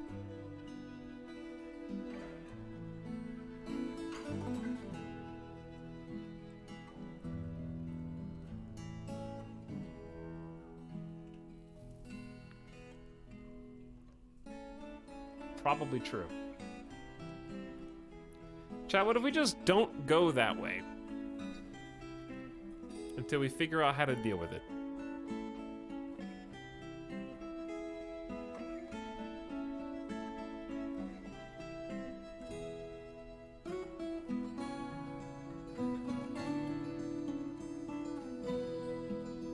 What is cinnabar? Well, why do I want to eat it?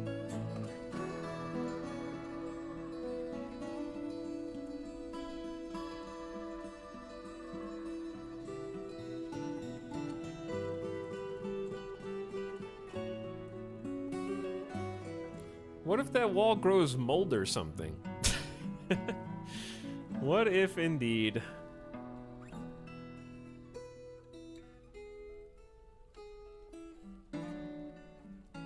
Where did they go? Oh, they went down.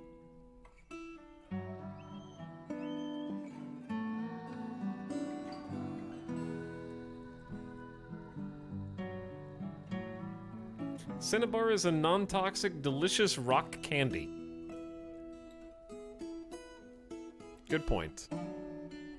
Okay, so maybe if we just avoid that area for now, we can continue to dig here.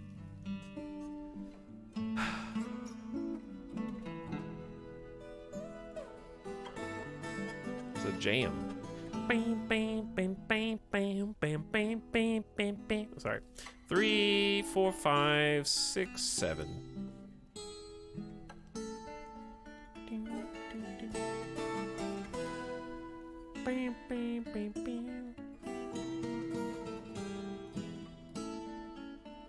Okay, 1, 2, 3.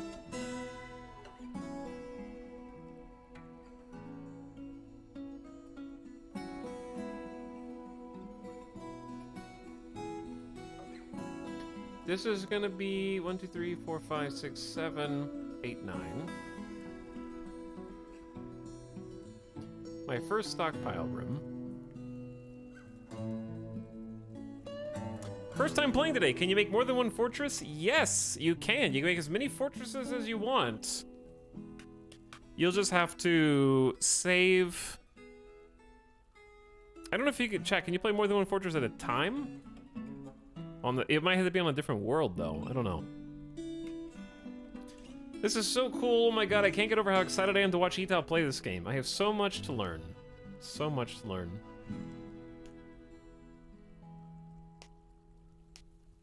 The other dwarves are chilling, like, let Jerry do all the work.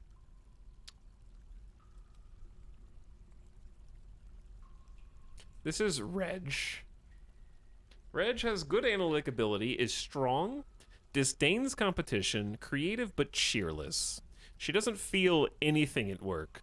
I finished up some work. That was not satisfying. She was satisfied upon improving her mining skill, though. She's an adept miner, so she is getting better at mining. Cat's coming to keep her company, just to go check on her and see what she's doing.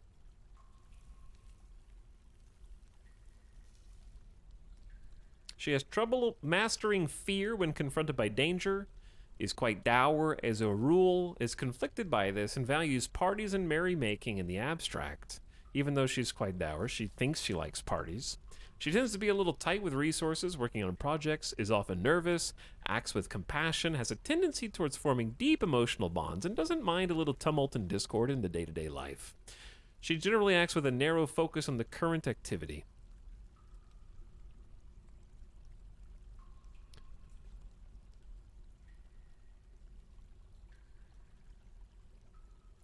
All right, we are gonna have a stockpile now. So I'm just gonna create a baby stockpile, and then we're just gonna increase the size of this. We're gonna select everything so people can just start hauling some stuff over here.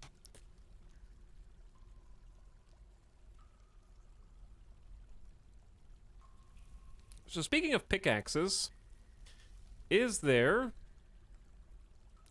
an HP on items like this? We have a copper pick. It weighs 4R. I cannot believe I missed the release. This is the most beautiful game I have ever seen. Hello, Amors. Pickaxes don't have HP bars. Okay, cool. But yeah, as we dig more, we're going to repaint the stockpile. Hello, cat. Chat, okay. What about a cave-in? I didn't think about that. In RimWorld, you can only have 5 blocks without touching a wall for a ceiling. I don't know what the limitation is in this game. I guess I can find out the hard way.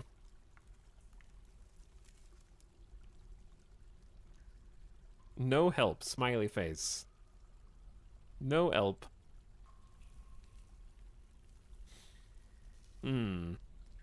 Maybe I should have contended with that. Is someone just sleeping here? Minkot is asleep. We don't have bedrooms for them. I assume that is going to make them mad, right?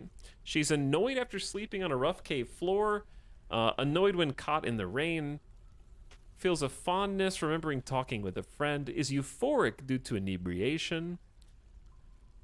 She was annoyed after having a drink without using a goblet, cup, or mug. Is that 8 without table? Annoyed at the lack of chairs. She felt love remembering a new romance. I'm sorry. Chat. Stodeer and Minkot are now lovers, whilst Reg was just down here mining. That was fast. Stodeer is our mason and stonecutter. And then Minkot is our planter.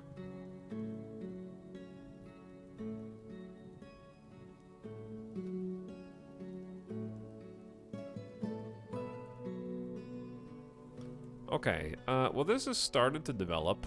I wonder if the miner is sleeping now.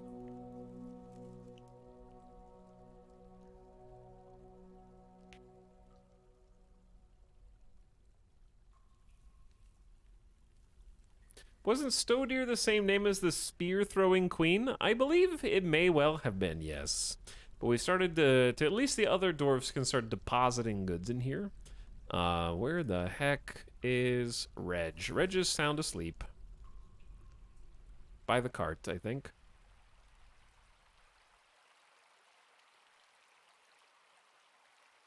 Right there. Having a little sleep in the cart. Working too hard.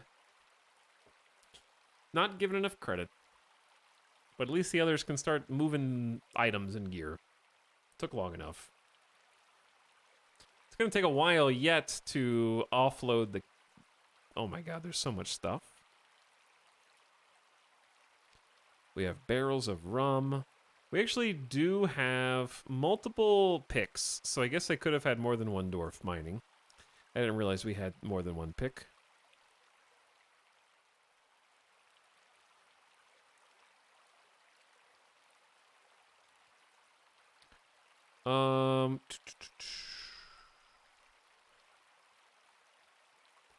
I don't know if... Kind of just want to see the people themselves. Like, obviously you're an adept miner. But how do you see... Is there any way to see everybody's skills simultaneously? Because I doubt there's anyone that has any mining skill. So I think they would just be quite slow. I don't really know how skill level translates here either, per se. But at the moment, I think it's fine because they have stuff to haul, so we're not really in a hurry, because Anybody who's not mining will just be hauling when they're awake. Relevant skills show up on the work order tab.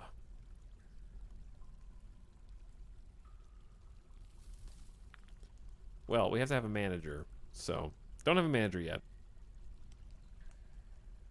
Mining skill is listed when you assign the mining task on that screen under their name.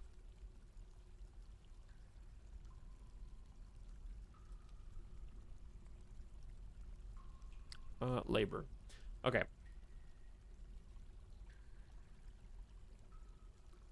Okay, so basically no one has... So they're listed as an adept miner, competent woodcutter. I see. Nobody's a hunter per se yet, but they can gain skills by doing things. Level 20 planet renowned master. Well, we're trying to become a level 20 planet renowned master, aren't we? Perhaps we've dodged the aquifer at last. Well, there's some damp wall that way, so we just, until we learn how to deal with an aquifer, I'm just going to avoid that. Never played Dwarf Fortress, want to check out the Steam version. What's up, original Twitch? I also have never played Dwarf Fort until today. So I'm just kind of taking it slow. I'm going at about 1/4 normal speed at the moment, so that might be too slow for some people, but I like watching what's happening so I can process the goings on, because since they move tile to tile, when they're moving super fast and zipping around, it's hard for me to actually follow. And I like paying close attention to my individual dwarfs as well, and we've read all of their backstories, all their personality, and their wants, needs, hopes, dreams. And I'm really impressed with the level of detail. And it hasn't been too difficult to get a handle on the basic controls. Reg, our primary mining dwarf, is going back down. People are starting to wake up. And we're carving out a giant stockpile area right now. Also, what's up, Bike Man? The one person on my follow list with taste. What's up, dude? Tox, how do you adjust speed? It's in settings, and then I believe game, and then you want to scroll down. When you scroll down, you can see game frames per second, and it defaults to 100. So if you change it to 25, it'll go to about 1/4 speed, or you can modify it to whatever you want to set the unpause speed. So there isn't really, like, if you played RimWorld, like we do often, you'd normally have a 1, 2, or 3 times speed. This is just the speed. You can also hotkey it. You can hotkey it. So key bindings, I think, is it Alt equals Alt minus? I don't know if this is simulation speed or game speed. It might be a different one. But I think there is a hotkey if it's not that one. You have to experiment with that. Alternatively, you can slow the game down by surviving for a few years. The new interface looks great. It does. That was the main reason why I decided to play it. Oh, look, we're pushing a wheelbarrow around. Hold on.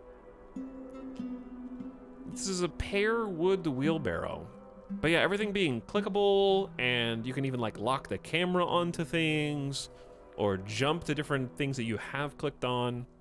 So this is how we carry, like, heavy rocks, I am assuming. Certain things have weights that the doors themselves aren't capable of just moving on their own, so they actually push the tools around. Oh, that's lovely. Okay, where is my mining dwarf Reg? Is this Reg? That's Minkot. Let's see. So if we go to the citizen info panel, I can actually just find Reg wherever and then have the camera follow them if I'd like. And there they are. And you can just watch what they're doing. They're currently storing items in the stockpile. I'm curious how to make them prioritize, say, a mining task over the hauling task, but I don't know if that's a thing in Dwarf Fort or if I'm just using RimWorld brain. Do you think you'd ever go back and try learning the ASCII? Literally, no. I saw some people say, I wish you could switch between the two if you're an old school player and you wanted to play with the thing that you're familiar with. And I think someone else in chat said that they're working on that. Because I think the difference is because of the tile set. It's not just a tile set, right? In the Steam version, it's also they standardize the width of all of the entities. So everything in the game should fit neatly into squares now, whereas before some of them were more rectangular or oblong or the like. They weren't all scaled appropriately, so now they are, which is sort of a under the hood change that differentiates it from strictly a tile set.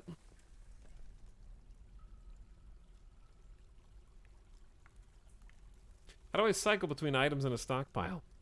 You don't. But yeah, I don't think I would go back and learn the ASCII because I think that if you prefer that, it's exclusively nostalgia. Like, I would be very hard-pressed to find somebody who was like, oh, yes, the Steam version of Dwarf Fortress? Well, I have that, and it looks nice. But me, a new player, I'm going to go back and learn the ASCII version of the game when I could be using UI and graphics instead of learning 50 hotkeys. The default was rectangular. And 50 is generous, probably more like 150 to 300. You could swap to square tiles, but not everybody did. I personally preferred original rectangles. I like ASCII because I'm a hipster doofus. There's nothing wrong with wanting both. I just don't think any new player should concern themselves with anything other than this unless you don't want to pay $30 for the Steam version with UI, which is fair. Like, if you want to play the free version, it's still there. As far as I know, they haven't taken it down. But if you do want to pay $30 and get the Steam version, you're getting some dramatic usability changes that I think clearly, like, I bought it and it made the difference for me. Like, I can stream this now and you can tune in and look and see what's happening, and I don't have to go people rife what's happening for every single viewer who comes in. Chat, does anybody want to backseat how to try to get the miner to stop hauling and start mining instead? I guess the easiest way would be just disable the stockpile for a moment. Turn off their hauling. Okay, there's probably a menu here. In labor, haulers, boom. Okay, I needed to learn how to do that anyways, so I can manually say only selected do this. Wait. This worker is specialized and will only do tasks that match their workshop assignments, work details, and occupations. Click to toggle. Okay, so I should do only selected and then do them for now. So now Reg won't haul, I think. Very cool. So there's Reg. Let's see if they move. Also, Bikeman, thanks for subbing, dude. I appreciate the sub. And have you played this already, or are you just gearing up to check out the Steam version? But when you do play it, I hope you find it exactly how it looks, because it is. I'm just scratching not even the tip of the iceberg right now, but I can already see. When I found the justice menu is, I think, when it's set in that we have to have captains of the guard and sheriffs in order to find and convict criminals who may be reported by eyewitnesses who need to be investigated and interrogated in order to come to the conclusions that may or may not be factual based on the faultiness of eyewitness testimony to punish dwarves, is when I knew that the game is deep, but it's sort of an ambiguous deep. It's like you read the stories that people... Snapped. Who's snapping on me right now?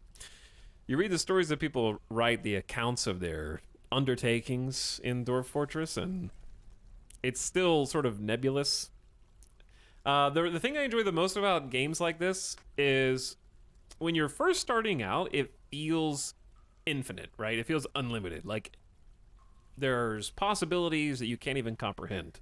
And then finding the boundaries, like feeling out where the walls and the perimeter of the game begin and end is my favorite part.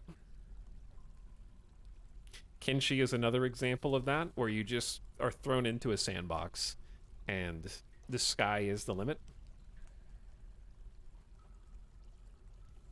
Half the stories you hear in Dwarf Fortress sound like fan fiction and not an actual game mechanic. I think that's true. D. Gatsby, who just... Okay, Teddy Plays is doing the snap double sub. Thanks for 2 subs in 1, Teddy Plays. Happy days, Midas. You human pet. Midas, your human pet is doing good running the channel. He's sleeping. He's just nuzzled in there.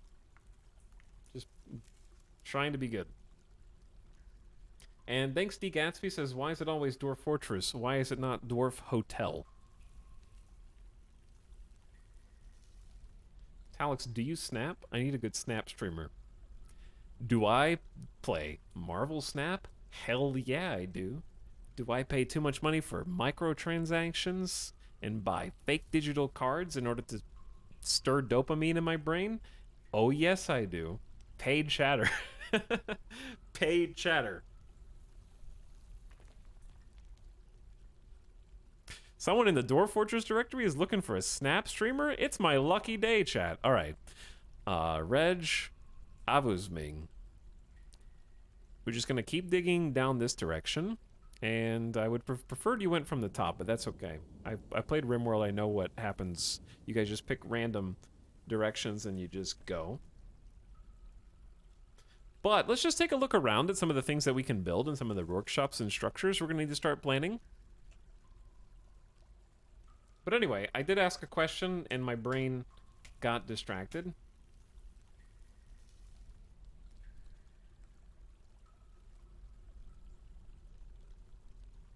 Bikeman said, I used to play the old school version with various tile sets throughout the years. I think I booted it up once and did the classic, oh, it's free, I may as well try it, and then I ran very far away because I was just intimidated. And that was before I knew how to play most Paradox games, so my knowledge level was, for understanding detailed sort of strategy layers of video games, was not very high at that point. But I have since learned how to play Crusader Kings 2 on stream, so my, I think, capabilities have changed somewhat. And the devs have gone a long way in streamlining this process, for sure. But yeah, workshops, we have a number here. There's at least, what, 7, 14, 15 just here by default. Chat, is research a thing in Dwarf Fortress? Clothing and leather, farming furnaces, and ashery. What this? Used to make lye, potash, and milk of lime. Construction requires blocks, barrels, and a bucket. Research is not a thing. That's fine. It's just like, here's all the stuff you can do. Good luck. Make crossbows here from wood or bone. Carpenter beds and furniture and barrels. Crafts for trade. Jewelers to cut gems and improve the value of objects by encrusting them, forge weapons and armor and other metals, mechanisms to make levers, pressure plates, and gears, trap tunnels, okay, cool, forge weapons and armor and most other metal from furniture to trap components. These require fuel, a screw press, press liquids from sources, empty jugs are required, siege, ballista, and catapults? Oh my god. Soap makers workshop. So cleanliness and like drinking water or ale, usually booze, right, is the main thing. And we need somewhere to store refuse or excrement. Yes? I tried so hard to like Valheim. You couldn't like Valheim? The blue highlighted ones have sub-menus, which is also nice. Ah, clothing and leather, yeah. We have leather, loom, clothes, and the dyer. Lots of farm stuff. Lots of furnaces. Excellent. Bunch of furniture, different types of doors, including hatches to be placed at the top of stairwells to control movement in the fort when they are forbidden or attached to levers. Pew. Lots of constructions, including support. Oh, supports. I'm probably going to have like a cave in here somewhere. Supports will stop cave-ins in the rare event you completely detach a piece of your fortress, otherwise they are ornamental. I do like the idea of supports in various locations. I'm probably digging too wide of a hole here, but I don't know. Machines and fluids. Levers and axles, water wheels. Generate power for machines. Cages and restraints. Traps, stone falls, weapon spikes, archery targets. Oh, this is cool. And then a trade depot, the crucial building where all trading is done. Pack animals from distant civilizations need to access this building from the edge of the map. Later, wagons will need a clear 3-wide path to the depot. So does this need to be above ground, by chance? Okay, we need to expand this stockpile, yeah? Okay, view stockpile. We're gonna repaint. This is gonna be the general stockpile. I probably took way too long making it, but at least now they can start hauling. It can be below ground with wide ramps for the wagons. Oh, ramps! That's really cool. Okay, so we're gonna have just a general stockpile on the left. And then I want some specialized stockpiles. How many levels is this? Okay, this is base level. 1, 2, 3, 4, 5, 6. Okay, this is a 6th. So I wanted to have workshops below this. So we're gonna start digging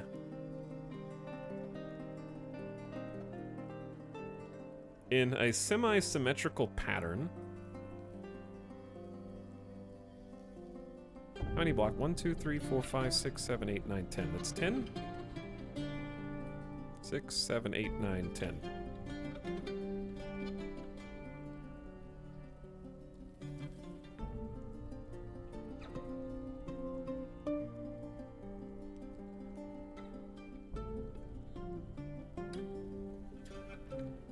Chat, between these two, which of the two should be the wood stockpile? The larger one or the smaller one?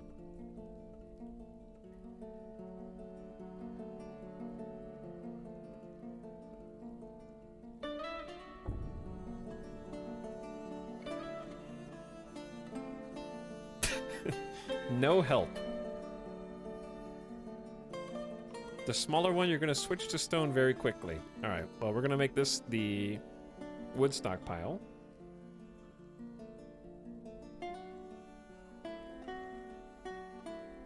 So if this is set, okay, if one stockpile is set to all and the other one is set to just wood, will they prioritize hauling wood to the specialized stockpile first? Or is there a stockpile priority?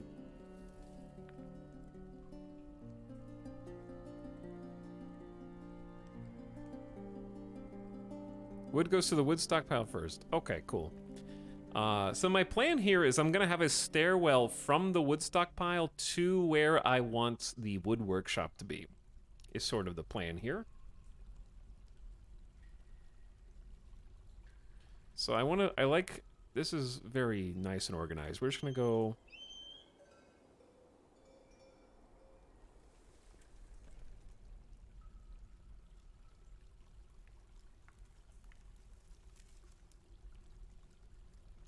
I kind of want the stairs like in this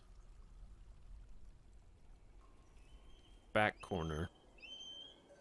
There we go. And I'm gonna have a stairwell that leads down there like that.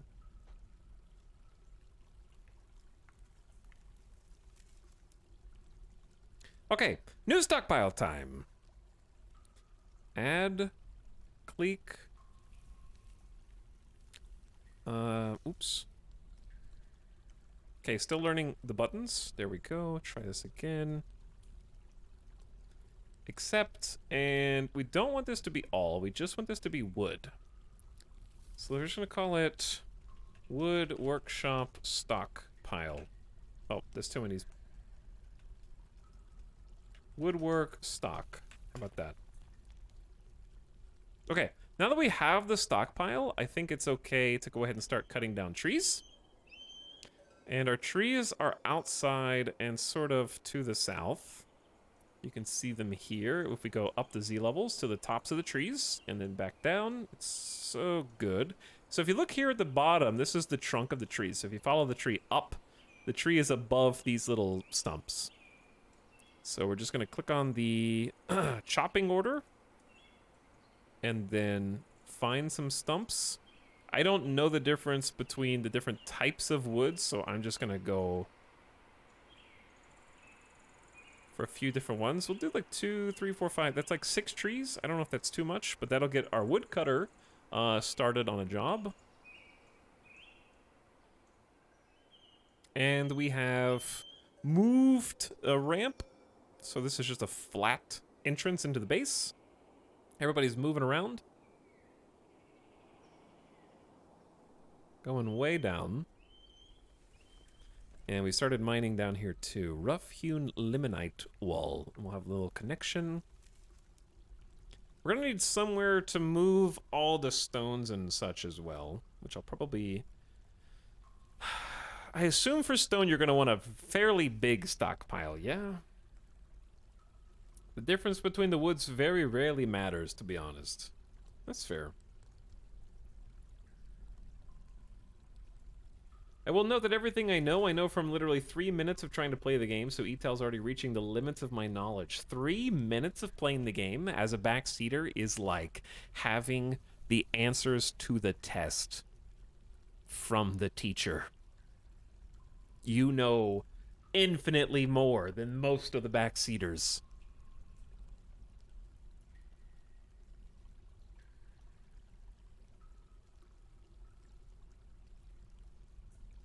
Okay, we do want to get them some beds and such as well, yeah. But I kind of want to, like, mirror...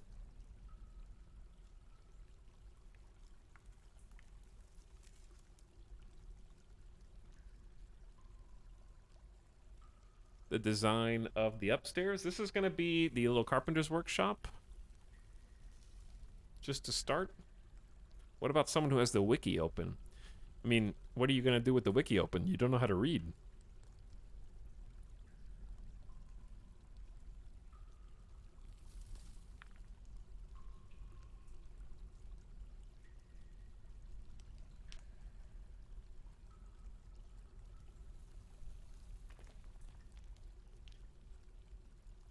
Can we make boxes to store crap better? I'm sorry, what is this storing you're talking about? I thought that I was playing a dwarf simulator. Do you think dwarfs organize things in boxes, or do you think they just dig? Until they can't dig anymore.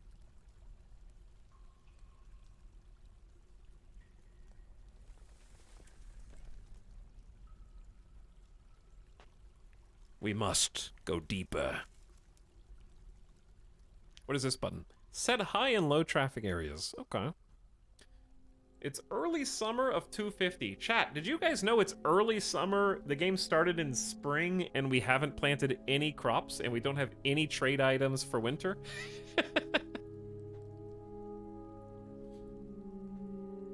Everything's going great. Alright, how do crops work? Let's do help planting. There's some food on the embark wagon, and you can trade for food, but you can also grow food. The wagon comes with some seeds. As you might expect, these crops must be grown underground. Using mining orders, carve out a rectangular area underground for your farm plot. The underground rectangle must be near the surface where there is soil, either loam, clay, or sand. 1 level down should suffice. Before you hit rock, the highest mountain elevations do not have soil. Make sure to leave the ceiling above intact so the underground soil doesn't receive any sunlight. With a subterranean soil floor exposed, place an underground farm plot. This isn't rich soil, but will suffice for now. Dig deeper to find better soil. You need to select the crops to be grown each season. Okay, let's get to that in a second. Friendly Anthro Raid. What's up? Here we are. Watch out. I'm looking out. But if you're friendly, what am I looking out for? Thanks for the raid. Anthro, and appreciate sending your people over here. Hope you had a nice stream, and welcome, chatters. Wow, a useful tutorial. There's a good tutorial, yeah. All of them are. There's quite a few here on the question mark tab. So since I am basically under the mountain already, I am gonna have to, like, find somewhere else that has more soil, yes?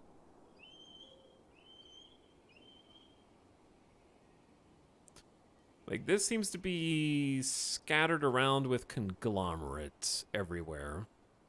That doesn't mean that there won't be soil underneath, probably. Howdy, how's the Dwarf Fortress? I've been looking forward to this release for a long while.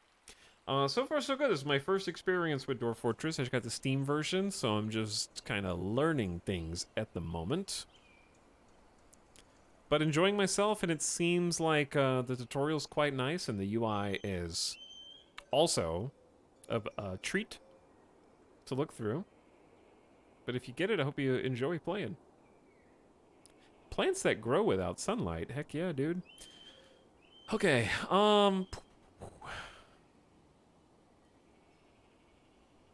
what's interesting is we have some, like, sand, but that doesn't actually lead anywhere. Didn't we have... There was a sand cavern floor over where we started, but I don't know if we want to grow crops that far away. So chat, generally speaking, should we just dig down in a few areas and look for soil? Or what should be my strategy there for, like, finding some growable soil? Dig stairs up from where you're at. Oh, that would be smart. Because I was going to go 1 Z level, like, under the ground here. But I guess I can go up in the hills.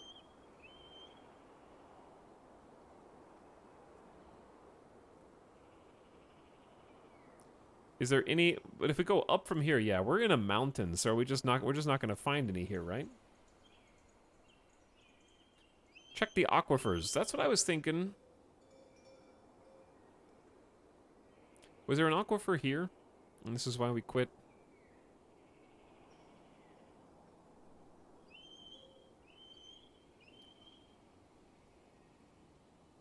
Okay, I'm just going to try. We could eventually connect these if we wanted to as well. I kind of want to try just digging from here and then going over. And then just seeing what happens. Where are we digging right now? We're almost done with what we've queued up, I think.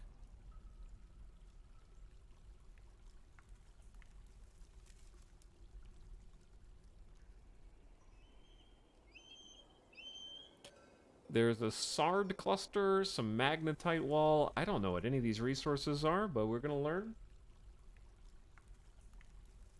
Time to dig explore. It is time to dig explore. What's the new notification icon? Oh no, is there a baby? No. Okay, one of the puppies grew to become a stray dog. They grew up. There's nothing to catch in the southeastern swamps. We have a lot of mussel shells here. Striking a whole bunch of different types of ore. It is now summer, and the dog... Somebody is fighting. The doggo is fighting. Kangaroo versus dog. I think dog wins. Because I see 3 dogs. I keep mouse wheeling to, This is the wrong hotkey. Okay, where are we? We're over here.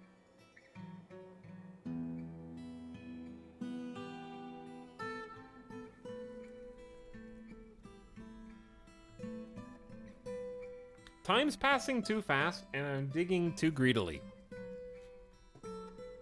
100%.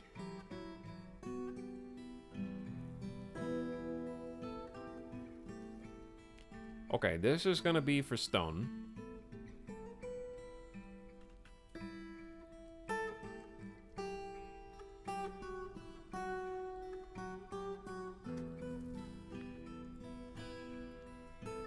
I'll just call this... Stonework isn't a word, but it is now.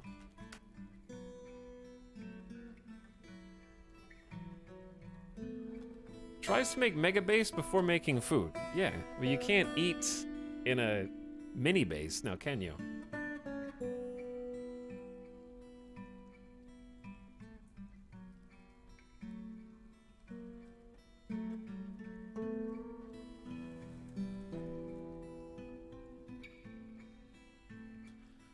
Okay, haulers should have plenty of things to be hauled. One would hope. And then we're gonna make a workshop here. And then we're gonna start making beds. So we're gonna do workshop, specifically the carpenter. I don't think that you can rotate these, but that's okay. We'll just deal with that. I like it right here. I just need 3 more blocks to be mined. Poor dwarves don't even have beds yet.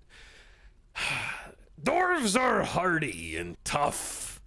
They don't need beds. All they need is rock and stone. The endless tomb. The dig site is their warmth and blanket. Select materials for the carpenter's workshop. We need wood. Did I not select trees?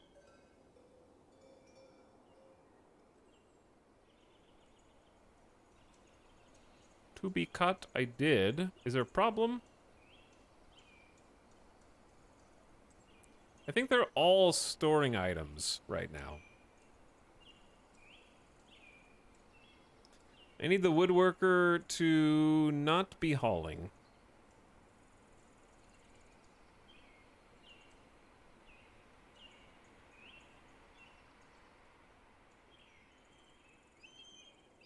What are you doing? Storing items in stockpile. Yeah, the woodworker is hauling right now.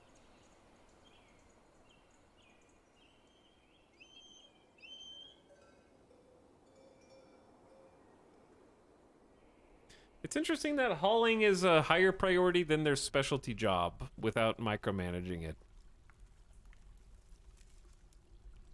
Unless I'm probably just doing something wrong there.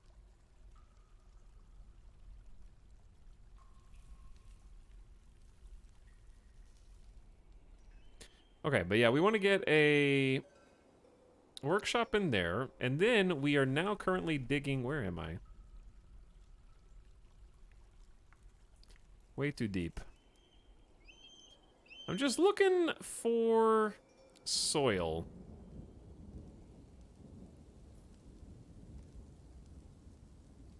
It would be pretty funny to, like,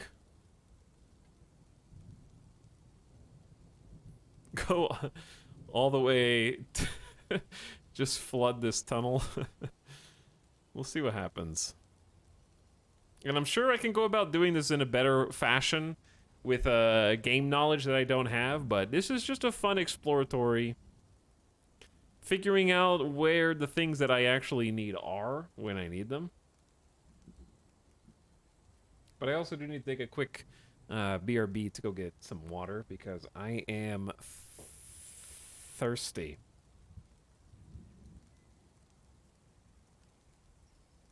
What is this? Hematite wall. I did find a little bit of sand. We dug over here first, I think. Yeah, there was some sand there. And some loam. Near the river.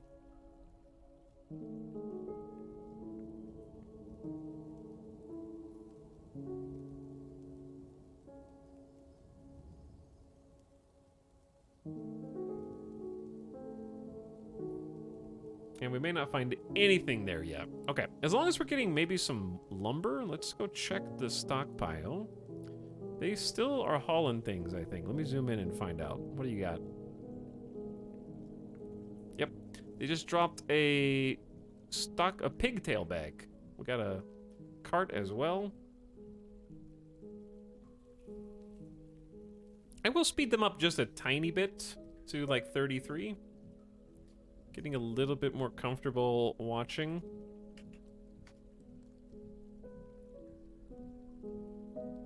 But I think at 100's way too fast for me. I normally play RimWorld pretty slow anyways. That's a nice looking storeroom. Yeah, it's coming along. It's getting there. Is he playing on Steam Deck? How did you know? What gave it away? Was it the resolution?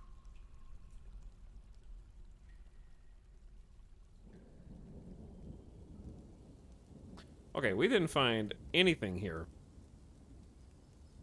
I'm gonna go all the way to this. Turn around. Where are you going?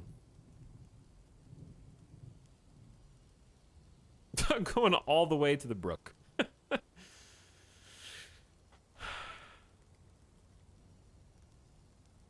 Dwarf Fortress is the kind of game where you queue up multiple projects and just watch the ants go. Yeah, getting things automated and all that will kind of come with time. We started to deliver wood. Okay, if we started to deliver wood, then that means I am ready to go ahead and get a carpenter out of any of these. Let's do alder logs, because I think we only need one log. We should start putting this together and building it.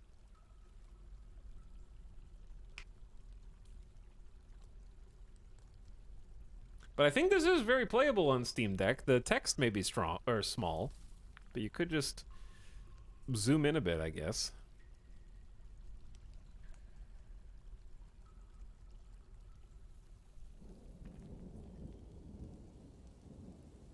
Where is there a person? Is there a human there? Oh, there. Wait, what are you doing? Just wandering, just hanging out, just walking. Oh, there's a person with the pick. Reg is coming back. Can this be played with just a mouse or controller? Can you play this with a controller? I guess if it was on Steam Deck, you'd have to be able to, huh? I don't know how this would work with a controller, personally. Chat, missed him! Our woodworker is putting together the carpenter's workshop. She's incredibly brave in the face of looming danger, perhaps a bit foolhardy, and prefers to be alone. She's an optimist and is somewhat uncomfortable around those that appear unusual or live differently to herself. She doesn't tend to hold on to grievances and is trusting. She feels discouraged, but occasionally overindulges and is troubled by this because she values self-control. She isn't particularly curious about the world and can handle stress. Good job, Mistum. Now we're going to add a new task to make a bed. And do we need one bed per dwarf? Generally speaking.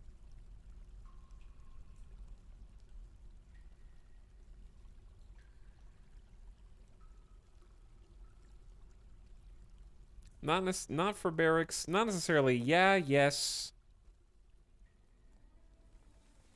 No, but they get happy. You have couples. Is there only one size of bed? Well, I'm gonna make a barracks first, so we'll make at least a couple of beds. Set details. Okay, select the material. I like how we don't know how much maple we have. Let's do maple. Can you set how many of a thing that they make? Or just, maybe not. How many dwarfs do we have? Like 7? I'm just gonna make like 3 beds to start with. That doesn't seem too crazy.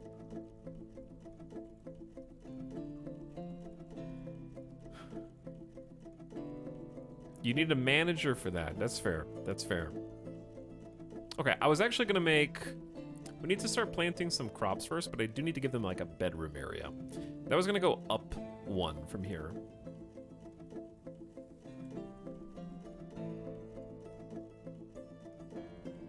Love watching the little dwarfs do their little things. Okay, these aren't gonna be mirrored 1-to-1. the first little bit is...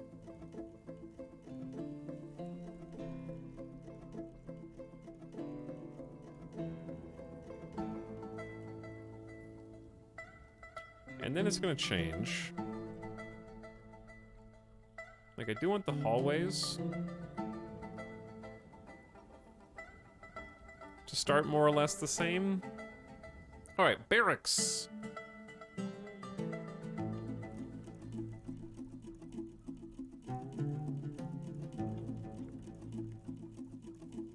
So how are we gonna do a barracks?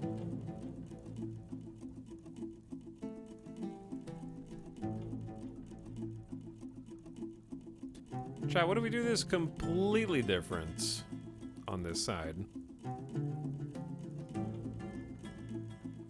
And have the hallways go diagonal. No one would ever see that coming. Okay, so if we started like here, it goes bam, bam, bam, bam.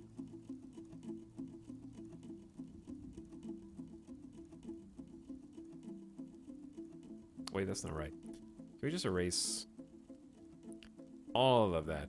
It would start here, actually.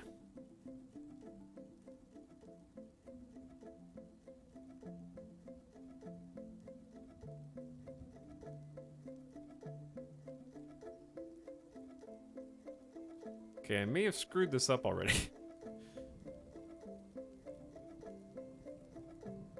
Are you really playing on a Steam Deck? No, I'm playing on my desktop. Why would I be streaming Dwarf Fortress from a Steam Deck?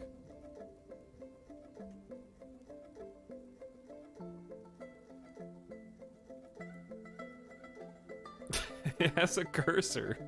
I know, that's what I'm saying. It has a cursor.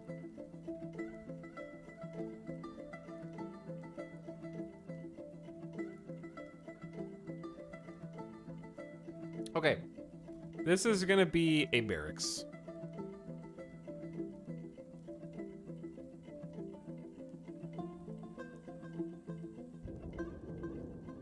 No, not that.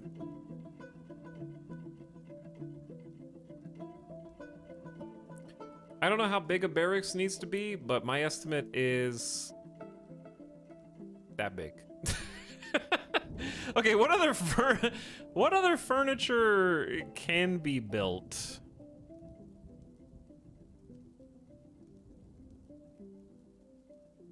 To like decorate. I want this to be a barracks. What version of the Steam Deck are you streaming on? Chat. Shut up. Megabase.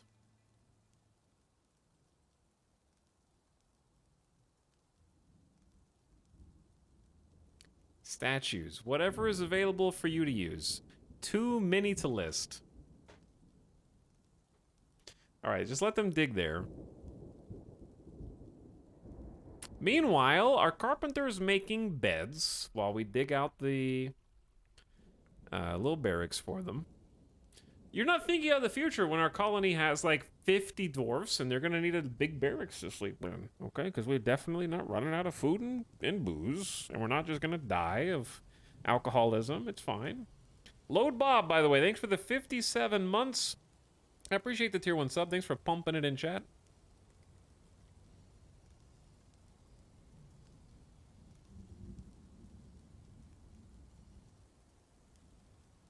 How is this game running on Steam Deck? Exceedingly well. Very well. So, it's so good, dude. So good.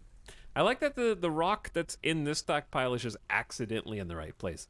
My question is, can the wheelbarrow haul the rock that's on the ground here?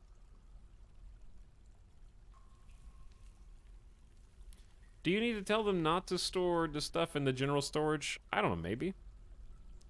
Chat said that they'll prioritize the other one. But I don't want to have to select. I don't even know if you can deselect things. They're definitely prioritizing putting wood over there. You can set connections between stockpiles to have them auto move.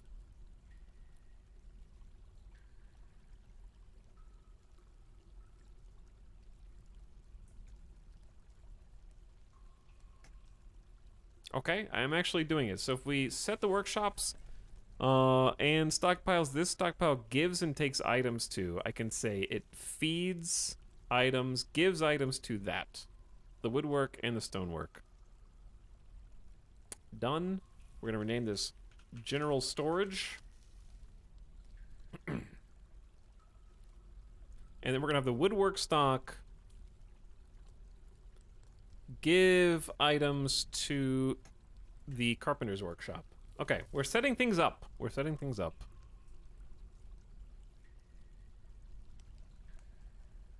Salute general storage. Rough Chad, we found turquoise. That's gotta be a good baby gem, right? This seems like a decent quantity of turquoise here. There's also opal. Opal clusters up here. Found some gems. Gonna have to figure out how to use those. Talk's first time chatter here. Was told to come here if I needed help on getting this to run on Steam Deck.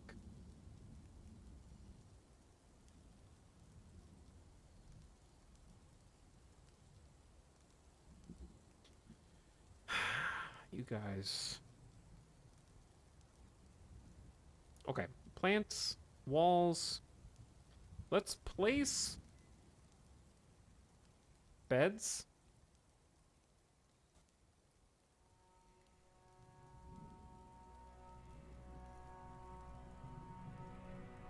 We have 3 maple beds. Is there any way to duplicate this? Probably not. Are we going to do this one at a time?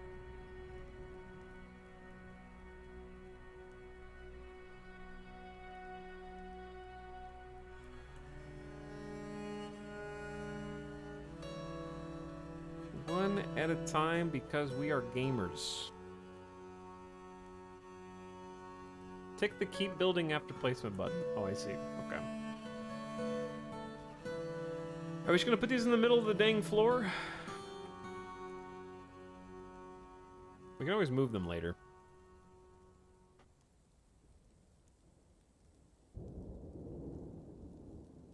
We don't have access to a bed. Okay, we've put our first bed down, chat. Wow, look at this. We've done it. We win the game.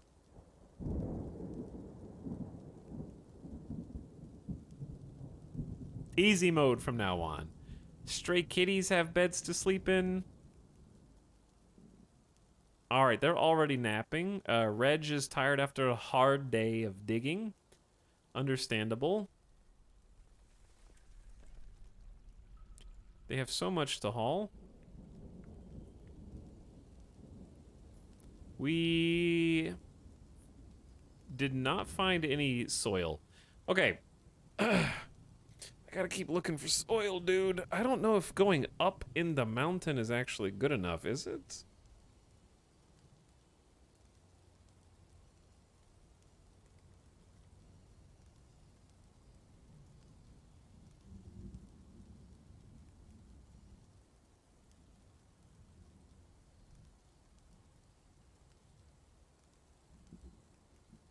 I guess I can look.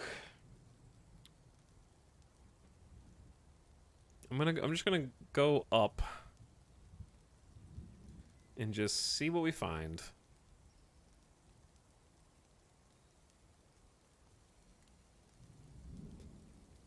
Go into the tippy top. Wait, hold on. If you click this and then scroll up. Oh, you don't have to do it on multiple Z levels, huh? Okay, that's actually pretty cool. We're gonna keep doing fancy staircase. Why? Because I can, and no one can stop me. Also, I just like looking at it better. It's more visually appealing.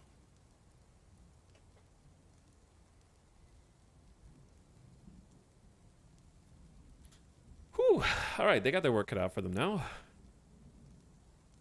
I'm trying to plant, chat. I'm trying to plant. But while we're planting, why don't we make some more stuff? with our tasks. We could make an enormous corkscrew. Spiked wooden ball, an altar, animal traps, armor stands, barrels, bins, blocks, bookcases, buckets. There's a scroll wheel. Bucklers, cabinets, cages, caskets, chairs, chest, crutch, door, floodgate, grate, hatch cover, minecart, pedestal, pipe section, shield, splint, stepladder, table, training axe, training spear, training sword, weapon rack, wheelbarrow. What about another wheelbarrow? How much is a wood barrel? How much is a wheel wood? How much is that? One?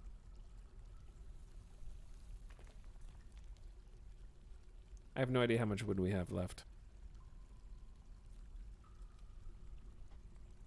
Etal's broken. The alliteration in the bees was chef's kiss.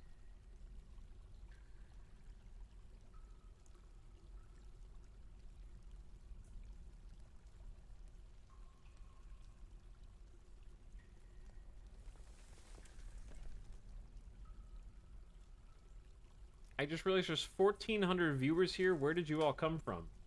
What do you mean, where did you all come from? It's Dwarf Fortress release day? Duh.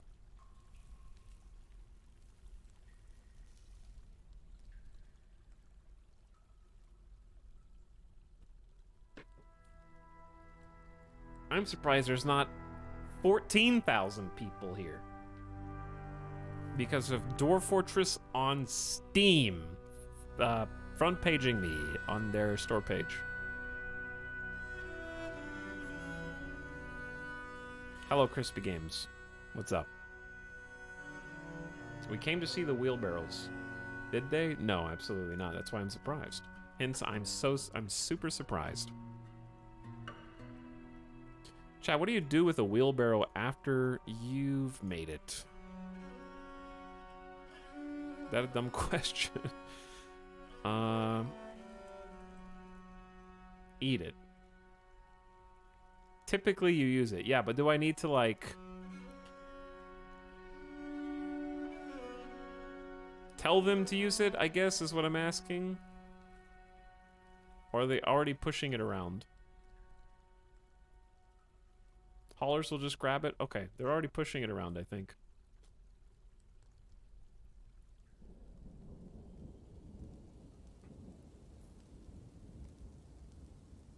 I think Reg is still asleep. Yo, what's that? A colony of honeybees! There's honeybees up here, too? God, this is actually so much easier to parse what level we're looking at than I originally anticipated it was going to be. As things slowly get more organized. I want to see what the list of people's doing. No jobs. Okay, who do we want to be an assistant mining dwarf? I would say the Fisher dwarf for now. And the expedition leader, what do you say? The expedition leader should set an example.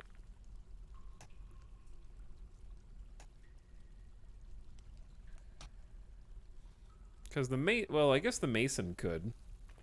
That's true, the mason could.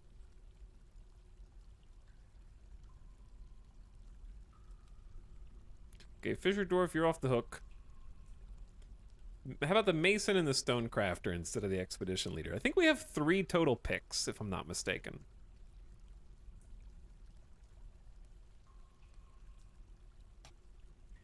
But I could be wrong. Either way, let's see how this goes.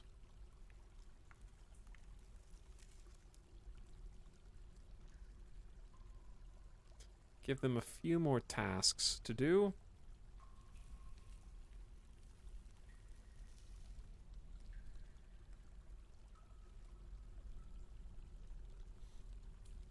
Alright, so they'll get started there.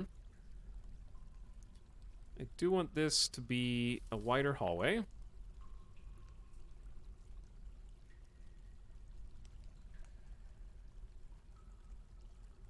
And then a door. And then we're going to have sort of a mirror underneath this.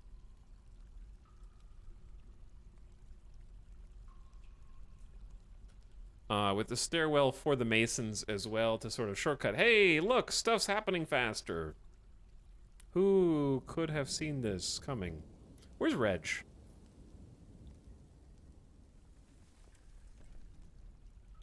Reg is now also down here. They're doing 3 people at a time at the moment. Ah, that feels good. We made more picks? No, we just had picks. So we started with 3.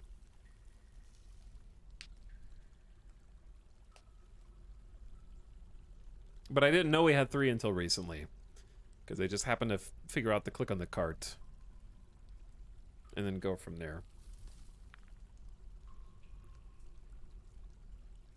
But yeah, people are coming down, picking stuff up the hall. Sapphire! Ooh, we're finding gems. I will want some...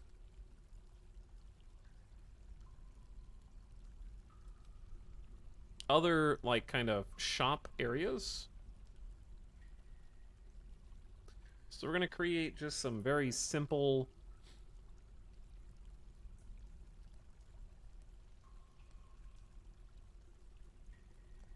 workshop zones. We got 3 beds. We do have a place for them to sleep. And we're obviously going to need more stockpile space. Once we start moving, I think the rock over from the left to the right is gonna... things are gonna become a little bit better, and you can never have enough stockpile space.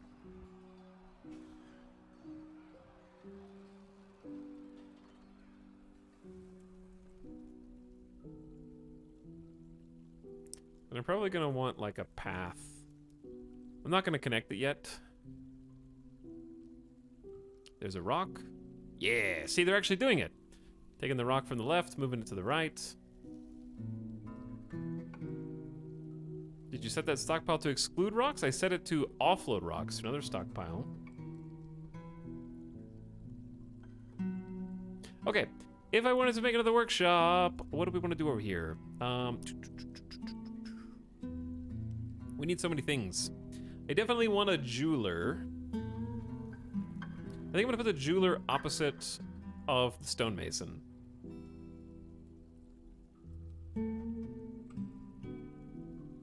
I need this to be, there we go.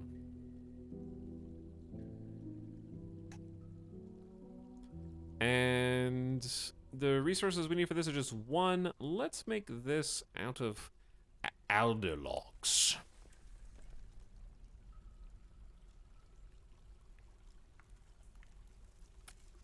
And then what else do we need immediately?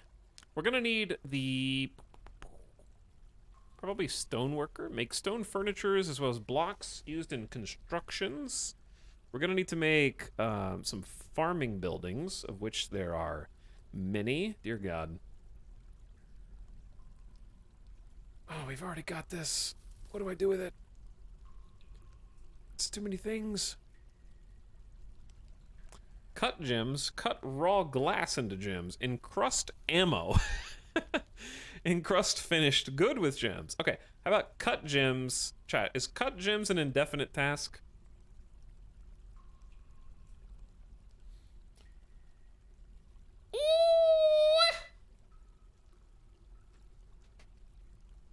You know what I'm saying?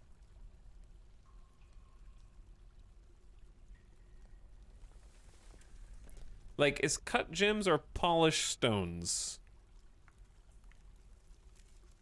Are these things that we need indefinitely? Like, I don't really understand. I don't really know what they do.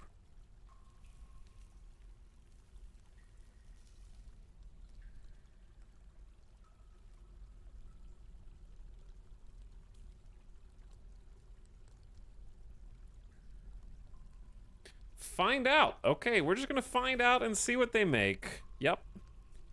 That is exactly what we're gonna do. Let's just find out.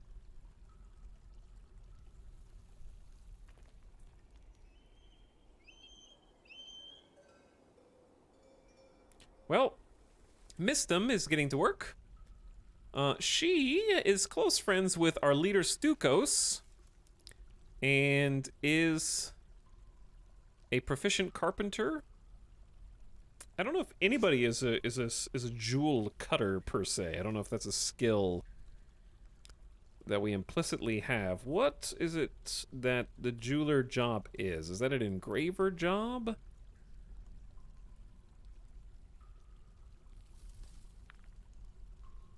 What job is this? Cut gems is what? Society flourishes when lawbreakers are punished. Combat logs. Don't worry, it's just an emu and a dog fighting. Don't worry about it. Just let him do his thing. You might need to make a new work detail for special jobs not listed yet there.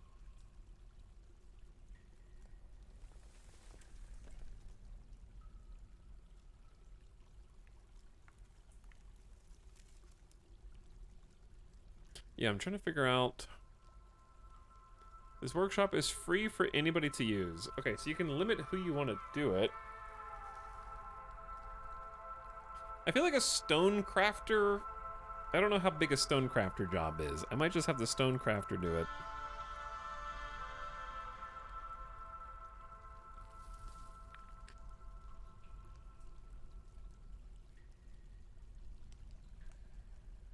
Okay.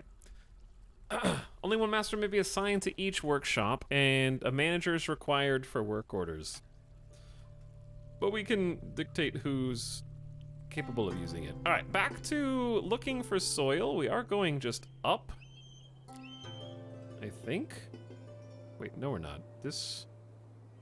Ah, I see what happened here. Wait.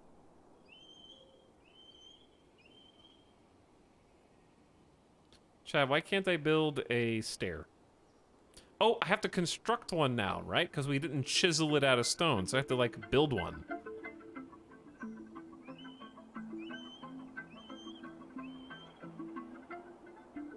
Build staircases to connect different elevations. Staircases must span at least 2 elevations, requires boulder, block, or wood.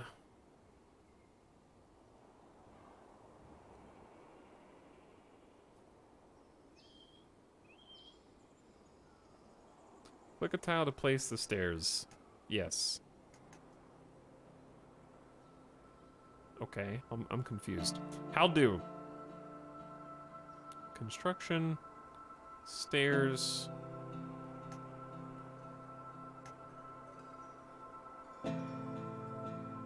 How confirm?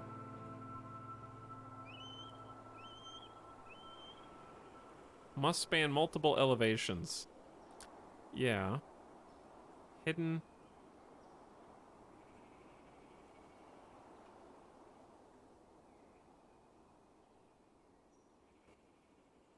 You have to build a staircase at the bench. I have to build the mason table? Or something? Alright. I can do that. Would that be stoneworker?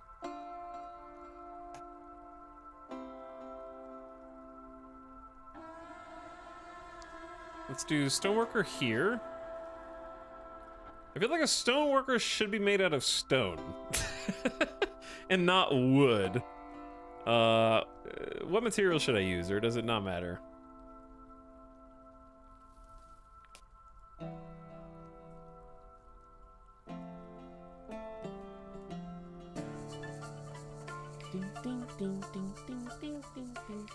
I keep digging into water. Is there a way to cover up stairs? There's ways, but I don't know. I would say try to dig into a mountain.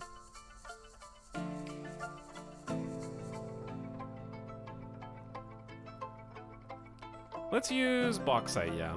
Sure.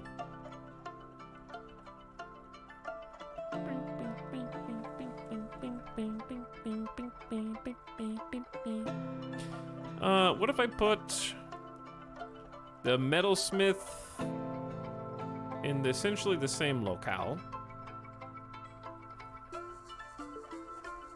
Select materials for the metalsmith. Iron anvils. We don't have... Do we have one of those? Select the other material. Bauxite. Did we... Oh, did we bring an anvil with us? Aw, sweet, dude.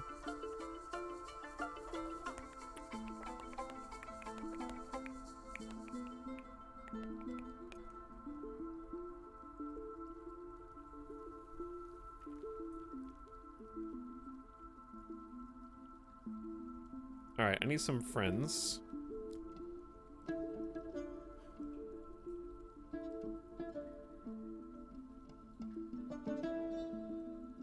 Because I'm trying to make a staircase that goes from here to here.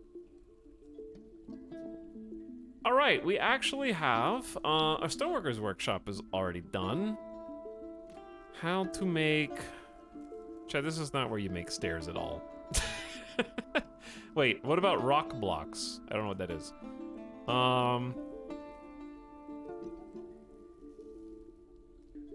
There seems to be a bug with the stair building. I couldn't figure out how to place them. I've been placing them okay as long as we haven't already mined there.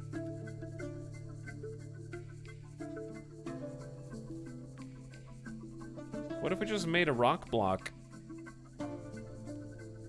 and then placed it and then chiseled it into stairs? Is that a thing?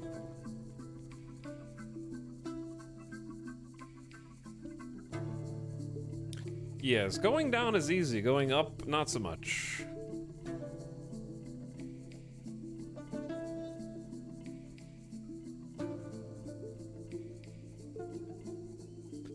I might be able to build a ramp.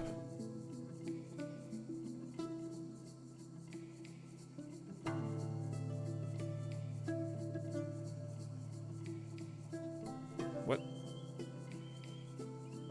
I have no idea what I'm doing.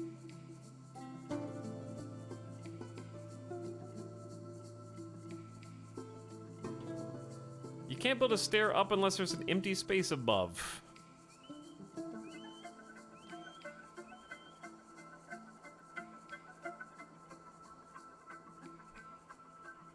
Chat, you guys are so helpful. All right, I'll be right back. I gotta take a bathroom break and take Midas outside. Maybe while you figure this out. Only talk if you know what you're talking about.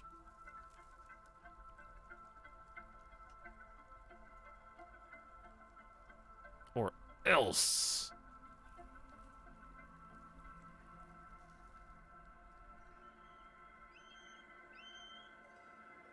Just dig easy. Just dig easy clap. All right, I'll be back in just a few minutes. Thanks for hanging out. Thanks for waiting while we kind of come to grips with some of the mechanics here. I'm going to take the dog out, and then I will return, and we will continue dwarfing. BRB.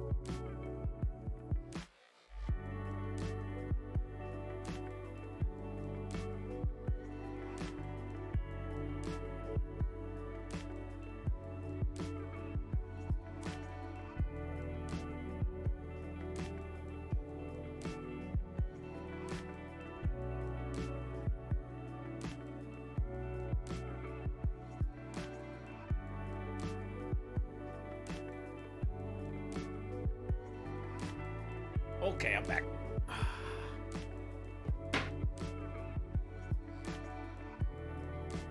Hey, yo, I'm back.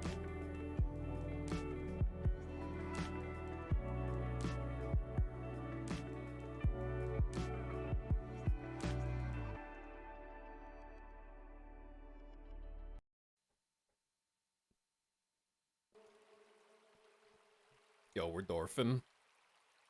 Chad, I've been typing like Dorf, D-O-R-F, fort so much that I almost like, I tried typing that into the game category on Twitch and I was like, why isn't anything coming up?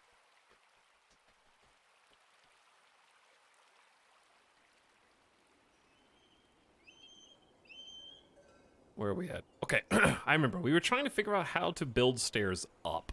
Obviously, I know how to build stairs down. We've done that many times. But building stairs up, now that is a challenge worthy of a dwarf. Did you guys figure out how to do it? I don't know how to do it. Did you figure out how to do it? Okay, clearly there's constructions. You can build staircases to connect elevations. They must span at least 2 elevations. Requires boulder, block, or wood. So the consensus is that there's an oversight in the graphics version and you can't do exactly what you're trying to do.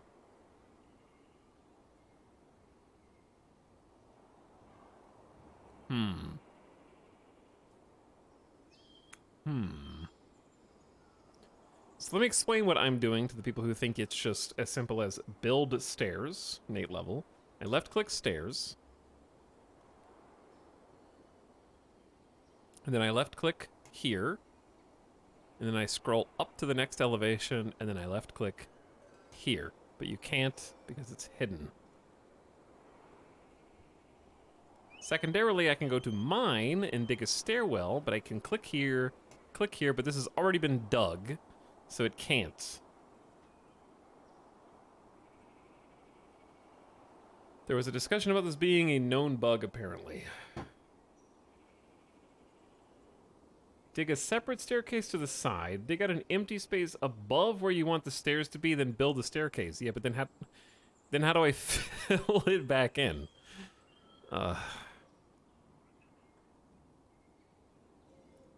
So I need another staircase here. Left click up, left click. See, that'll work. Fill it with blocks later. Okay, fine. And then we mine that, and then we mine this to that.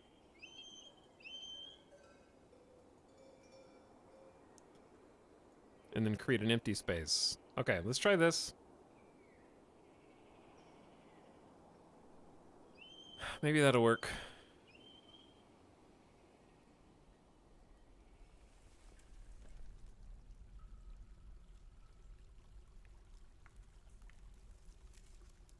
My stone crafter is, I think, cutting up some gems.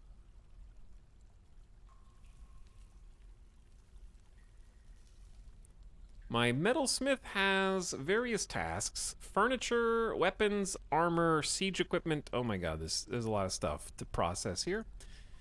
Rock, a rock throne, sure. I think I'm just gonna start with baby steps. My first goal is just to find space to make a farm. Okay, they did succeed in getting up here. And I think there's at least 2 or 3 of them.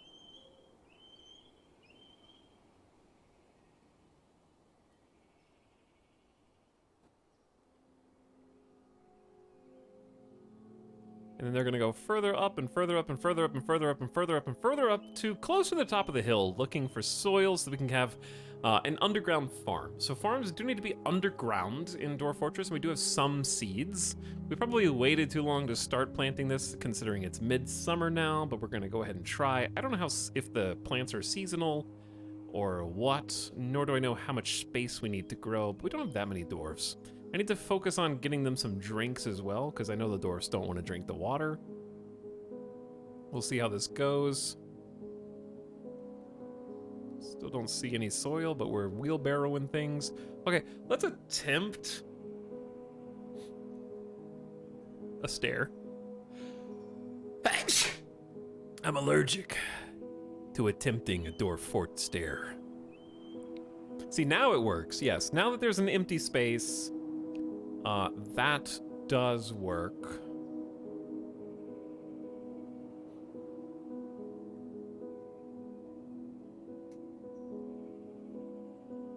Oops, wrong button. Construction stair here and here. And it needs 2 resources. Let's just use bauxite. There we go.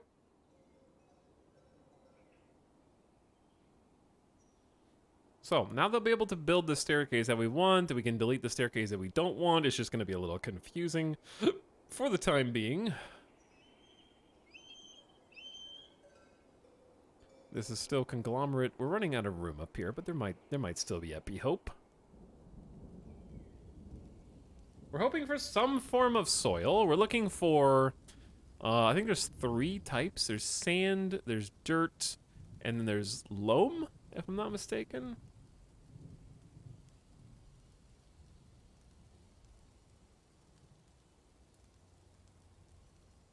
And I'm not seeing anything on this level.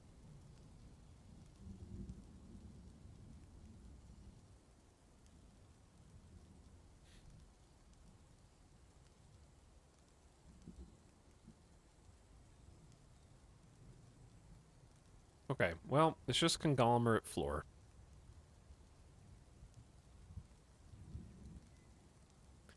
It's very sad. It's very sad. What do?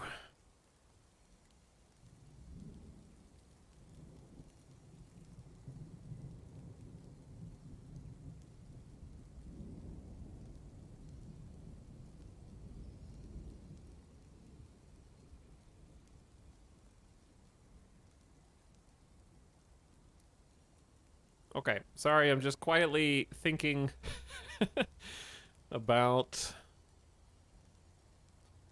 where anything should go. I'm just looking for some soil.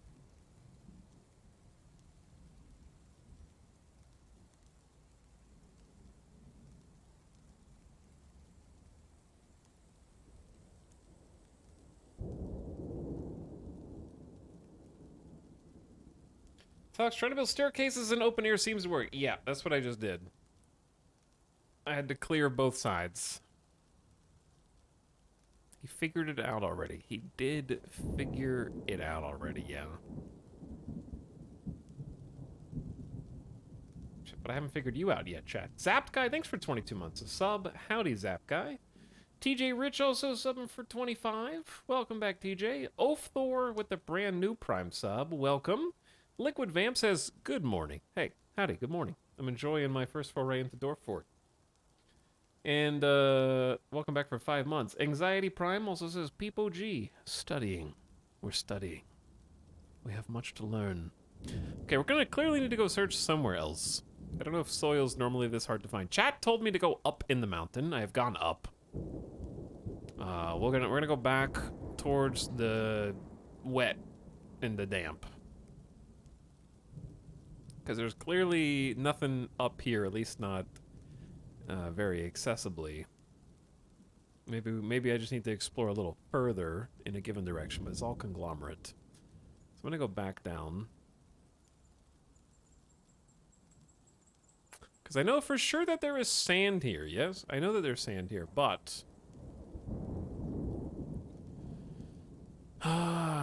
what do? What if we just create...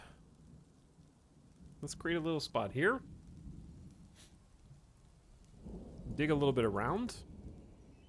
And just see if we can stumble upon any more sand. Because it needs to be underground sand. I know there was some loam in the first hole, but that's too far away. I want this to be closer to home.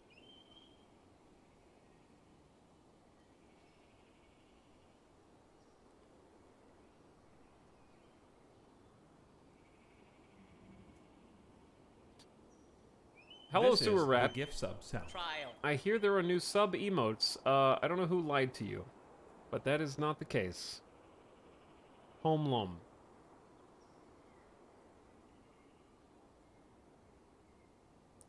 Homelum. Homelum.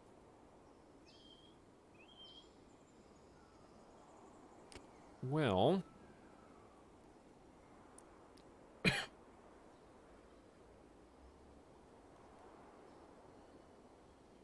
Saw it in a VOD, you said it. That must have been from a year and a half ago. Because there's not been any talk about that. No.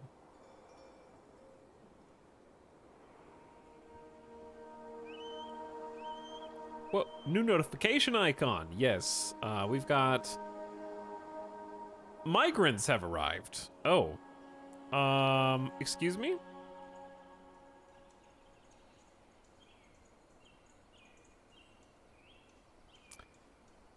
Ushat Uzo Listbar, the Dwarven Child, and Limmel Okelzephon, 2 Dwarven children. And then, who else? Bimble Tosid, the weaponsmith, I believe is new. That is a stray llama. That is a stray llama. That's not who I'm trying to click on at all. Bimble Tosid with 2 children, 107 years old. He was grouchy in the rain and is a fondness talking to a new acquaintance. They have 2 daughters. My liege, a new sub for your collection. Run while you still can. You know what, guys? Being a sub's not so bad. Get that guy. He's musical, good with language, developed empathy, frail, low stamina, and values self-control. A short, sturdy creature fond of drink and industry. He is strong, but very quick to tire, and very flimsy. Strong, but flimsy. His very long beard is neatly combed. His very long sideburns are neatly combed. His very long mustache is neatly combed. His hair is clean-shaven. His free-lobed ears slightly flattened. His somewhat narrow amethyst eyes are slightly wide-set. His hair is gray mixed with gold. His skin a dark brown. An adequate weaponsmith. He has a great musical sense, an affinity for language, a sense of empathy, and good intuition, but poor analytical abilities. He's quite hopeful about the future, and somewhat quarrelsome, but he does value friendship. He's somewhat fearful in the face of danger, and is moved by art and natural beauty, but he dislikes the natural world. He doesn't often feel lustful, and tends to hang on to grievances. We got a new nerd, 2 kids, and they're make-believing rainbows right now. All right, chat. What the heck was I just doing? I was trying to find...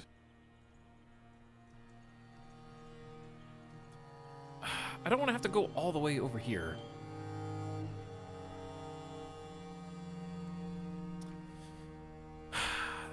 Is it bad to have a farm here and then the rest of your dwarf colony happening on the other side of the world?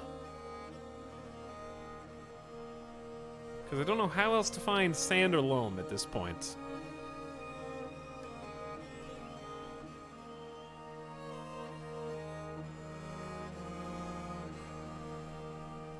Except just keep digging, which I think is reasonable.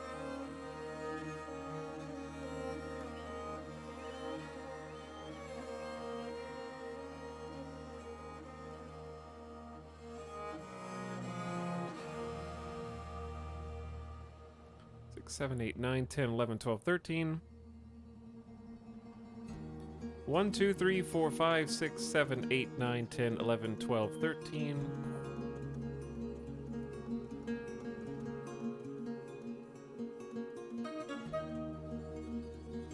We're just gonna look around. This is the gift sub sound. Trial. Why not just build hydroponics basins? Why not indeed? Surat gifting subs to Zed Mastermind, Otter Genius, Tree Home, Cowboy Drugstore, Satish, David So Chill, and Dwarf Fortress with a tier 3 sub. Enjoy your tier 3 sub. Definitely real viewer Dwarf Fortress. Tax, did you see Hearthstone has a new class? Wrong card game. Wrong card game. I'm on the other one, but it's similar. Good evening, Mayor Italics. Hello, Habadox.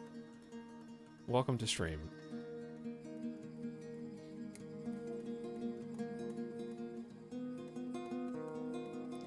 Speaking of the other card game, chat. It is amazing how much faster Reg is an adept miner. Going so much faster than our stonemason. They're still training. Is the cave full of water or just blue naturally? It's just blue naturally right now.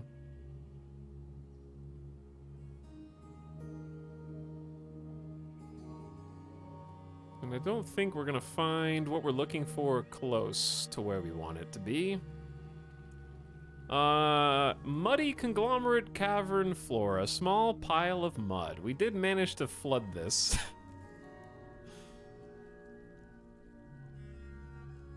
We kept striking water.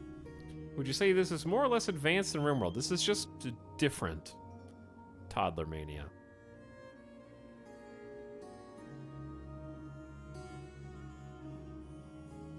It's like asking if, Caves of Cud and Cataclysm Dark Days Ahead is more complicated.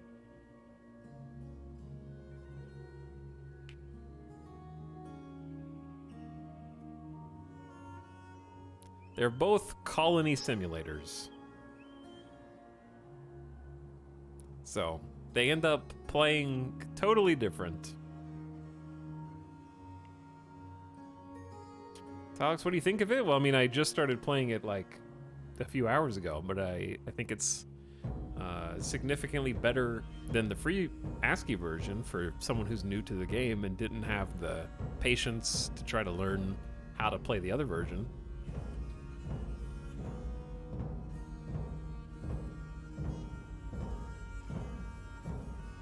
This is like comparing Terraria and Minecraft. I think actually true. This is like asking which is better, Terraria or Minecraft.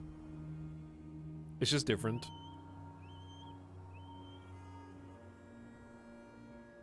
Z levels are racking my brain trying to get used to thousands of hours of RimWorld. Yeah, that can happen as well. There was a little getting used to it, but I find it's fairly natural. It's certainly a lot easier for me to follow along with than when I tried it originally. So they've certainly succeeded there. We're finding pyrite, not really what I came down here looking for. I'm trying to find somewhere to plant some damn crops.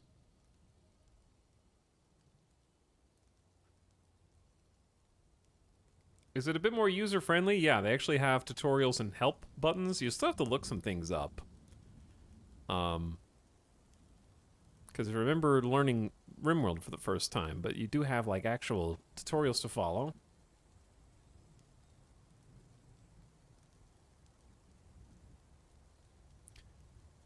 More hematite down here. Okay, so still none of the soil that we've been looking for. What is this?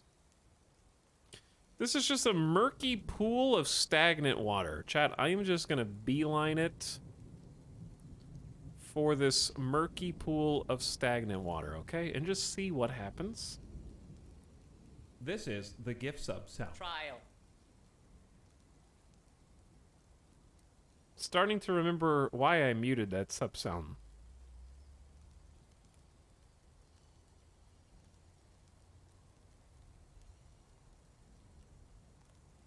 This base blew up. Damn, I hope it doesn't blow up anytime soon.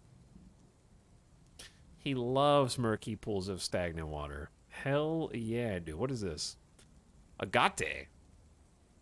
That's probably not how you say it at all. That's just how I like to say it. I'm here for the digging too deep. Is that about to start? Technically, it already has. I think digging any amount is digging too deep, if you're honest with yourselves in this game. All we've done so far is we've carved out a large area for a barracks that I haven't designated as a barracks yet. We've organized a rock stockpile, which of course we have too many rocks. We have begun cutting gems and polishing stones, but I'd certainly like to make some more things out of stone. Let's make rock tables. Let's make 2 rock tables.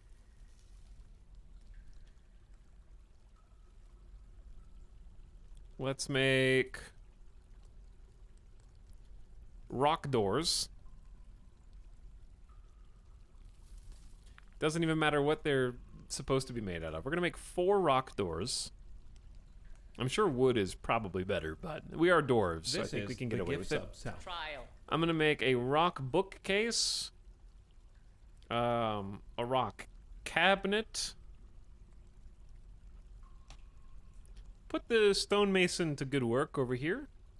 And then the metalsmith can make various things. Instruments, metal clothing, mittens, loincloths, hood, siege equipment, furniture out of different metals. I doubt we really have much metal to smith at the moment.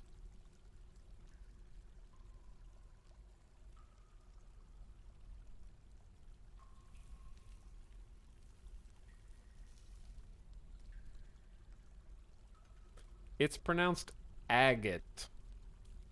Agate.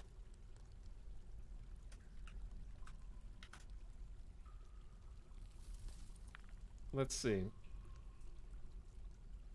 Agate. Agate. Agate! It sounds like someone's sneezing. Agate! Ah! Like that. Ah! I gotta clear my throat. Ah! I hate that word. Like there's something stuck in your throat when you say it.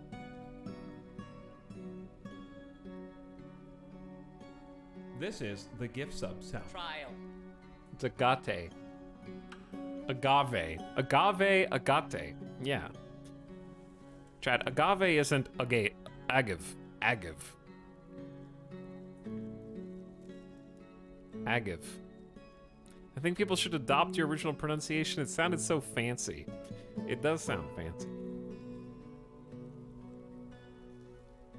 My liege, a new sub for your collection. Run while you still can. You know what, guys? Being a sub's not so bad. Get that By the guy. way, you can just hit F1 at any time. Chat, why are the kids so unhappy? It's probably because I'm the one in charge of their destiny. Oh, okay, hang on. We did find some closer bits of sand. What do we do with this knowledge? Looks like sandy walls there. How far can we go in a given direction? It's time to explore this little area. We found rough rubies. Ooh, some fancy rubies. Can you click the mini-map to jump to a spot? Your opponent has snapped. Okay, I'm going to retreat now. People leave. Hold on, you guys want to see what's in the shop? Chat, you guys want to see what's in my snap shop? Is that what you're saying?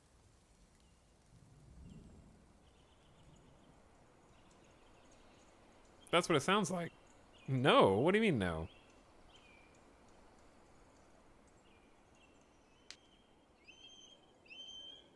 Nobody said that, but okay. Hey, chat, are there settings that give you the old keybinds? Can you just set your own keybinds? Anyways, joke's on you. I actually just peeked in the shop while I was BRB. And my token shop card today was Polaris. So I finally have a Series 3 card that I can spin tokens on.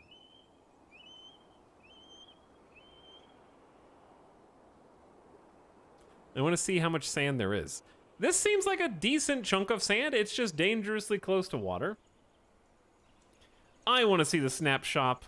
Juba the Lion wants to see it, chat. I hate sand. Why do you hate sand? Ooh, jade. Chat, I found jade. It's time to celebrate.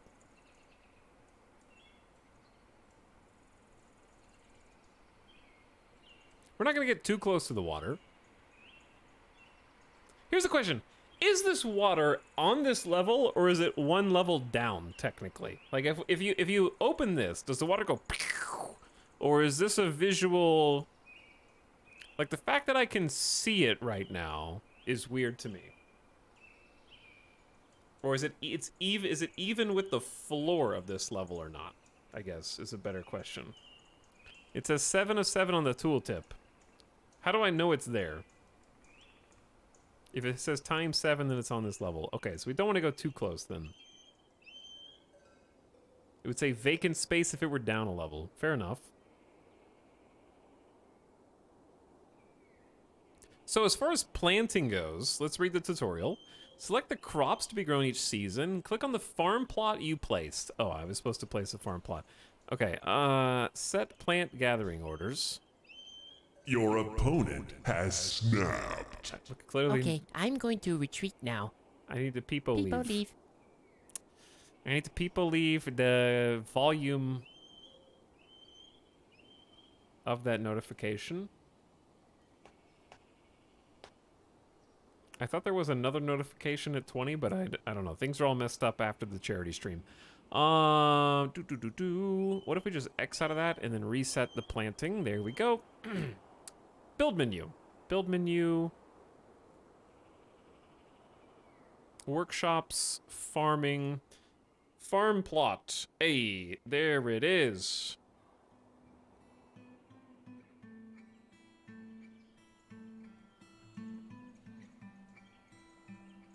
Okay.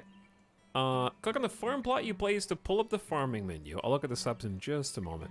Plump helmets are edible, and the default wagon comes with plump helmet spawn, which are their seeds. You can obtain above ground seeds from trader by eating gathered plants, but above ground farming exposes your planters to dangers and the elements. Now your planters, those that can access both the farm plot and the spawn, will plant the field. Hold on. Construction initiated. All right, we haven't built it yet. We'll come back to the tutorial after we build this. Ding, ding, ding, ding. My liege, a new sub for your collection. Run while you still can. You know what, guys? Being a sub's not so bad. Get that guy.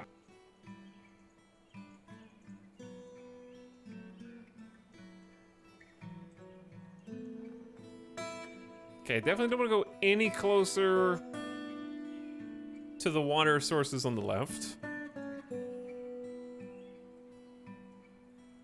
Chat's just getting subs raining down from the sky right now.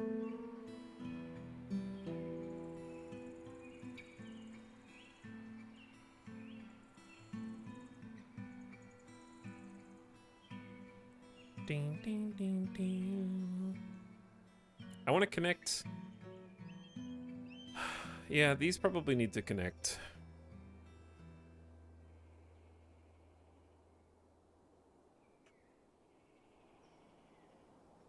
That way we can have people just walk over here.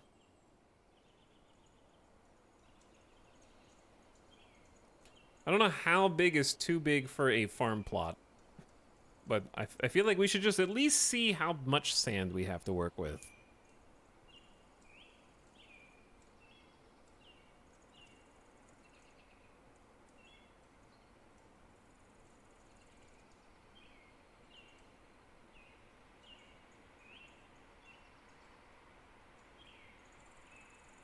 Because that's a good amount of sand. Am I going to collapse the This is ceiling? the gift sub sound. Trial.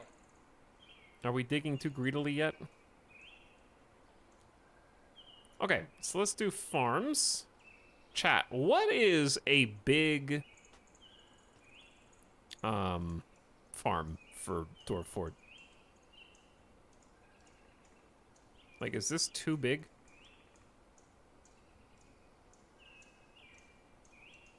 Eight by 8 is big. Wait, what is this?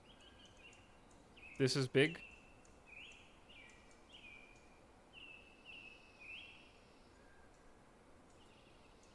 I want to keep building more. More!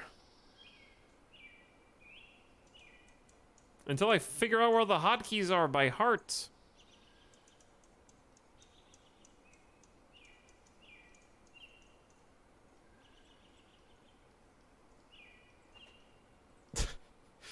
Okay, here you go. Big farm. Huge farm. Massive farm. So we're gonna click on this. And do we? Where are the seeds that we have? What? Not set to fertilize. Okay, before we do this, who's got subs now? There's a bunch of subs. I don't know. Sewer Rat has gifted a lot of subs. At least 5, 10, 20, 30, 40. Close to 50 subs. A ridiculous quantity of subs. And has exited the building in short order. If your farmers ever stop, it's too small. Okay, we can deconstruct. Early you can get by with a small farm. Will we future-proof this? Sewer Rat, thanks so much for the gift subs. Enjoy the VODs. And I do think that this Dwarf Fortress so far, aside from just a couple of bugs or little issues with things like building stairs, seems like it's a really good place, and we'll definitely be playing this more tomorrow too, once we're finished up tonight, whenever that may be. Because I'm just kind of learning things now.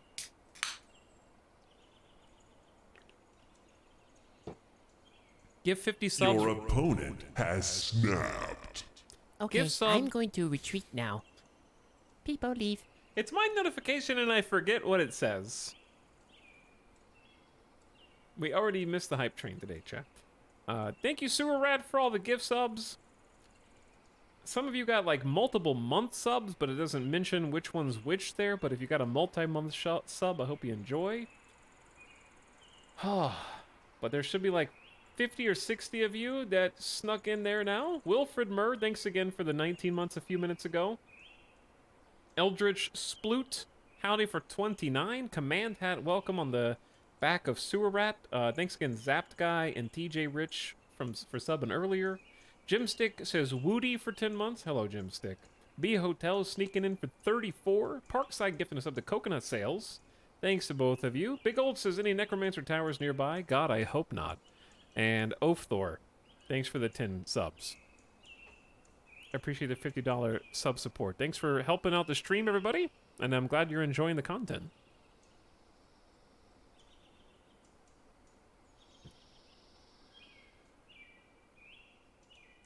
Woody. You heard them. Woody. Okay, someone said if you don't have the seeds, it'll tell you. Two things. Number one, I do want to we do need to start figuring out how to make beer. Our two biggest hurdles right now are food and beer. Chat, we're down to 4 drink. So we're about to have some big dwarf problems. And I'm looking forward to watching the decline of this particular colony. Once they all get upset. I need to follow along with the notifications here. No beer, people leave. It's reasonable. Okay. What if...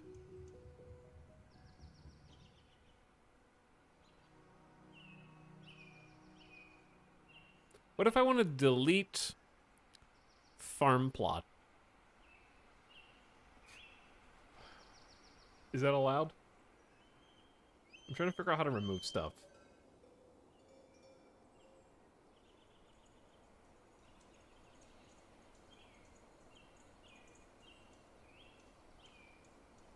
Because I know the build, this is stockpile, this is zones, this is just remove orders, which is the same. Click on it, it's a building. What? I don't want to delete the whole thing, I want to delete like a strip of it, you know what I'm saying? It's trying to delete the entire farm plot, I guess.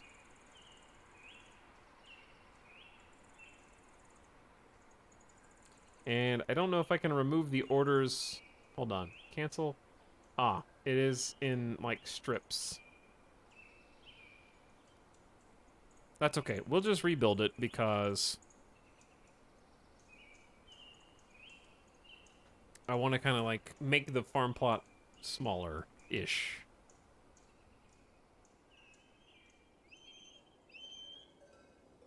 These birds sounds make me feel like I've been awake all night and it's 6 a.m. It is. And you are. Chad, I just got here. Has he had fun yet? Do you mean have I lost yet? I haven't lost. Beatbox Eternal, what up? Thank you for priming. And welcome back to stream. We're trying to learn how to build a farm in Dwarf Fortress. Okay, so here's what I want. I want smaller farm plots.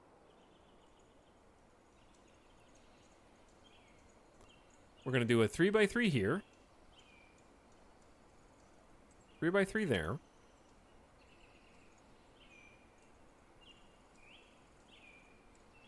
Three by 3 there. And a 3x3 there. I'm also gonna dig around this.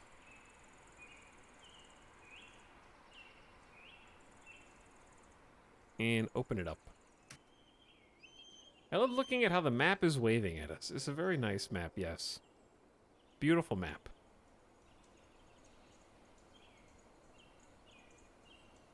Wasting arable land.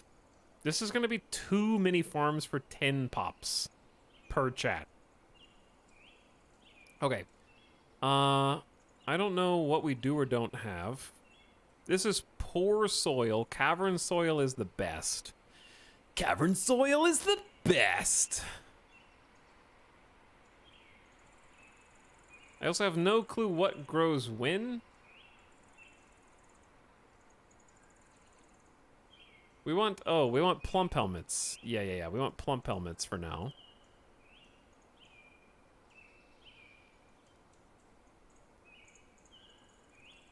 I know you're probably not supposed to grow these every season, because if you leave... I'm assuming that there's a fertility rotation where you need to leave ground fallow. And or fertilize it, but I don't know how to fertilize it right now. So we're just gonna start with the basics and see if we can at least have one farm that does what we want it to do.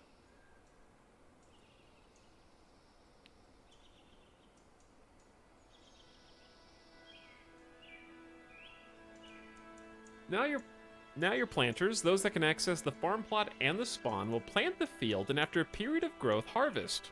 If you'd like to focus on a few of your citizens on farming, giving them skill benefits, you can assign them to the planter work detail from the labor menu. Fertilizer and skilled planters have a direct impact on crop yield. These effects are more pronounced deep underground, where you can locate the cavern biome and rich soil. Potash is the fertilizer of choice and can be created in the ashery, using ash from wood burned in a wood furnace. A water source zone and a bucket are also required. Fertilizer is not needed to farm. Okay, I feel like I need to leave this page open for a second. Let's grow... It's almost autumn. I'm gonna grow cave wheat.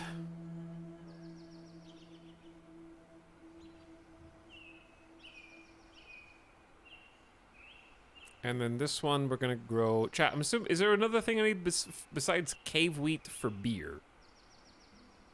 Or ale? And is a 3x3 enough? I'm gonna say probably not enough. Let's get another cave wheat.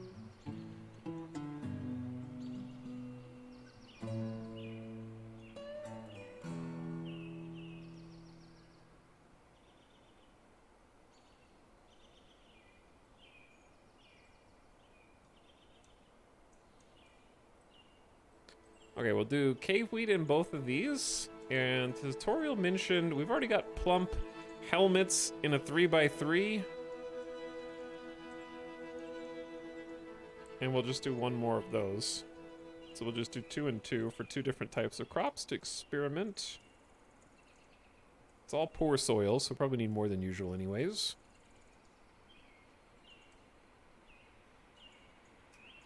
Okay.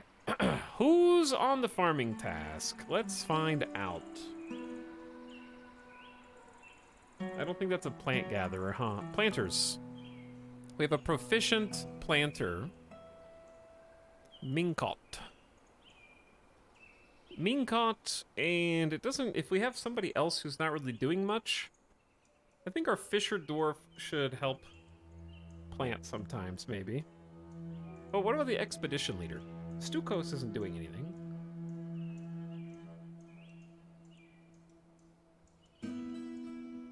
There's Minkot. Okay, putting the crops in the ground. I don't know if it's too late. Chat, I need to come up with a drinky spot.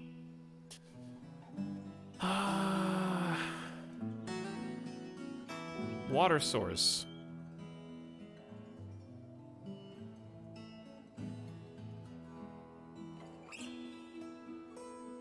This isn't flowing water.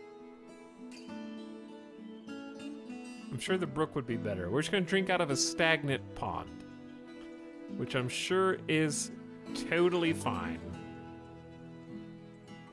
Wait, how do you see? Okay, yeah, that's a drinking water spot. Pond water. Yo, look at the seasons changing.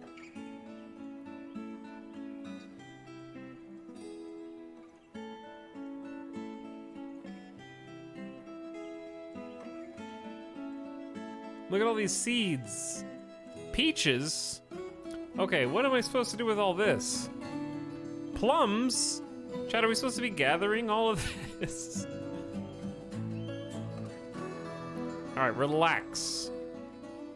Shh.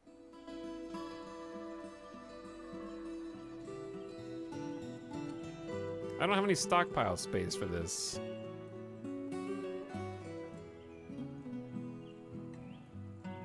We definitely want to gather peaches and plums.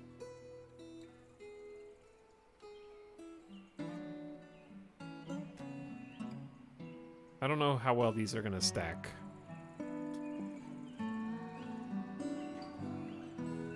But they've begun. Okay. Saving game. Oh boy.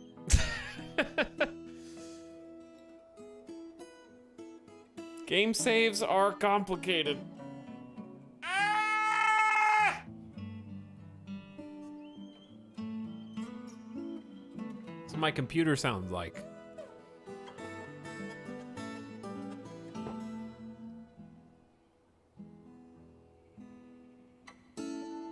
It's thunkin'. Who knows what's going on in the world right now?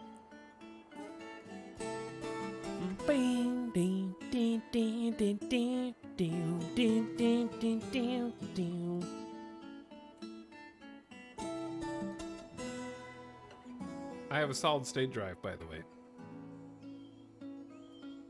I think it only saves infrequently, so if you want it to save more often, you're probably gonna have to wait.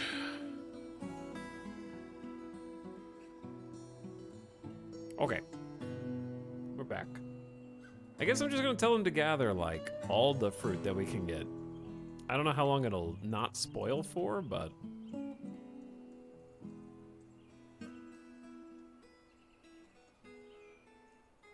Chat, am I using the wrong command?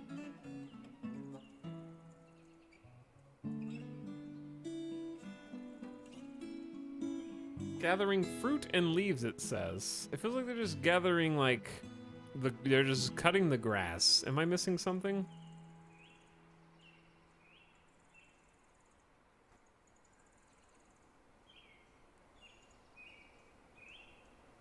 Because it specifically says gathering fruit and leaves.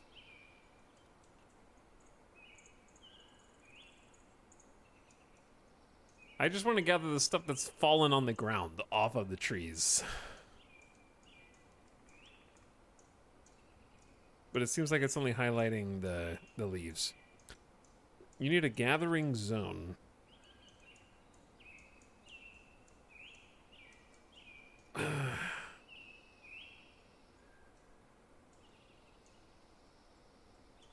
Oh, okay. Yeah, I think that the flavor text for the tooltip thingy was a little askew, perhaps?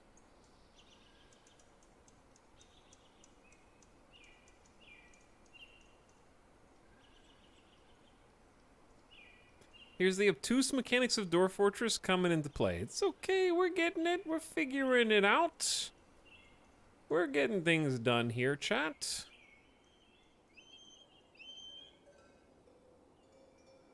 Alright, that seems like a significant amount of stuff. Whew. Back into the mines we go. I think if they're not digging, they can start digging a new tunnel.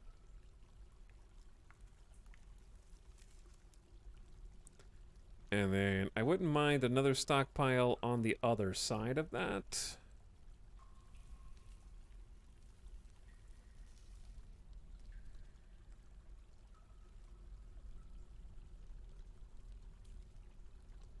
Okay. Because that's going to go down here, like so.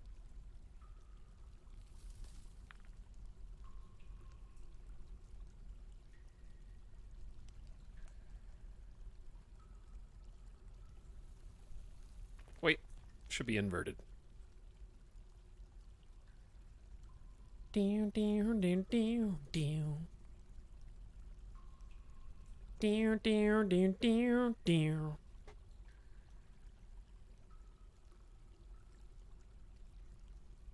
Etal is making a Pokeball Mega Base. Always be Mega Basing. Is that a goose? Why is there a tame goose? What's going on over here?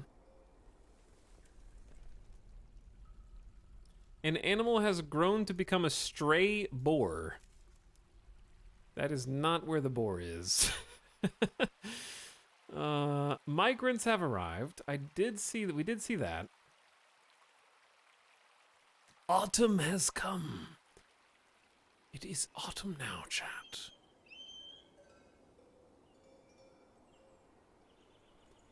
We are planting seeds. Probably too late, but we are planting seeds in the soil and the earth. We must need to get organized. That is the reason for this extra dig.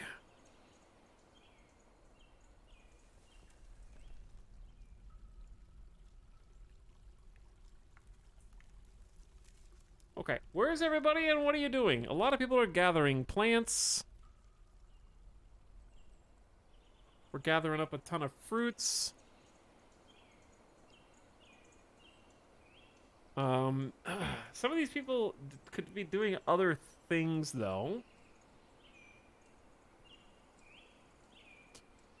Plant gatherers. Only selected do this. Expedition leader. The Fisher Dwarf.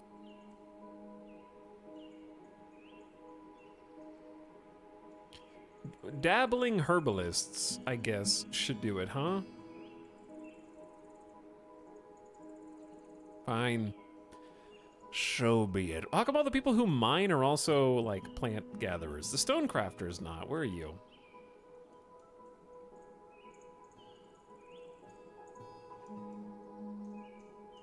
They're cutting gems down here in the mines. But yeah, we definitely need more stockpile space, and I need to figure out what to do with all these rocks.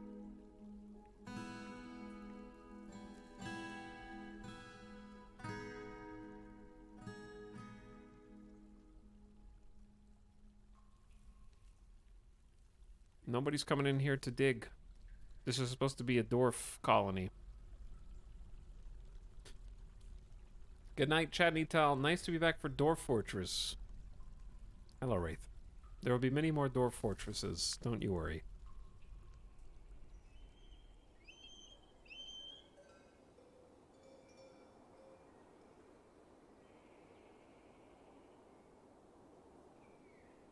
Make beer out of rocks. Genius, genius idea. He's never gonna play this again. Today I learned that tomorrow is never.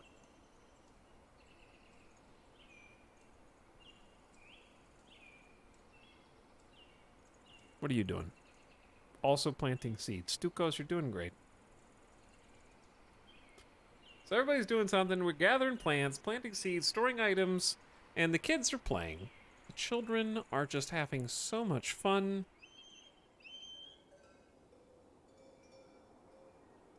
Unfortunately, the sun is about to go supernova.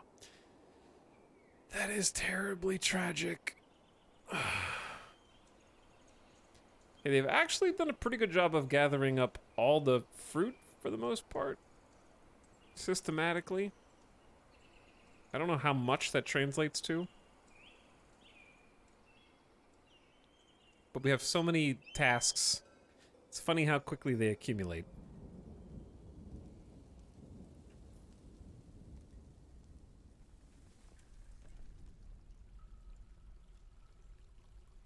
Doors are doomed. All doors are doomed.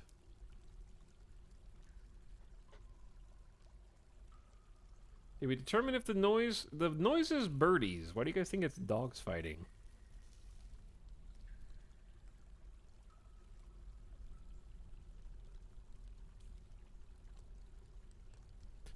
Why is this child's name in red? By the way?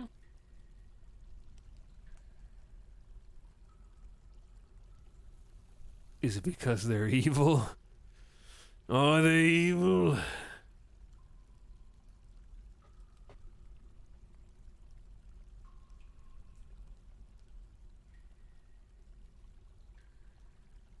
Alright, Jack, give me 1 second.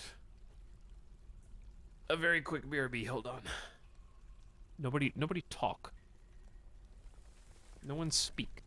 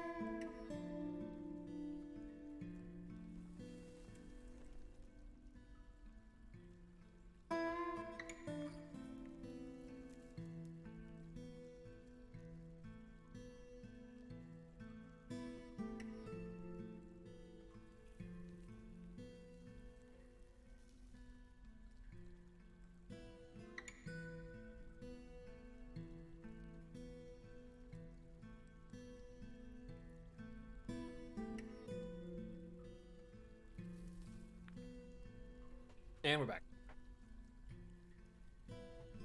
Don't know. Don't know.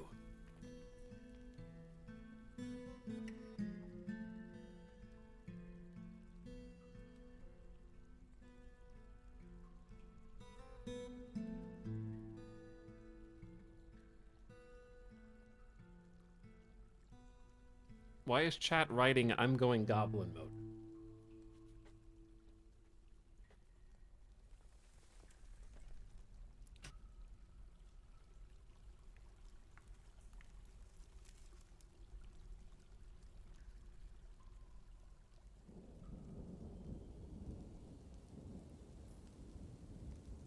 How do you tell when a farm plot has seeds in it?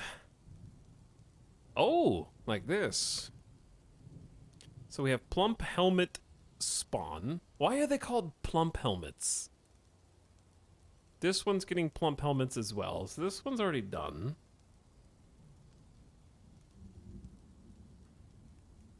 Chat, the farm plots are identical graphically at this point, but this one has spawn in it and this one doesn't, okay? So you can't tell based on looking. They look like helmets and they're plump.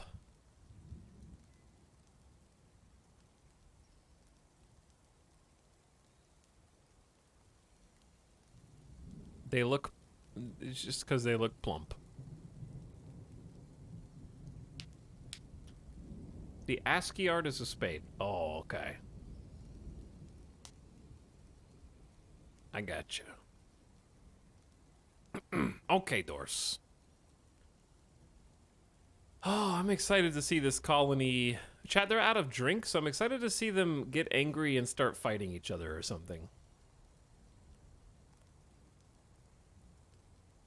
What are they all doing right now? Do we need to set... Oh, dude, we built some furniture earlier. Okay, we need to figure out how to set, like, a proper zone. Like a dormitory zone or something. Let's take a look at this. Zones. Dormitory should include multiple beds and will not belong to a particular citizen. Like this. Okay, and we can also, I think, place some furniture. Because I did make... Did I not make a bookcase? I thought I made a bookcase.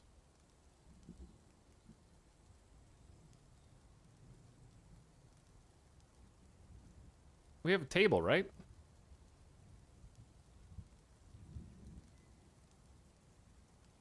Hey, I got a bauxite table. And the conglomerate table. Okay, so we do have some furniture. I wish you could tell what furniture you had from that menu, and that would be cool. Pew, pew. Okay, and then we'll do another table, because I don't know where else to put the tables right now. I don't have any chairs. They don't need to sit, right? Do we have cabinets? No. What did I make? Pew, pew.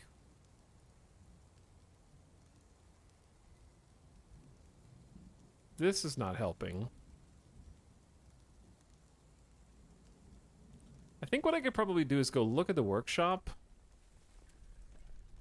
We were trying to make 2 doors, a bookcase, a cabinet. I don't know if we made... I was making a bunch of doors. I need to look at some other sort of zones that we can do and figure out what I'm missing. A meeting area. This important zone is where your citizens gather to socialize. Crucially, the meeting area is where locations such as taverns, temples, hospitals, and the like are established. Bedrooms, a dining hall, pen, pit, water, dungeon, fish, sand. Fill sandbags. If a sandy floor or sandy wall is included, this task is initiated manually at the glass furnace. Okay, so we do have sand. Why don't we just gather the sand that's, like, right outside? Like, I could go down here.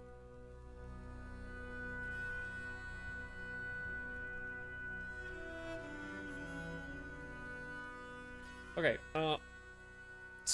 barracks. Squad should be assigned to barracks. Archery. Garbage dump. Items designated for dumping will be tossed into open-air spaces included in the zone. If no open-air tiles are included, they will dump the items on the floor. We'll put the garbage dump over here.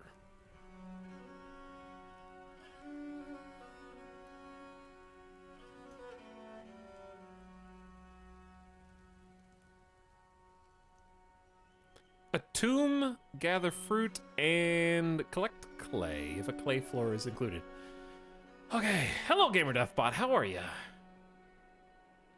You hit accept after creation. I'm gonna have creation of the sand spot and dumping stockpile. I didn't hit accept on you.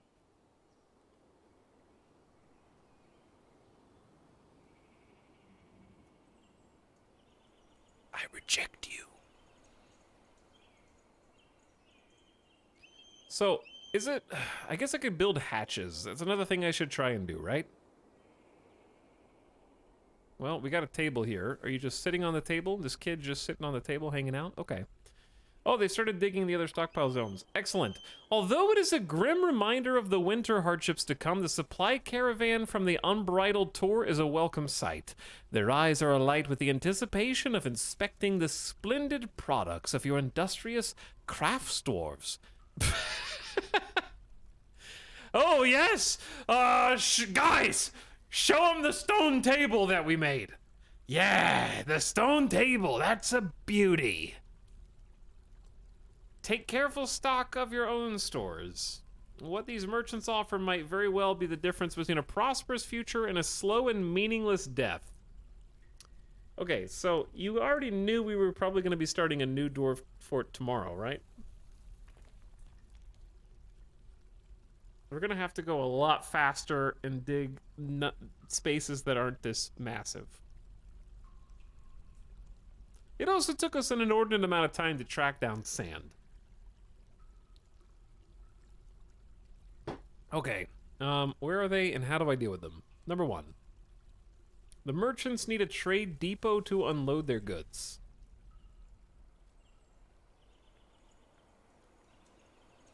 How would you like... How do you make a trade depot? Buildings, trade depot.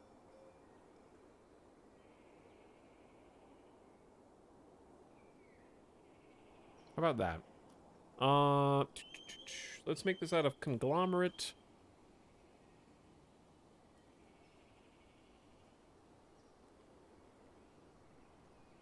Okay, what else we got?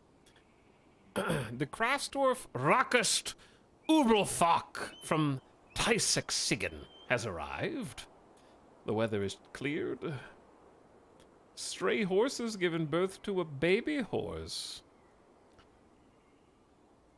Perfect, right next to the garbage dump. Yep, hell yeah. Because the traders are capitalist garbage. Alert. The merchants need a trade depot to unload. I think an alert notification sound would be something that would be nice later down the road through development.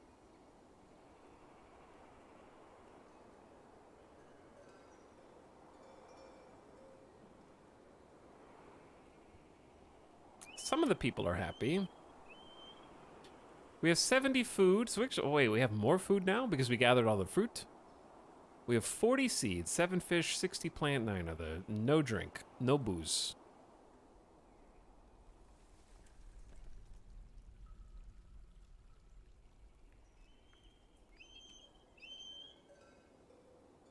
But yeah, my, why, that cat is sprinting backwards. It's not actually backwards.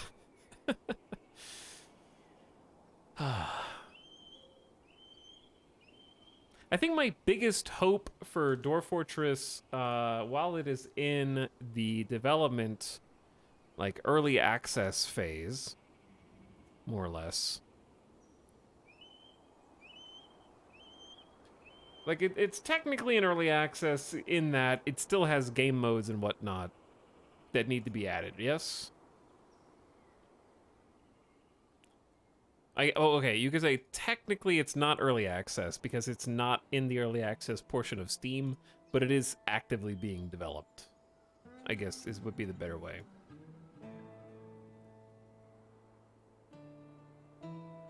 But the Steam, I'm talking about the Steam version in particular. What I'd like to see for the Steam version in particular going forward in the future is it'd be fantastic. I talk about this in a lot of games, but it's still true even in a game as storied as Dwarf Fortress. Sound effects. If you have to hear that seagull screaming for 10,000 hours, everyone's going to go insane.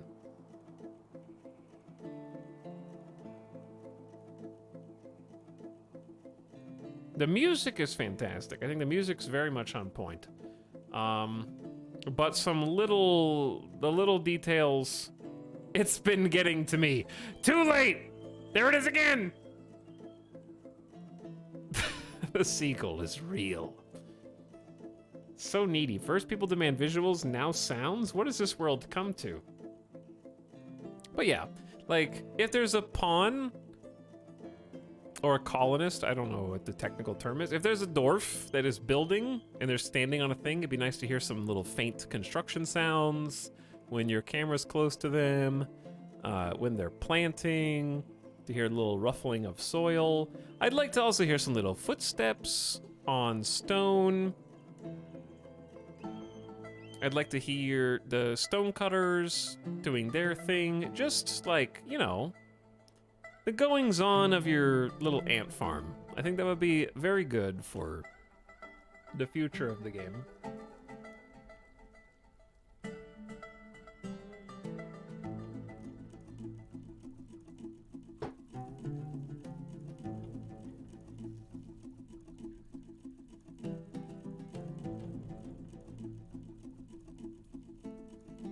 Because I think the absence of sound definitely stands out, given how nice the soundtrack is.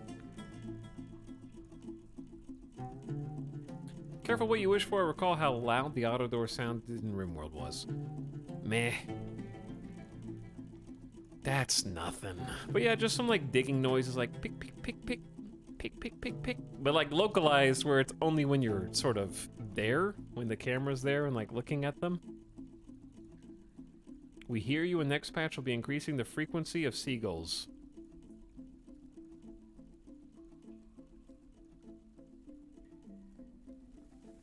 The patch is on the way, chat.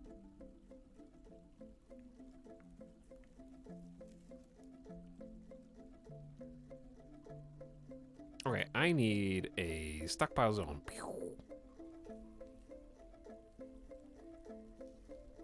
Alright, this is... Oops, I didn't complete it, did I?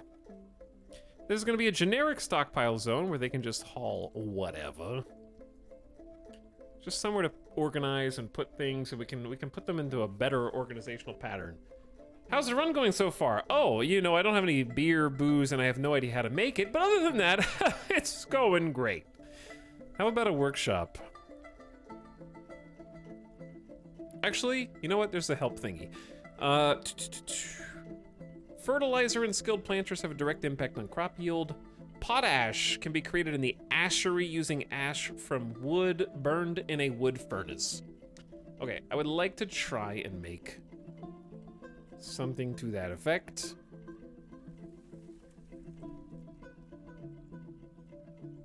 This is currently, there's nothing here.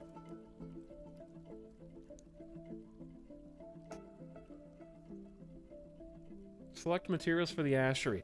Do the barrels... We need one barrel. I don't know what a nether cap barrel is, but I like it. And we need a bucket. Okay. A water source zone and a bucket are also required. Fertilizer is not needed to farm. Okay, next tutorial. Let's find... refuse and dumping. As your dwarfs live and work in your fortress, they will generate refuse, including everything from bones and other remains to worn-out clothing.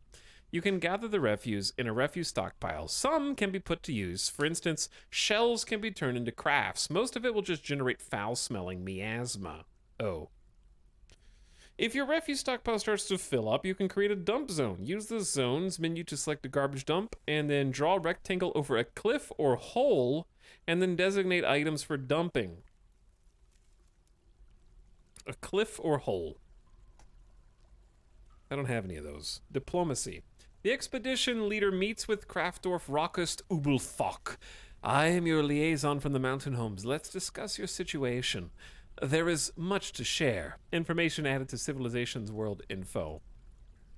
Make requests for next year's caravan. They'll charge more for these items. Dude, I don't know.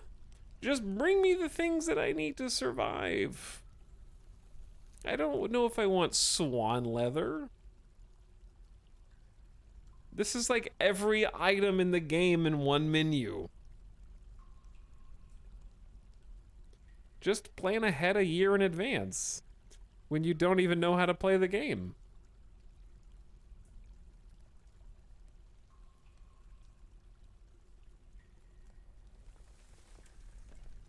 Cheeses, ammo. Here's the thing.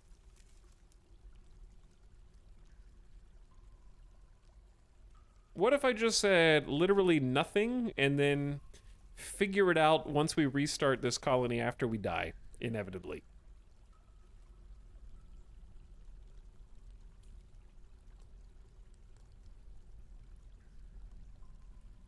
Chat, I'm going goblet mode.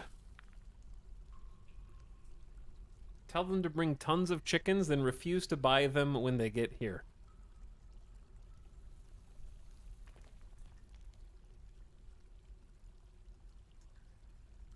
Remember, trade agreements strengthen bonds. Please consider an import agreement next year. Shut up.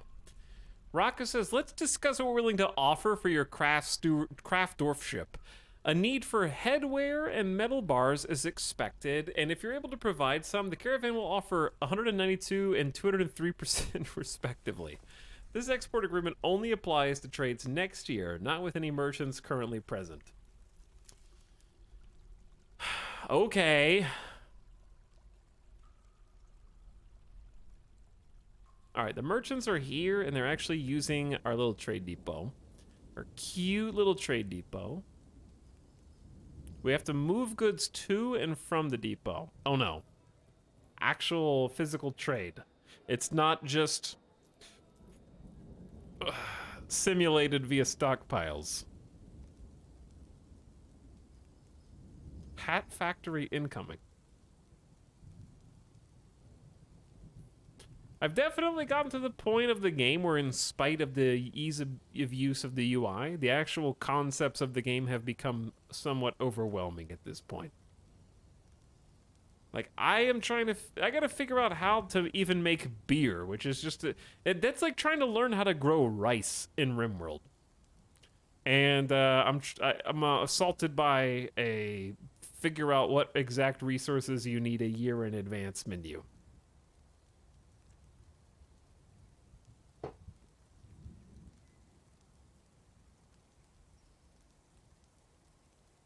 So, now that they're here, I don't need a trader, do I? Because I'm not going to be buying anything. I'm not going to be selling anything. I'm just going to die in the winter and restart my colony once I know what I'm actually in need of.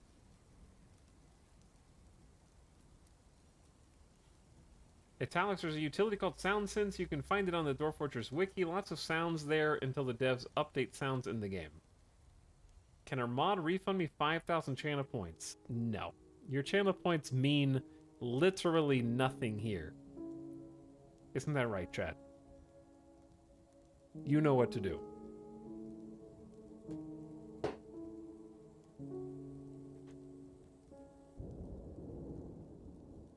Let loose the channel points of war!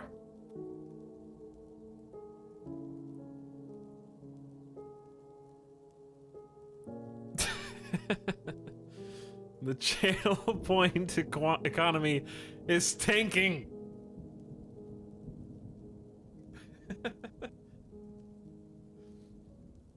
Do you see how useless it is to request 5,000 channel points be refunded to your account?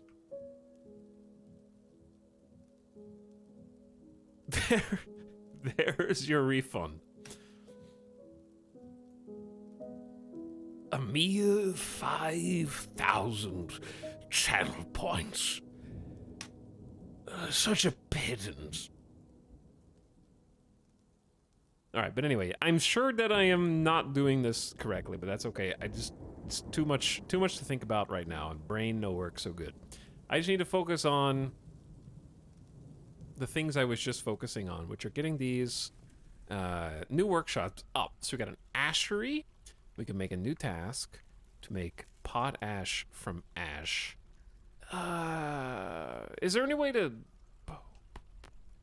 Like, indefinite seems like a long time when I don't even know how much I have of a thing. Also, I appreciate the stockpile list does have every item in the fortress. Numbers maybe we just need a bookkeeper. I think to do what I want to do, we just need a bookkeeper. But yeah, I have no idea what to look for here. So some of the menus are very scary.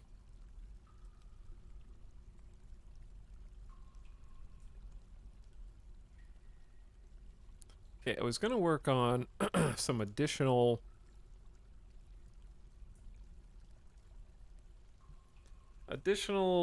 workshops.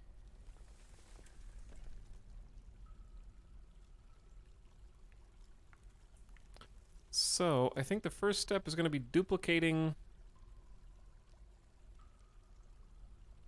this on both sides.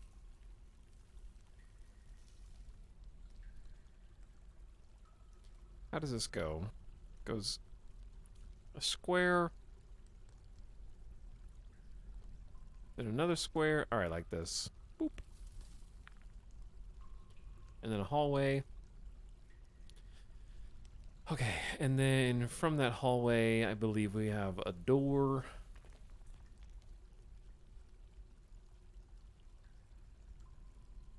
I think the door will be there.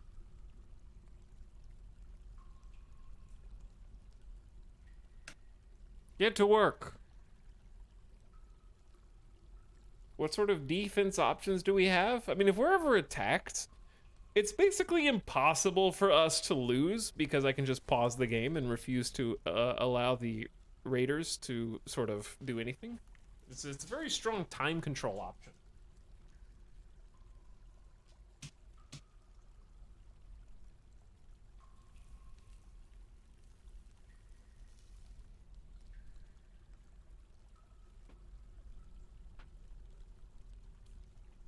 Very good. Very good, yes. The only winning move is not to play. Is there even a front door? Literally, no. Anybody who wants to attack us can just walk inside, yeah. This is literally my first fortress, minus a pretend fortress from the tutorial. To say I have any idea what I'm doing is a complete fabrication, okay?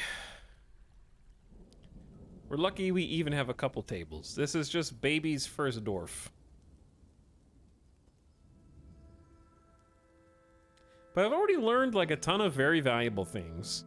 How to make stairs, what to do in terms of looking for a farm, tillable soil, how that goes, setting up farm plots, getting seeds planted. Figured out how to set up a small... It's not a barracks. What is it? A dormitory?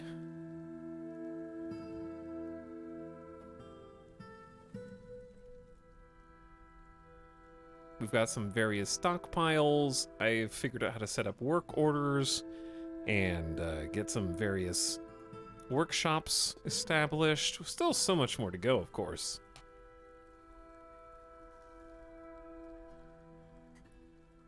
But we're taking steps in the right direction, I think.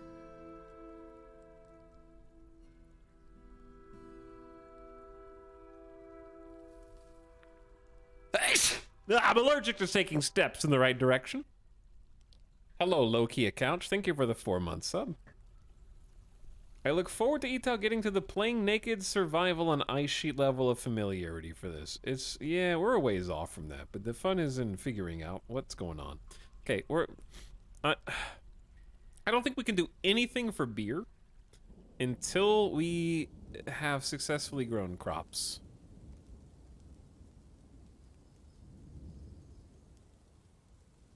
Is there a history? Because there was a bunch of plump helmets spawn in here, and now there's only 3 things.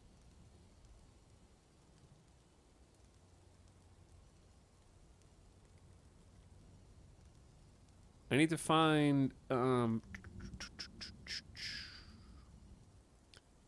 What would that be under here?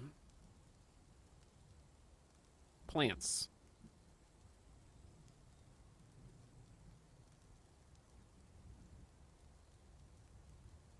Chat, we have approximately 48 plump helmets now. I'm not sure how many of those we grew versus how many of those we already had.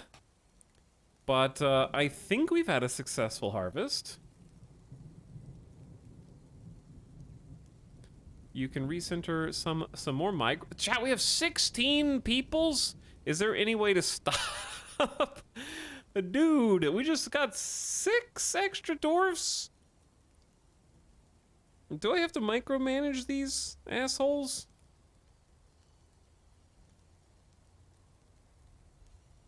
Did you tell them that we don't have any beer? Population in Dwarf Fortress is way higher than RimWorld colonies. Yeah, I see that. I'm already at 16 people, and I don't even know how to tell them what jobs to do.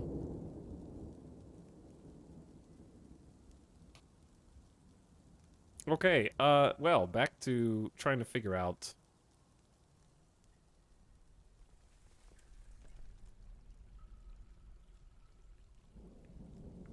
what the heck we're doing here. Yeah, you think 16's a lot? Wait until you get to the 12,000 population colony.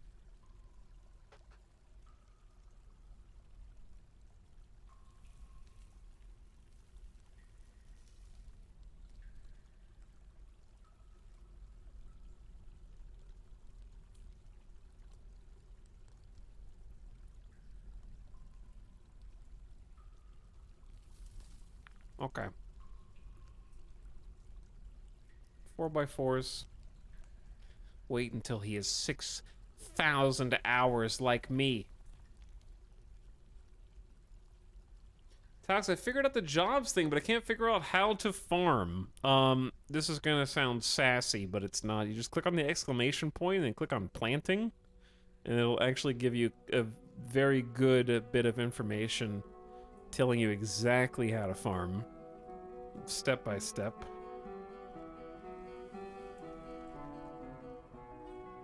I'd highly recommend it.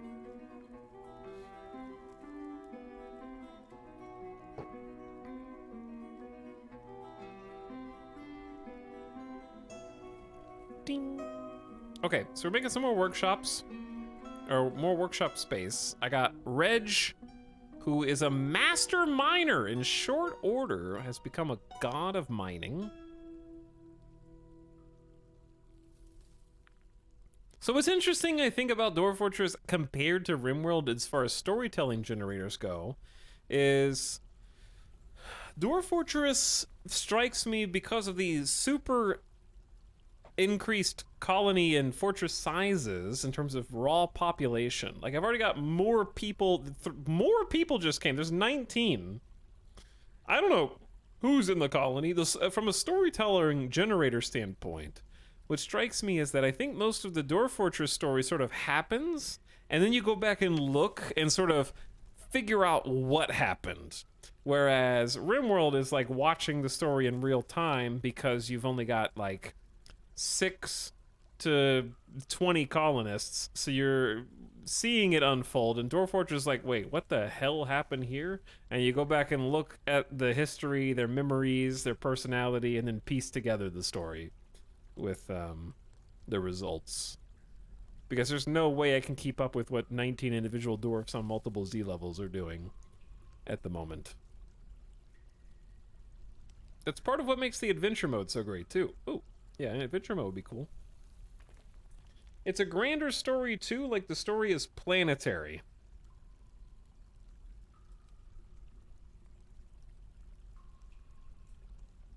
What was I doing? Workshops?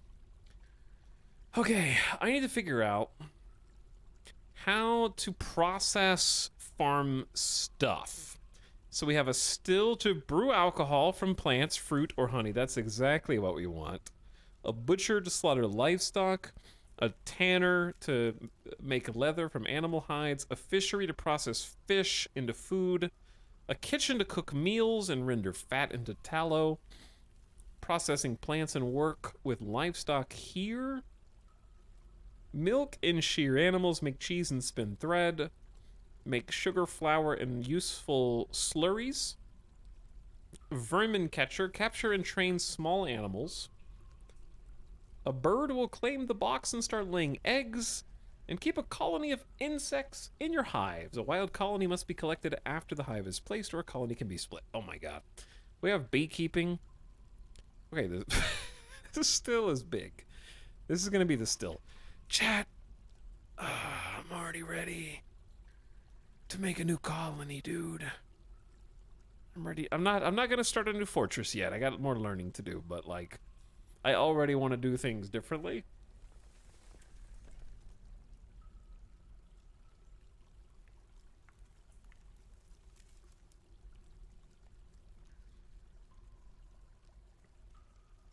What should I put on the other side?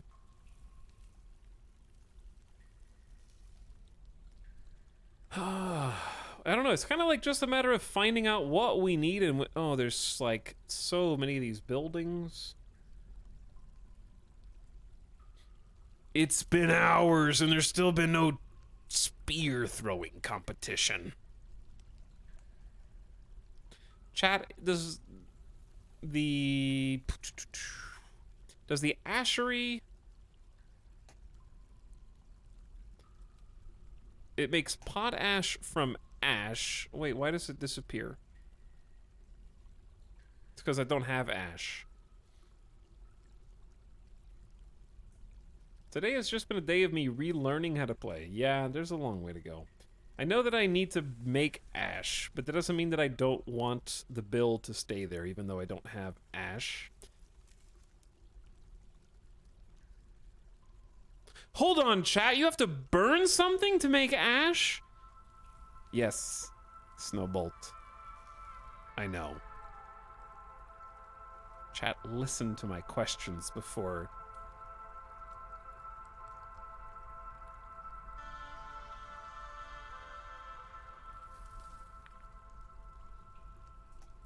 Dude, what? Burn stuff? That's crazy. No ash trees.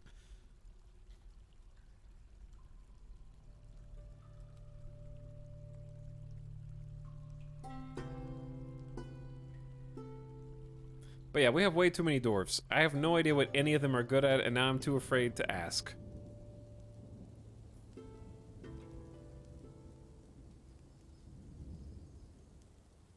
Okay, they're canceling the potash bill because they have no potash.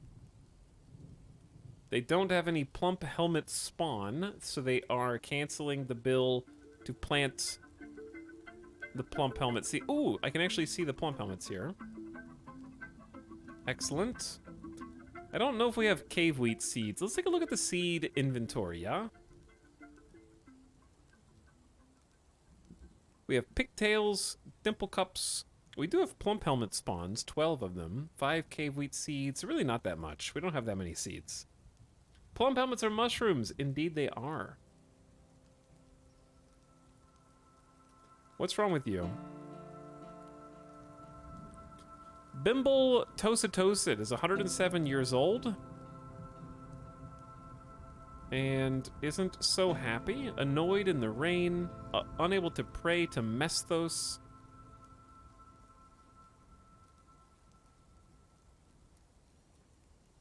Tenderness after remembering talking with a child. Where are they going now? They're storing items in barrels.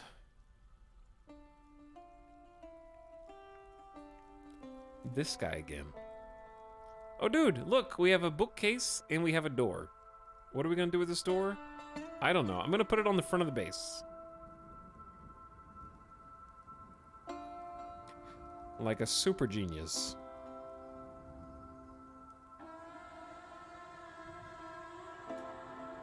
Jet door on the front of the base. Chat, we have some spots that you can just go in there.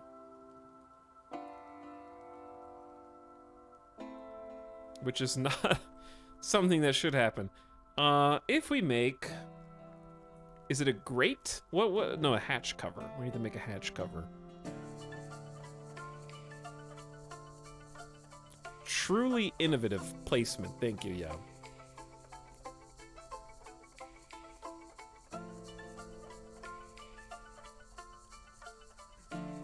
Bookcase.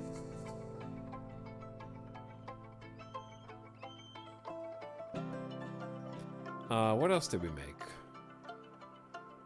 I don't think we made a cabinet. Oh, we did make a cabinet. Okay, we can have a cabinet and a bookcase. I want to make some chairs.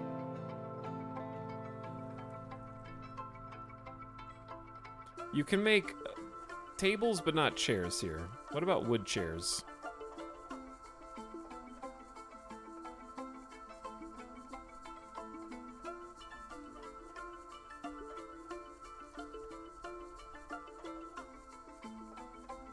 Alright, we got 4 chairs queued up for carpentry. You've got 19 dwarfs and only 3 beds? Yeah, one of them's open. They're taking turns.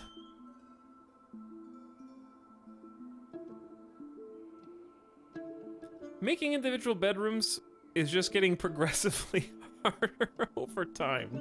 You can't stop the flow of dwarves.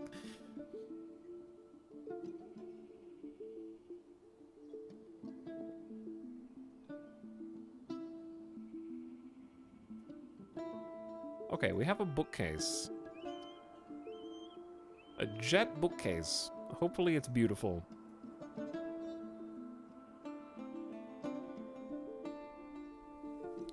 All these little gemstones. There are a billion things in this game, man. Like, I don't know what the hell to do right now, because we've just got... I should probably just click on another tutorial and then just do what it says. If there's a river or pond nearby, you may consider fishing. If the water isn't frozen, a worker with the fishing labor assigned will begin fishing automatically. You can optionally choose to designate a fishing zone if you don't want your workers going far afield. Remember, your workers do not eat raw fish. You must build a fishery to prepare them. Yes. It is possible to survive by gathering plants outside. I have figured that out. Meat from livestock you slaughter is a source of food. You must have a butcher's shop to do this. And then you can use the creatures menu to select pets or livestock, and then just choose animals to slaughter. Livestock must eat vegetation to survive. To keep them alive, use the pin pastures.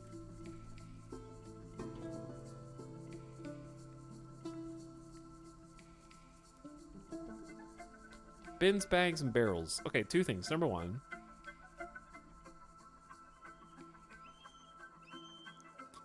Like, at this stage, what I want to do... Oh, that's what I want. Next to the ashery, I was going to build a workshop to burn wood. That should be a furnace and a wood furnace, right? Pew.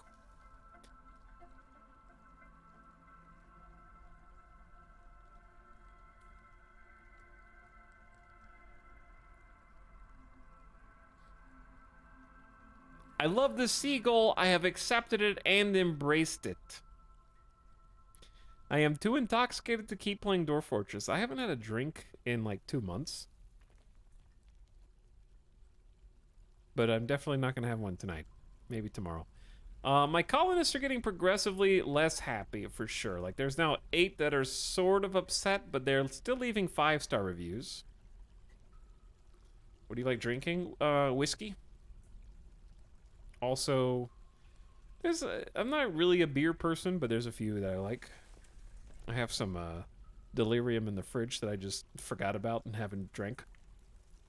I like Belgian ale sometimes.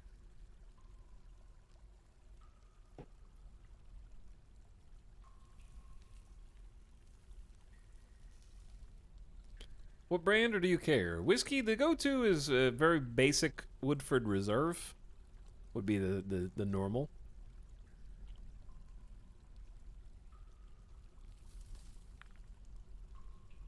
Unless I'm feeling even fancier.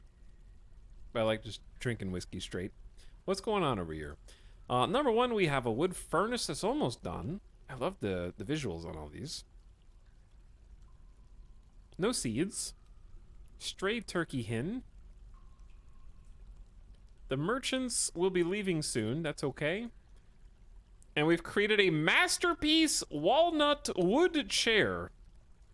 Truly incredible workmanship here.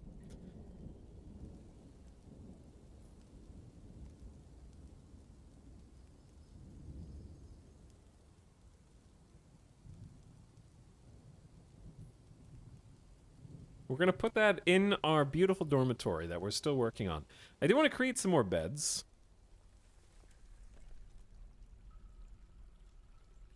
Add task, make... Where are beds? There's make bed, bed, bed. 3 beds. Inspecting Masterworks is fun. Once they place it, I will inspect it to see what's up. Okay, wood furnace, make ash forever? I don't know if we might need charcoal at some point, but let's start making ash. Then once we make ash, we can actually make potash and maybe do some fertilizer.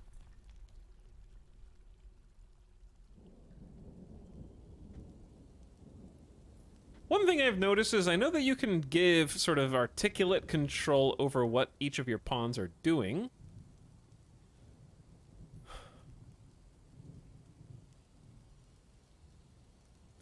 Like, dude, I have a legendary woodcutter. Who the hell? 2 legendary woodcutters. Dwarf woodcutter necromancer. Hey, hang on. Hold on. Who the hell are you?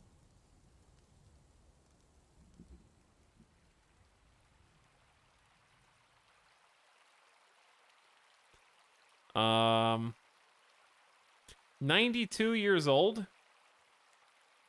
Disdains decorum. Creative, high willpower, musical, proud, and altruistic. Healthy, no official position, legendary woodcutter, adept record keeper, adequate trapper, novice organizer. An acquaintance discuss their problems with me. I'm very empathetic. He's annoyed when caught in the rain. Thob pack channels. Thob Shigascatten. He owns a puppy, a tiny little puppy.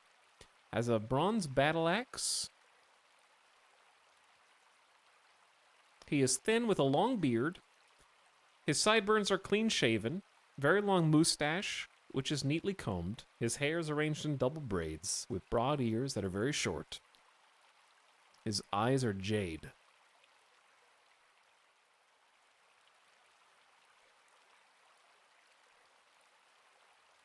His former master is Olin Renulatesh.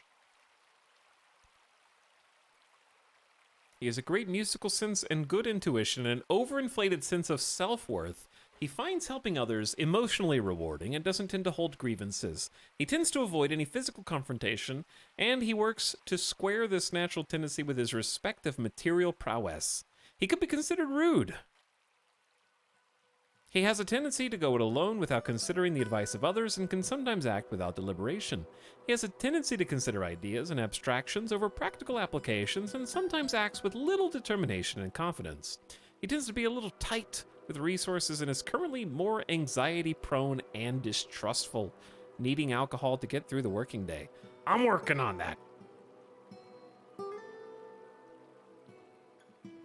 Legends mode this guy? How do I legend mode a guy?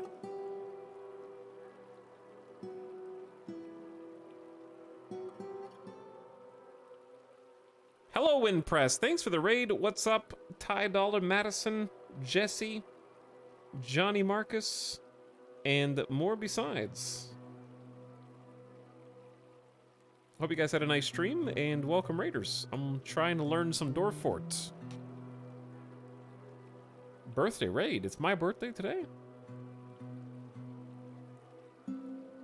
You can't unless you retire the fort, unless they change that in this version.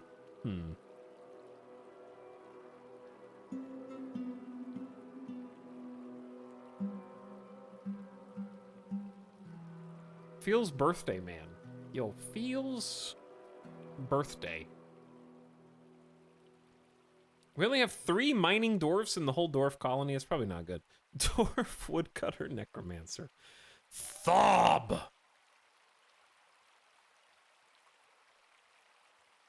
Look at this legendary axe-wielding dwarf necromancer maniac.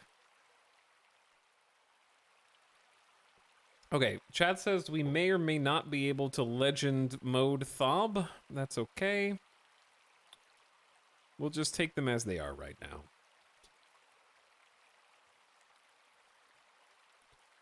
So, I have the woodcutters that can do woodcutting. I have 2 Bodors, Thob, a different Thob. Thakmortal and Rigoth Nilesibrek are competent marksmen. We can also make more people do stuff if we want. But we have a lot of dabbling planters. I think just allowing them to do their work is fine. I'm not going to get overly picky about who's doing what. I think this menu is a bit harder to see who's not doing much. I guess I could just look at the pictures.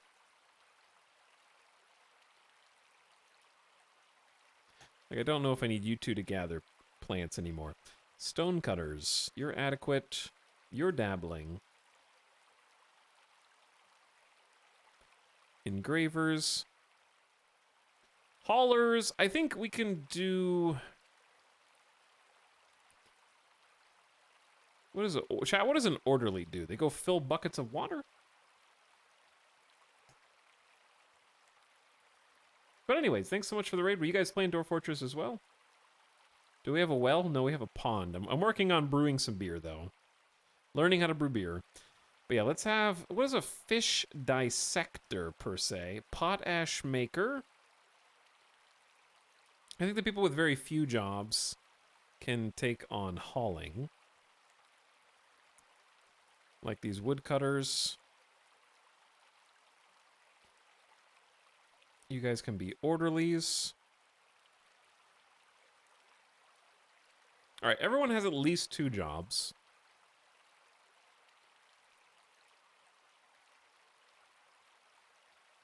That should be enough to get stuff done.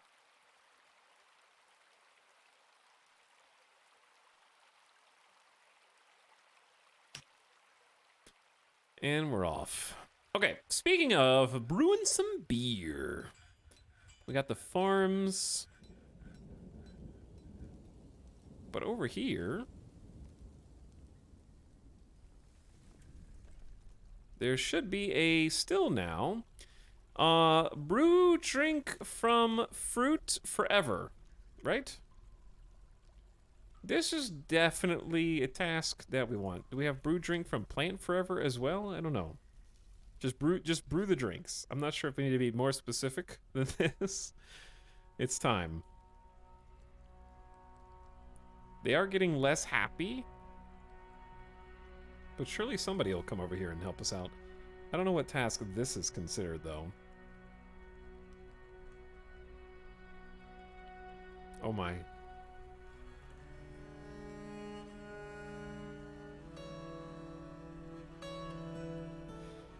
Whew, that's a lot of jobs. Oh, God.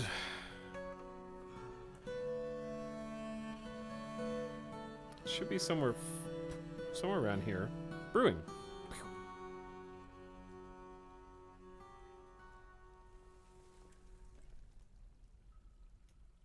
Oh, you make your own jobs. Okay, so I can just name that brewing, yes? So you can create custom panels of jobs. I see. Chat, if you were... How do you make... I guess you could just make someone a brewer. I'm gonna make the dwarf woodcutting necromancer in charge of all of the alcohol. Okay? They're getting a promotion. They can still be a woodcutter.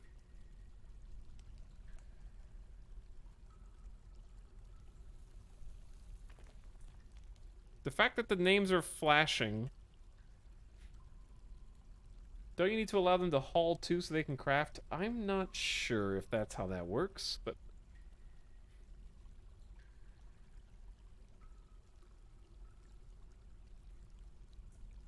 Okay, we're gonna turn his other stuff off.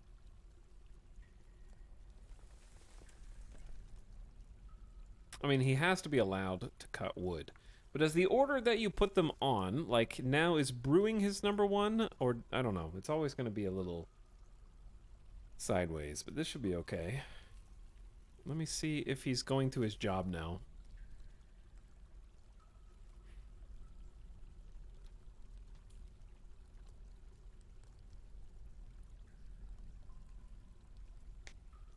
Oh, barrels. Yeah, I do need to make barrels.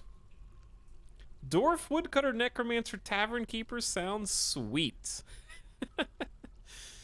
Hell yeah.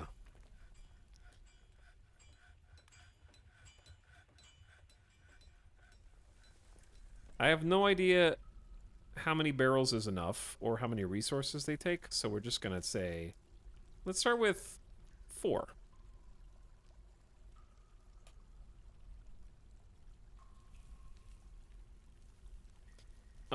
Reg, I don't think you're supposed to be brewing stuff, but I guess I haven't precluded you from brewing stuff. Technically speaking. Because only selected are supposed to be brewing. Is brewing an orderly job? What does brewing fall under? Oh yeah, I can set it to a specific worker. You're right, you're right.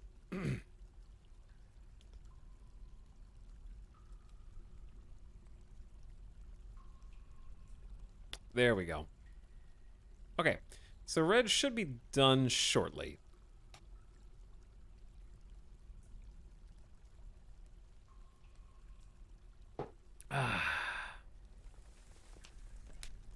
You can also click the info panel of the dwarf, go to the labors tab, and turn stuff on or off there.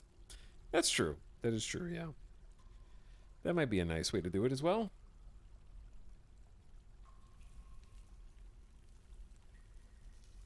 Nope, not getting out of this brewery. Yep, they're just gonna hang out there. That's fine. The game is unpaused. They can just do what they're gonna do. So, chat, we should be making potash. We do have some regular ash. This is making regular ash. Let's do a make potash from ash, also indefinitely.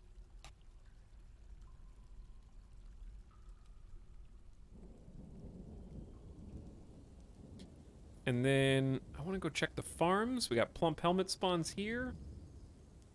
Nothing there. Plump helmet spawns. And then a couple cave wheat seeds, and that's about it. Heading out for the night, Etel. Have a good one. Hey, thanks, G Fuel. What up? Good night. I like the art. I like the art too, yeah. It's very, like, easy to see what's going on at a glance. The good thing about the Dwarf Fortress Steam release is that the hard part of the game now is not understanding what you're looking at, it's understanding the breadth of the game as a whole and the many things that you can do in it to sort of prioritize. There should be a legendary chair here somewhere. Was it the walnut? I think it was the walnut. An exceptional chair. Is there, like... Are there any details inscribed on it, perhaps? But we do have some chairs. What other furniture did we make? Okay, 2 more walnut. Maybe one of these walnut chairs was the super legendary? Okay, I want to take a look at the stocks and see furnitures. Furniture is not one of the things. I just want to find a spot for, like, placeables. Like, tables has its own tab.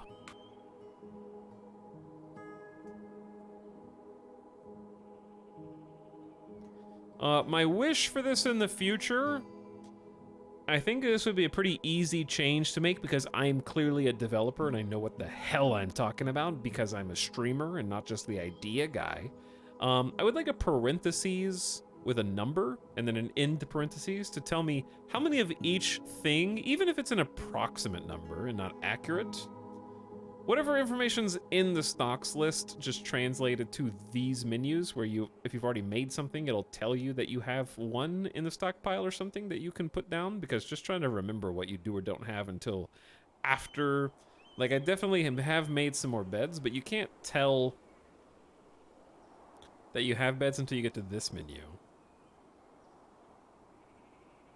And then if you don't have it, it just sort of clicks through and says you need a bed.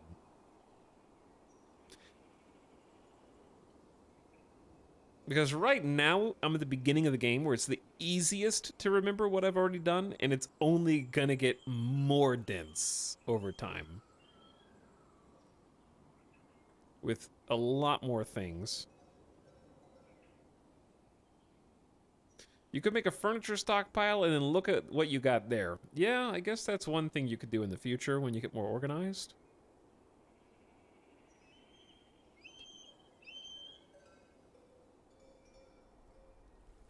Because there are visuals for all the objects now, which is pretty sweet. God, the stockpile's way too full of everything, and it's so disorganized. We have another door.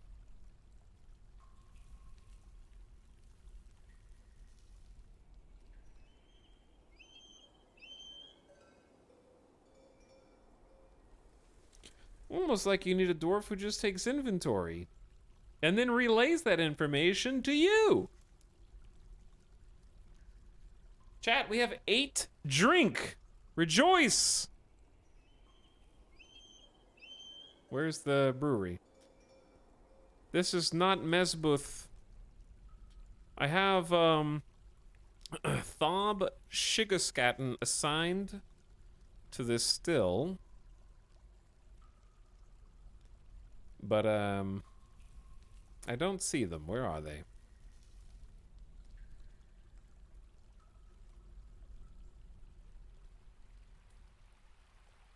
They say they have no job. Oh, brew drinks from fruit. He's going.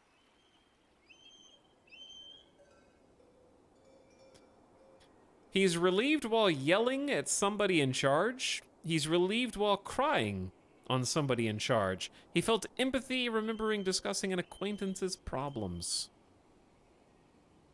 In autumn 250.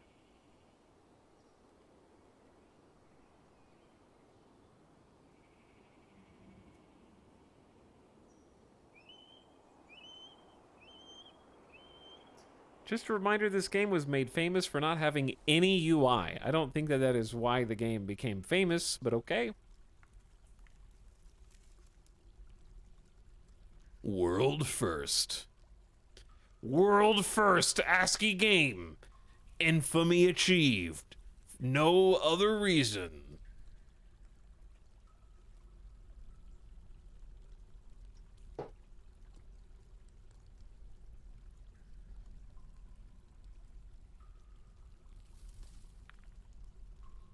If you click the green hammer in the labor tab, he will only do those enabled jobs.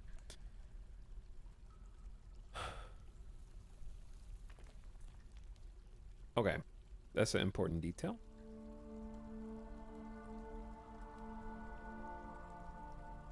Is that your puppy? That might be his puppy. Is his nickname Thob Pack Channels?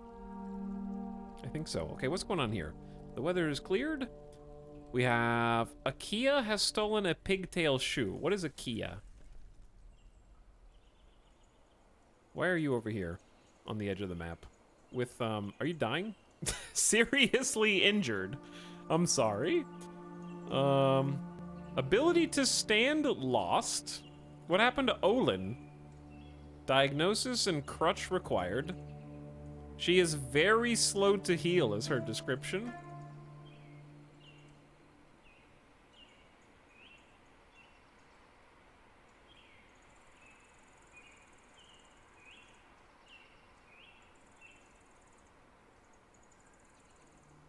We've created a masterpiece walnut chair. Again?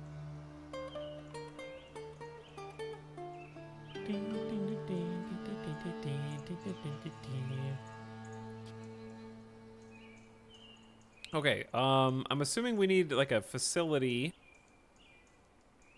to help with this? Like a zone or something?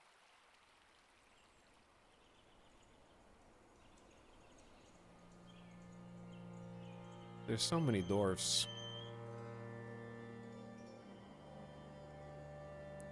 I'm gonna dig a little spot out, not that way, because there's water that way. Okay, we're gonna dig a little spot out this way.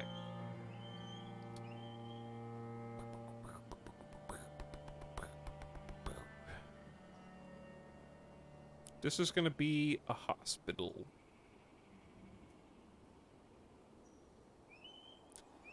Get to work. Digging. Right away.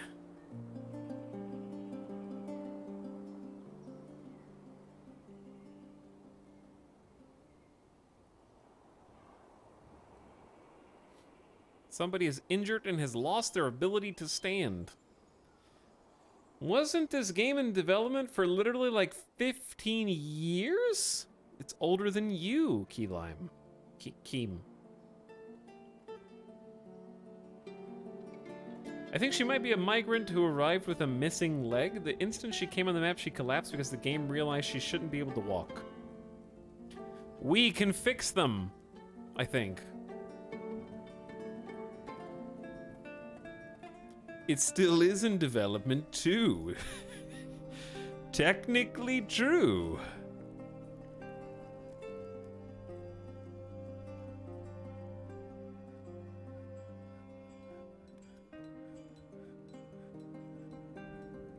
Okay, we're carving out a new spot. Is there a zone for this? Shad, is it? How do you make like a hospital or some such? A place to tend the wounded.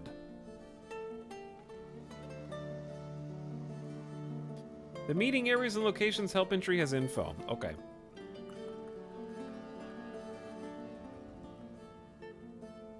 Meeting areas are zones where your citizens gather when not working or taking care of their needs. Zones can be assigned to special locations. Usually one meeting area is sufficient, but locations can span several zones. There are 5 types of locations which we'll go over in turn. Taverns are where your residents gather to drink, socialize, tell stories, and dance. To have a fully functioning tavern, you must have a stockpile with booze in it, preferably close by. The inhabitants also like to drink from goblets, cups, or mugs. These must be stored in chests or coffers inside the tavern. Oh boy. Optionally, you can place tables and chairs to sit and eat. You may also leave a cleared space. Your tavern goers will use as a dance floor. If you have any musical instruments, these can also be used by the tavern.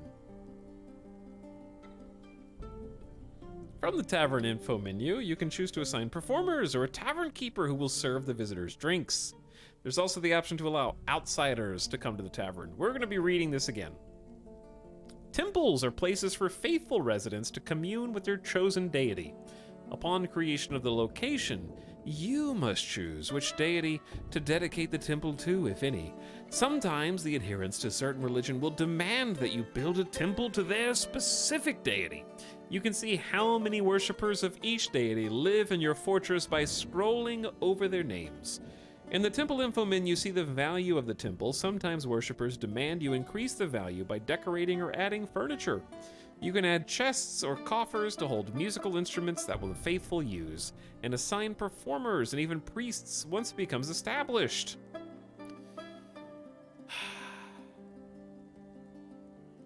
There's so much cool stuff. Hospitals. Your unfortunate citizens are taken to the hospital when injured. There they will rest and be given water until they are seen by a doctor. To fully function, your hospital needs to have beds, buckets with a source of water, thread for sutures, cloth for bandages. You must build chests or coffers to store these items. No, you. Some injuries require splints or gypsum plaster powder for orthopedic casts. Soap is necessary to prevent infection. Oh, man. Chat. This is going to take some real concentrated learning from me. I don't even make a list when I go to the grocery store, okay? I just look at the aisles and I think, do I need chips? Yes, I do. Do I need a pound of beef? Sure, I can make tacos.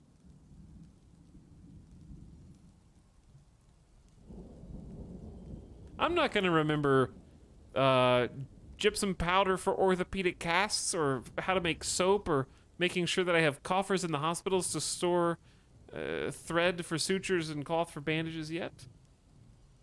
I gotta learn this whole ass game from the ground up. Jesus, dude, do I have to do the surgery myself too?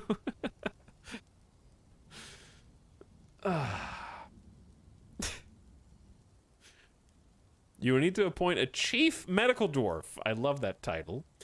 From the nobles and administrators menu, you'll need to assign a doctor to the hospital from the hospital info menu. I don't know where any of those are, but that's okay. Later, you can assign doctors to specific roles such as the diagnostician.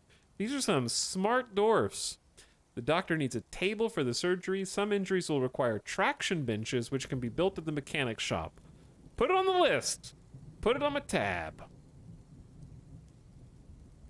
The thirst for knowledge some residents have can be satisfied at the library.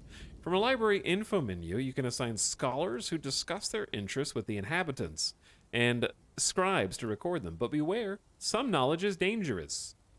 Burn the books. Burn the books. In order to hold scrolls and codices, you will need bookcases. You also need tables for your scribes to work on. Chests or coffers are needed to store the writing material for the scribes to write on. I'll have to read these again later. Guild halls are where the workers of specific professions gather to socialize and share knowledge. When deciding which guild to dedicate the hall to, you can scroll over the names of the guilds to see how many workers of each profession there are, whether a guild's been established. As the guild grows, they may demand a guild hall of greater value. This can be increased by decorating the hall and building furniture, like statues. Pew.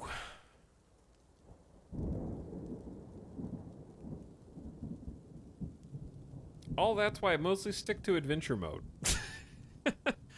Well, we got the deepest portion here so far. Okay, let's go back to that real quick and then focus on the hospitals bit. You need to have beds, buckets, thread, and cloth. Build chests or coffers in the hospital to store these items.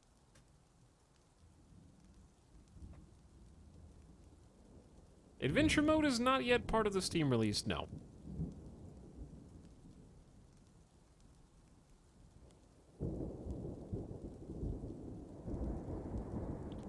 Alright, this is gonna be our little hospital spot, okay? Alder bed. Walnut wood bed.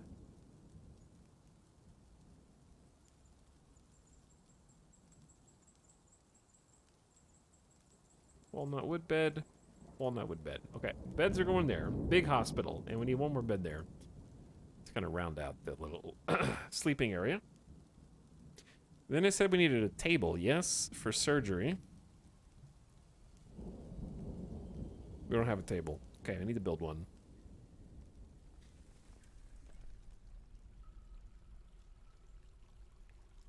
Probably two. Okay, we'll build 2 tables. What were the other bits? We need beds, buckets with a source of water, thread and cloth, and build chests or coffers to store the items. Okay. Chests.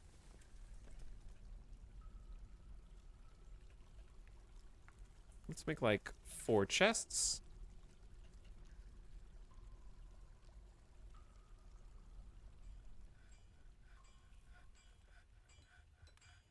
Masterwork walnut wood bed ×2. It has started raining. Marskasite. And IKEA is stealing things. How do you like this game? I'm thinking of getting it. I mean, it's amazing if you want a game that you're gonna have to spend like 100 hours learning how to play before you even feel a little bit comfortable with the many different detailed things that can happen in it.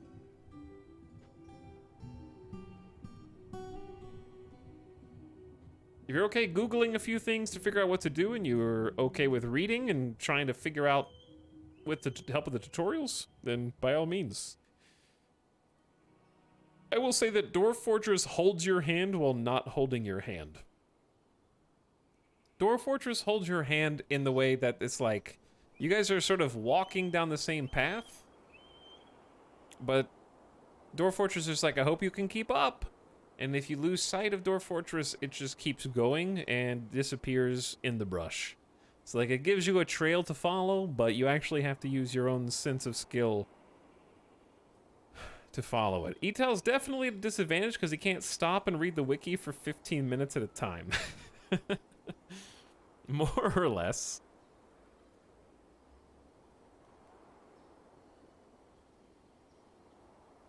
Okay, there's a table. And do we have chest yet? Okay, we have a chest. I'm gonna try and zone this as... Chad, how do you designate something as a hospital?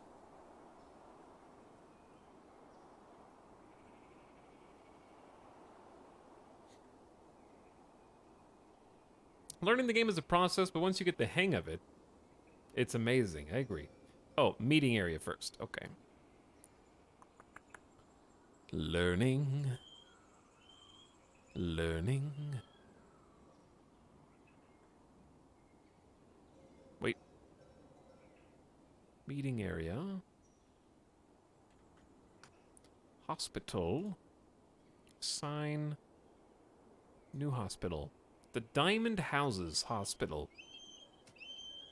Okay, I don't know if this is exactly what I'm supposed to do, but I'm just gonna watch this and... How... Hello, dog. We have 19 dwarfs. That's too many dwarfs. Dog keeps coming in here and chilling on the bed. We have a... Is the fish dissector the doctor?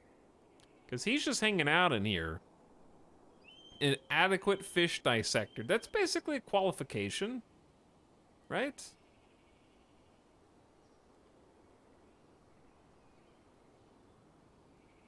Okay, they dropped the table. This is a cool dog hangout spot. And we've dropped the chest. Okay, how do you decide what the chest contains? Do they automatically haul stuff to the chest since it is now a hospital? And I also want to make this a generic meeting area.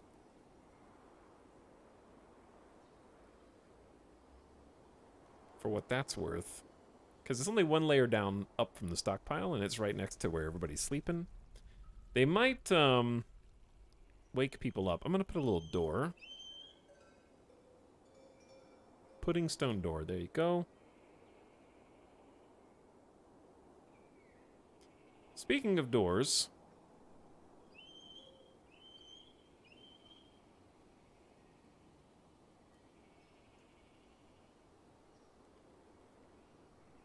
Okay, we'll set up a couple of those. What I need is a hatch. Where is it?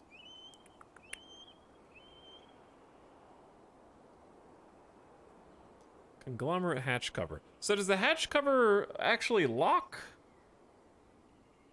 Or not? They should do it auto, but you can decide with the hospital information screen. At least you used to be able to. It's a door for the floor. And it's beautiful. Okay, the person who is seriously injured has been rescued, maybe? Yeah, their ability to stand is lost. All three of the doggos are in here, just like keeping them company. One of the doggos just became a big dog. So I don't know how to actually treat. Treatment. Diagnosis required, crutch required. Literally no idea how to do that. They think it's the vet. They think it's the vet.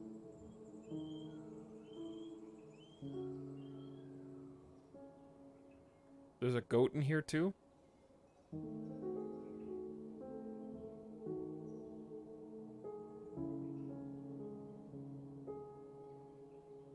Oh, we only have one table. Do we have any more chairs? Nope. Chairs are for nerds.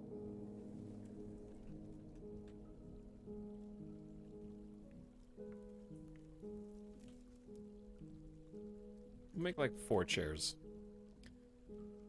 And another table.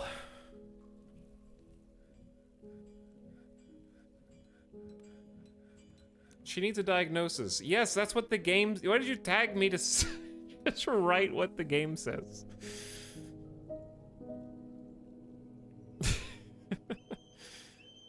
I am aware. It says diagnosis required, crutches required. You just wrote that and then just pressed enter. Okay. Let's just look at the help. Boop, boop. I bet there is... Oh, there's a thing for handling light aquifers. Aquifers can block the downward progression of your fort. It is possible to bypass them. One way is to simply redesignate the damp stone for mining to build a 3x3 room around the stairs. That's kind of what I was doing, actually. You can then build walls around the stairs until the leaking water is blocked off. Repeat this pattern until you go below the aquifer. So you have to be able to build walls for that.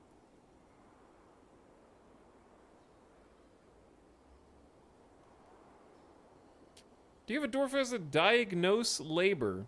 I don't know. I don't have anybody banned from it. So they should be able to.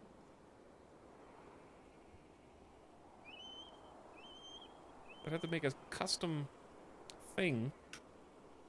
I'm sure a doctor will be along.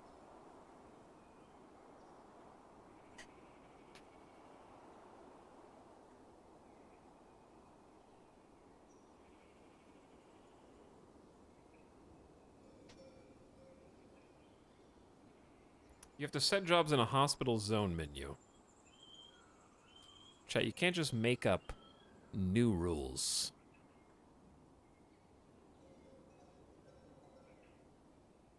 You need to assign a chief medical dwarf. Okay, that's a different thing. Chief medical dwarf.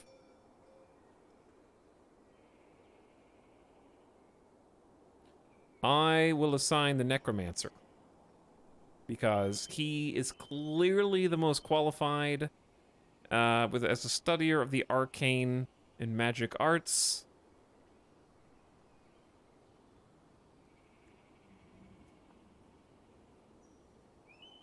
And a legendary woodcutter means that he will have no problem with necessary amputations.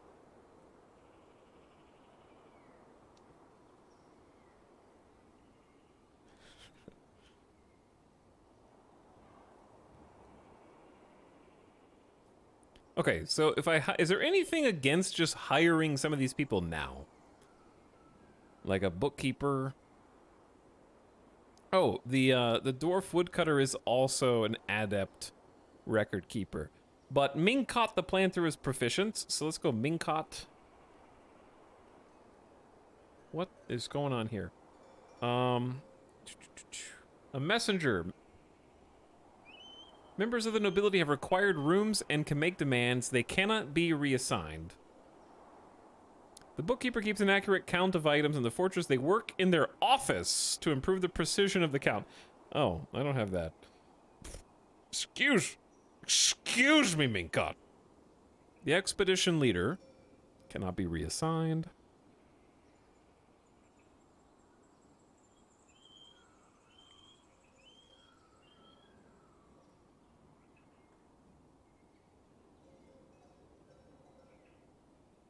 The broker uses appraisal to see the value of the items in the fortress and are the default negotiator when visiting merchants. The manager handles work orders. Once your fortress reaches a certain population, they must work in an office to validate. I guess the expedition leader can be both of those things.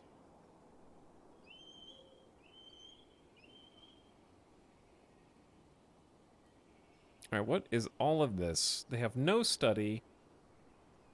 Their needs are meager. Highest precision stocks amount display, all counts accurate. So is this a accuracy 1 through 5? And then I gotta figure out what all these graphics mean. Choose symbols for the position holder to carry or wear. That's gonna be cool.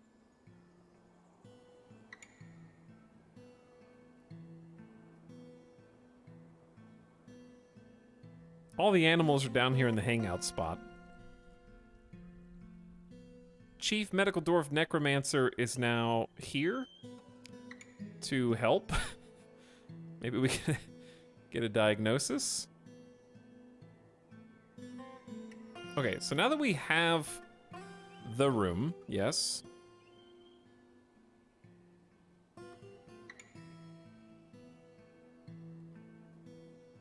Certain zones like bedrooms can be placed several at a time. Just make sure you have the correct furniture placed in the rooms with doors or vertical entry separating each room before you begin. Oh. Here we go. Beds 4, tables 1, no traction benches. We have 1 chest. Threads desired 5. So we have resources in the chest. We don't have any soap.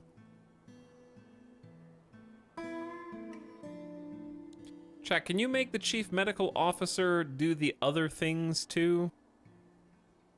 Is there anything wrong with that? He is now the doctor. The diagnostician. Oh, you can only be 1 at a time.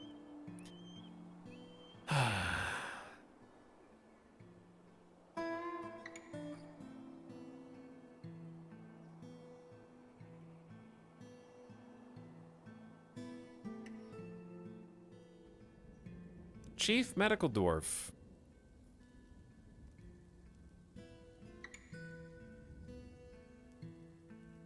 Give me a all the animals are in here, like all of them?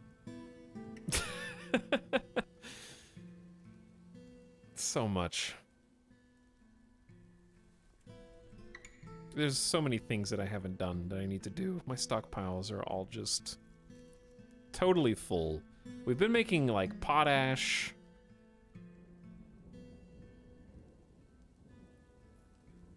We should be able to fertilize.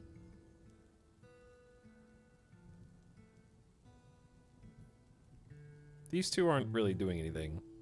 We could probably fertilize both of these. So fertilizing is potash, right? Which I should actually be making now. Yeah, we have 10 potash so far. I don't know if that's a lot. And 7 regular ash from burning wood. I don't know how much wood we have left.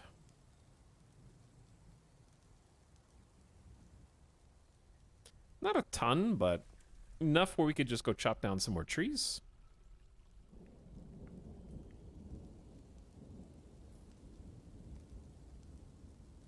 Which, I don't know if there's anything wrong with cutting the big boy trees, but that's exactly what I'm gonna do. I'm sure it's fine.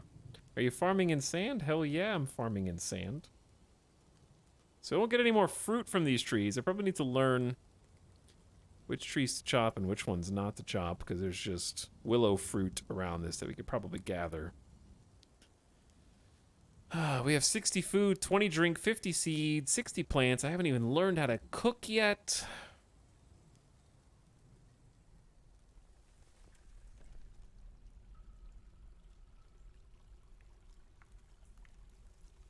And also, there's so many more tutorials I need to do. Bins, bags, and barrels. If you find your stockpiles are filling up, you can create a room by building bins, barrels, bags. Barrels store food, bags are used to store seeds, and some other things like sand. Bins hold just about everything else except furniture, wood, and boulders. The carpenter's workshop is the best place to make lightweight bins and barrels, but they can also be made at the stoneworker's shop and the metalsmith's forge. Bags are created at the clothier's shop or the leatherworks. I'll definitely want to do that.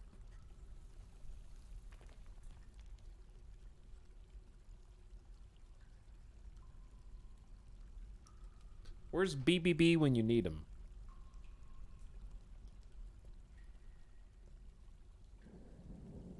BBB, BBB, BBB, BBB. BBB, BBB, BBB, BBB, BBB, BBB, BBB, BBB.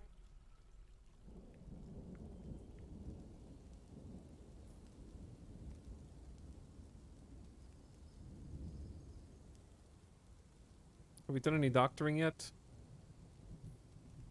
Chat, how do I make this person diagnose?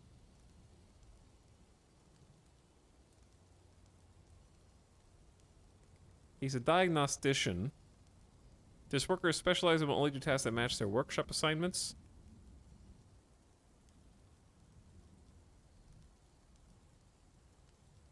Yeah. Wait, is that the one that they're walking? Ability to stand. Oh, are they being moved to the table? Hold on. What the hell's going on? Where they're going? No wounds, no treatment. Is this a different person? It says ability to stand lost. And they're moving. What is going on? She was evaluated by Thob, chief medical dwarf, received a pear wood crutch. Okay, so she's got a crutch. Ooh, that's cool. All right, chat. My brain hurts.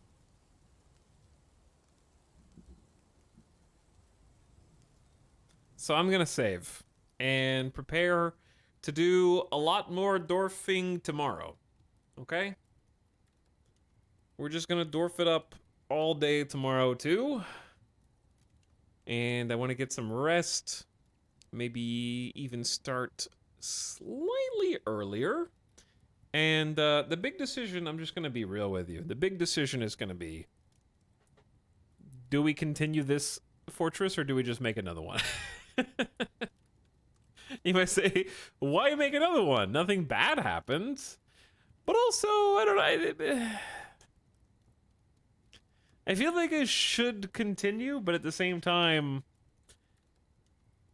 I have so many things I want to do different. You can't keep getting away with this. I want to know what happens to the Necromancer. The Necromancer is sort of the main character. Are you enjoying the game so far? I'm enjoying it, but it's very much... How do I say? If you ever tried to learn how to play like Crusader Kings 2, or I remember playing Terra Invicta on stream, there's just a lot of things to think about, and I'm enjoying it, though I have no idea what I'm doing. It's a lot to take in when you first start out, yeah. It is a lot to take in. Marshmallow, thank you for the 72 months and 6 years of sub. I appreciate it. Chemo says this looks like Indie Rimworld knockoff. Hee hee, yeah. Yeah, I know what you're doing. You're trying to get chat baited. And Dekeata Kiwi, the fortressing's been going really well. Thank you for 33 months. I appreciate each one of you for subbing.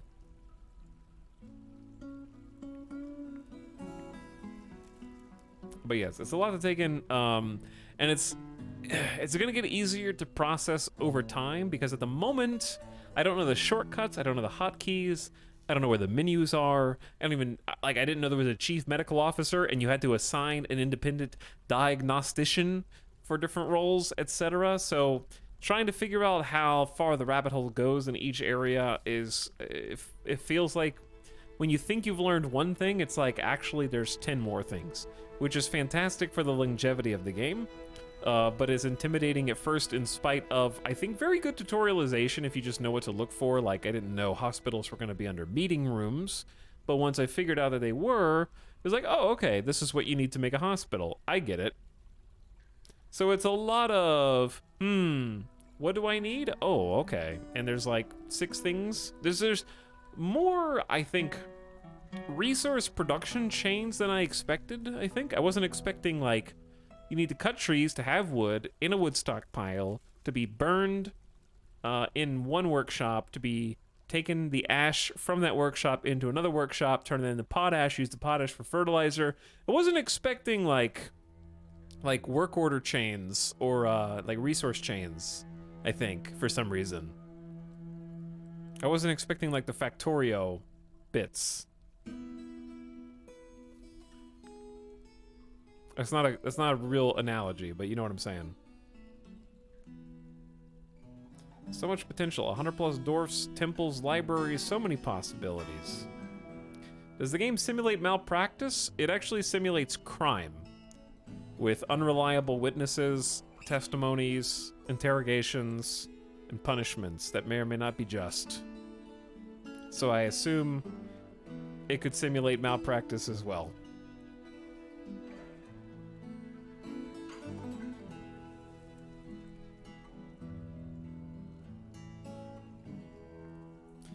Figuring out beekeeping will be funny.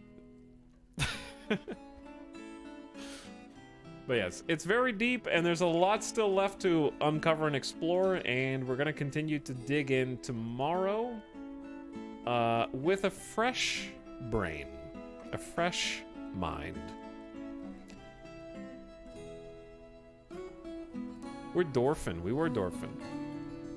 Now we're winding down. But thanks everybody for watching. I hope you enjoyed. What a nice 7 to 8 hour stream today. And let's do it again tomorrow. It's good times. I'm gonna send you guys off on an end of stream raid. Ding, ding, ding, ding, ding. But I hope you had a lovely evening and exploring Dwarf Fort with me. Good night, King. Hope you dream about Dwarf Fortress tonight. I will. We're gonna dream about Dwarf Fortress.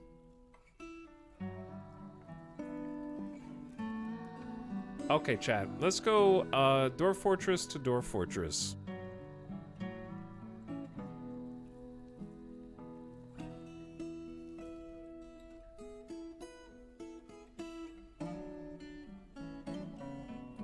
I don't know who to raid because there's too many lovely people streaming right now.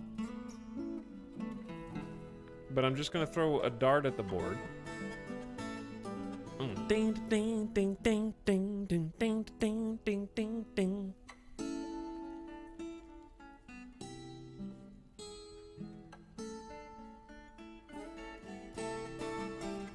But yeah, I actually kind of want to start like a new. I kind of want to start a new fort, but we'll see. Tomorrow, we'll figure it out. I want to raid everybody, chat. I want to raid everybody. Let's go raid. We raided Avik yesterday. But Avik is streaming Dwarf Fort right now. And is highly recommended. Let's go say hi to Arch Playstuff, who is streaming some Dwarf Fortress. And a shout out to Avik as well. Toss him a follow. Maybe check him out. Just open everybody in tabs. Simcopter's playing some FTL. Toss him a follow. Open him up in a tab. And join me raiding Arch, who is picking a location in Dwarf Fortress right now for a new run. Starting from the beginning. I fear we may end up doing that tomorrow, but we'll see how we feel. Because I do want to, like, learn more before getting... too crazy with, I don't know, I want to learn more before, like, keeping on resetting 17 times, but I also, like, I don't know, we'll see. Either way. Arch owes us some hats. Etop, please, I already have 17 Twitch tabs open. Well, I had a fun first experience with Dwarf Fortress. I think things went pretty well, all things considered. We did the tutorial, we stopped on our own terms, they didn't starve, I figured out how to make beer for the dwarfs. Those are some nice foundational building blocks that we'll work on tomorrow. Good night for now, I'll see you then. Come back at like 2 to 3 p.m. Pacific tomorrow, alright, Chad? See you later.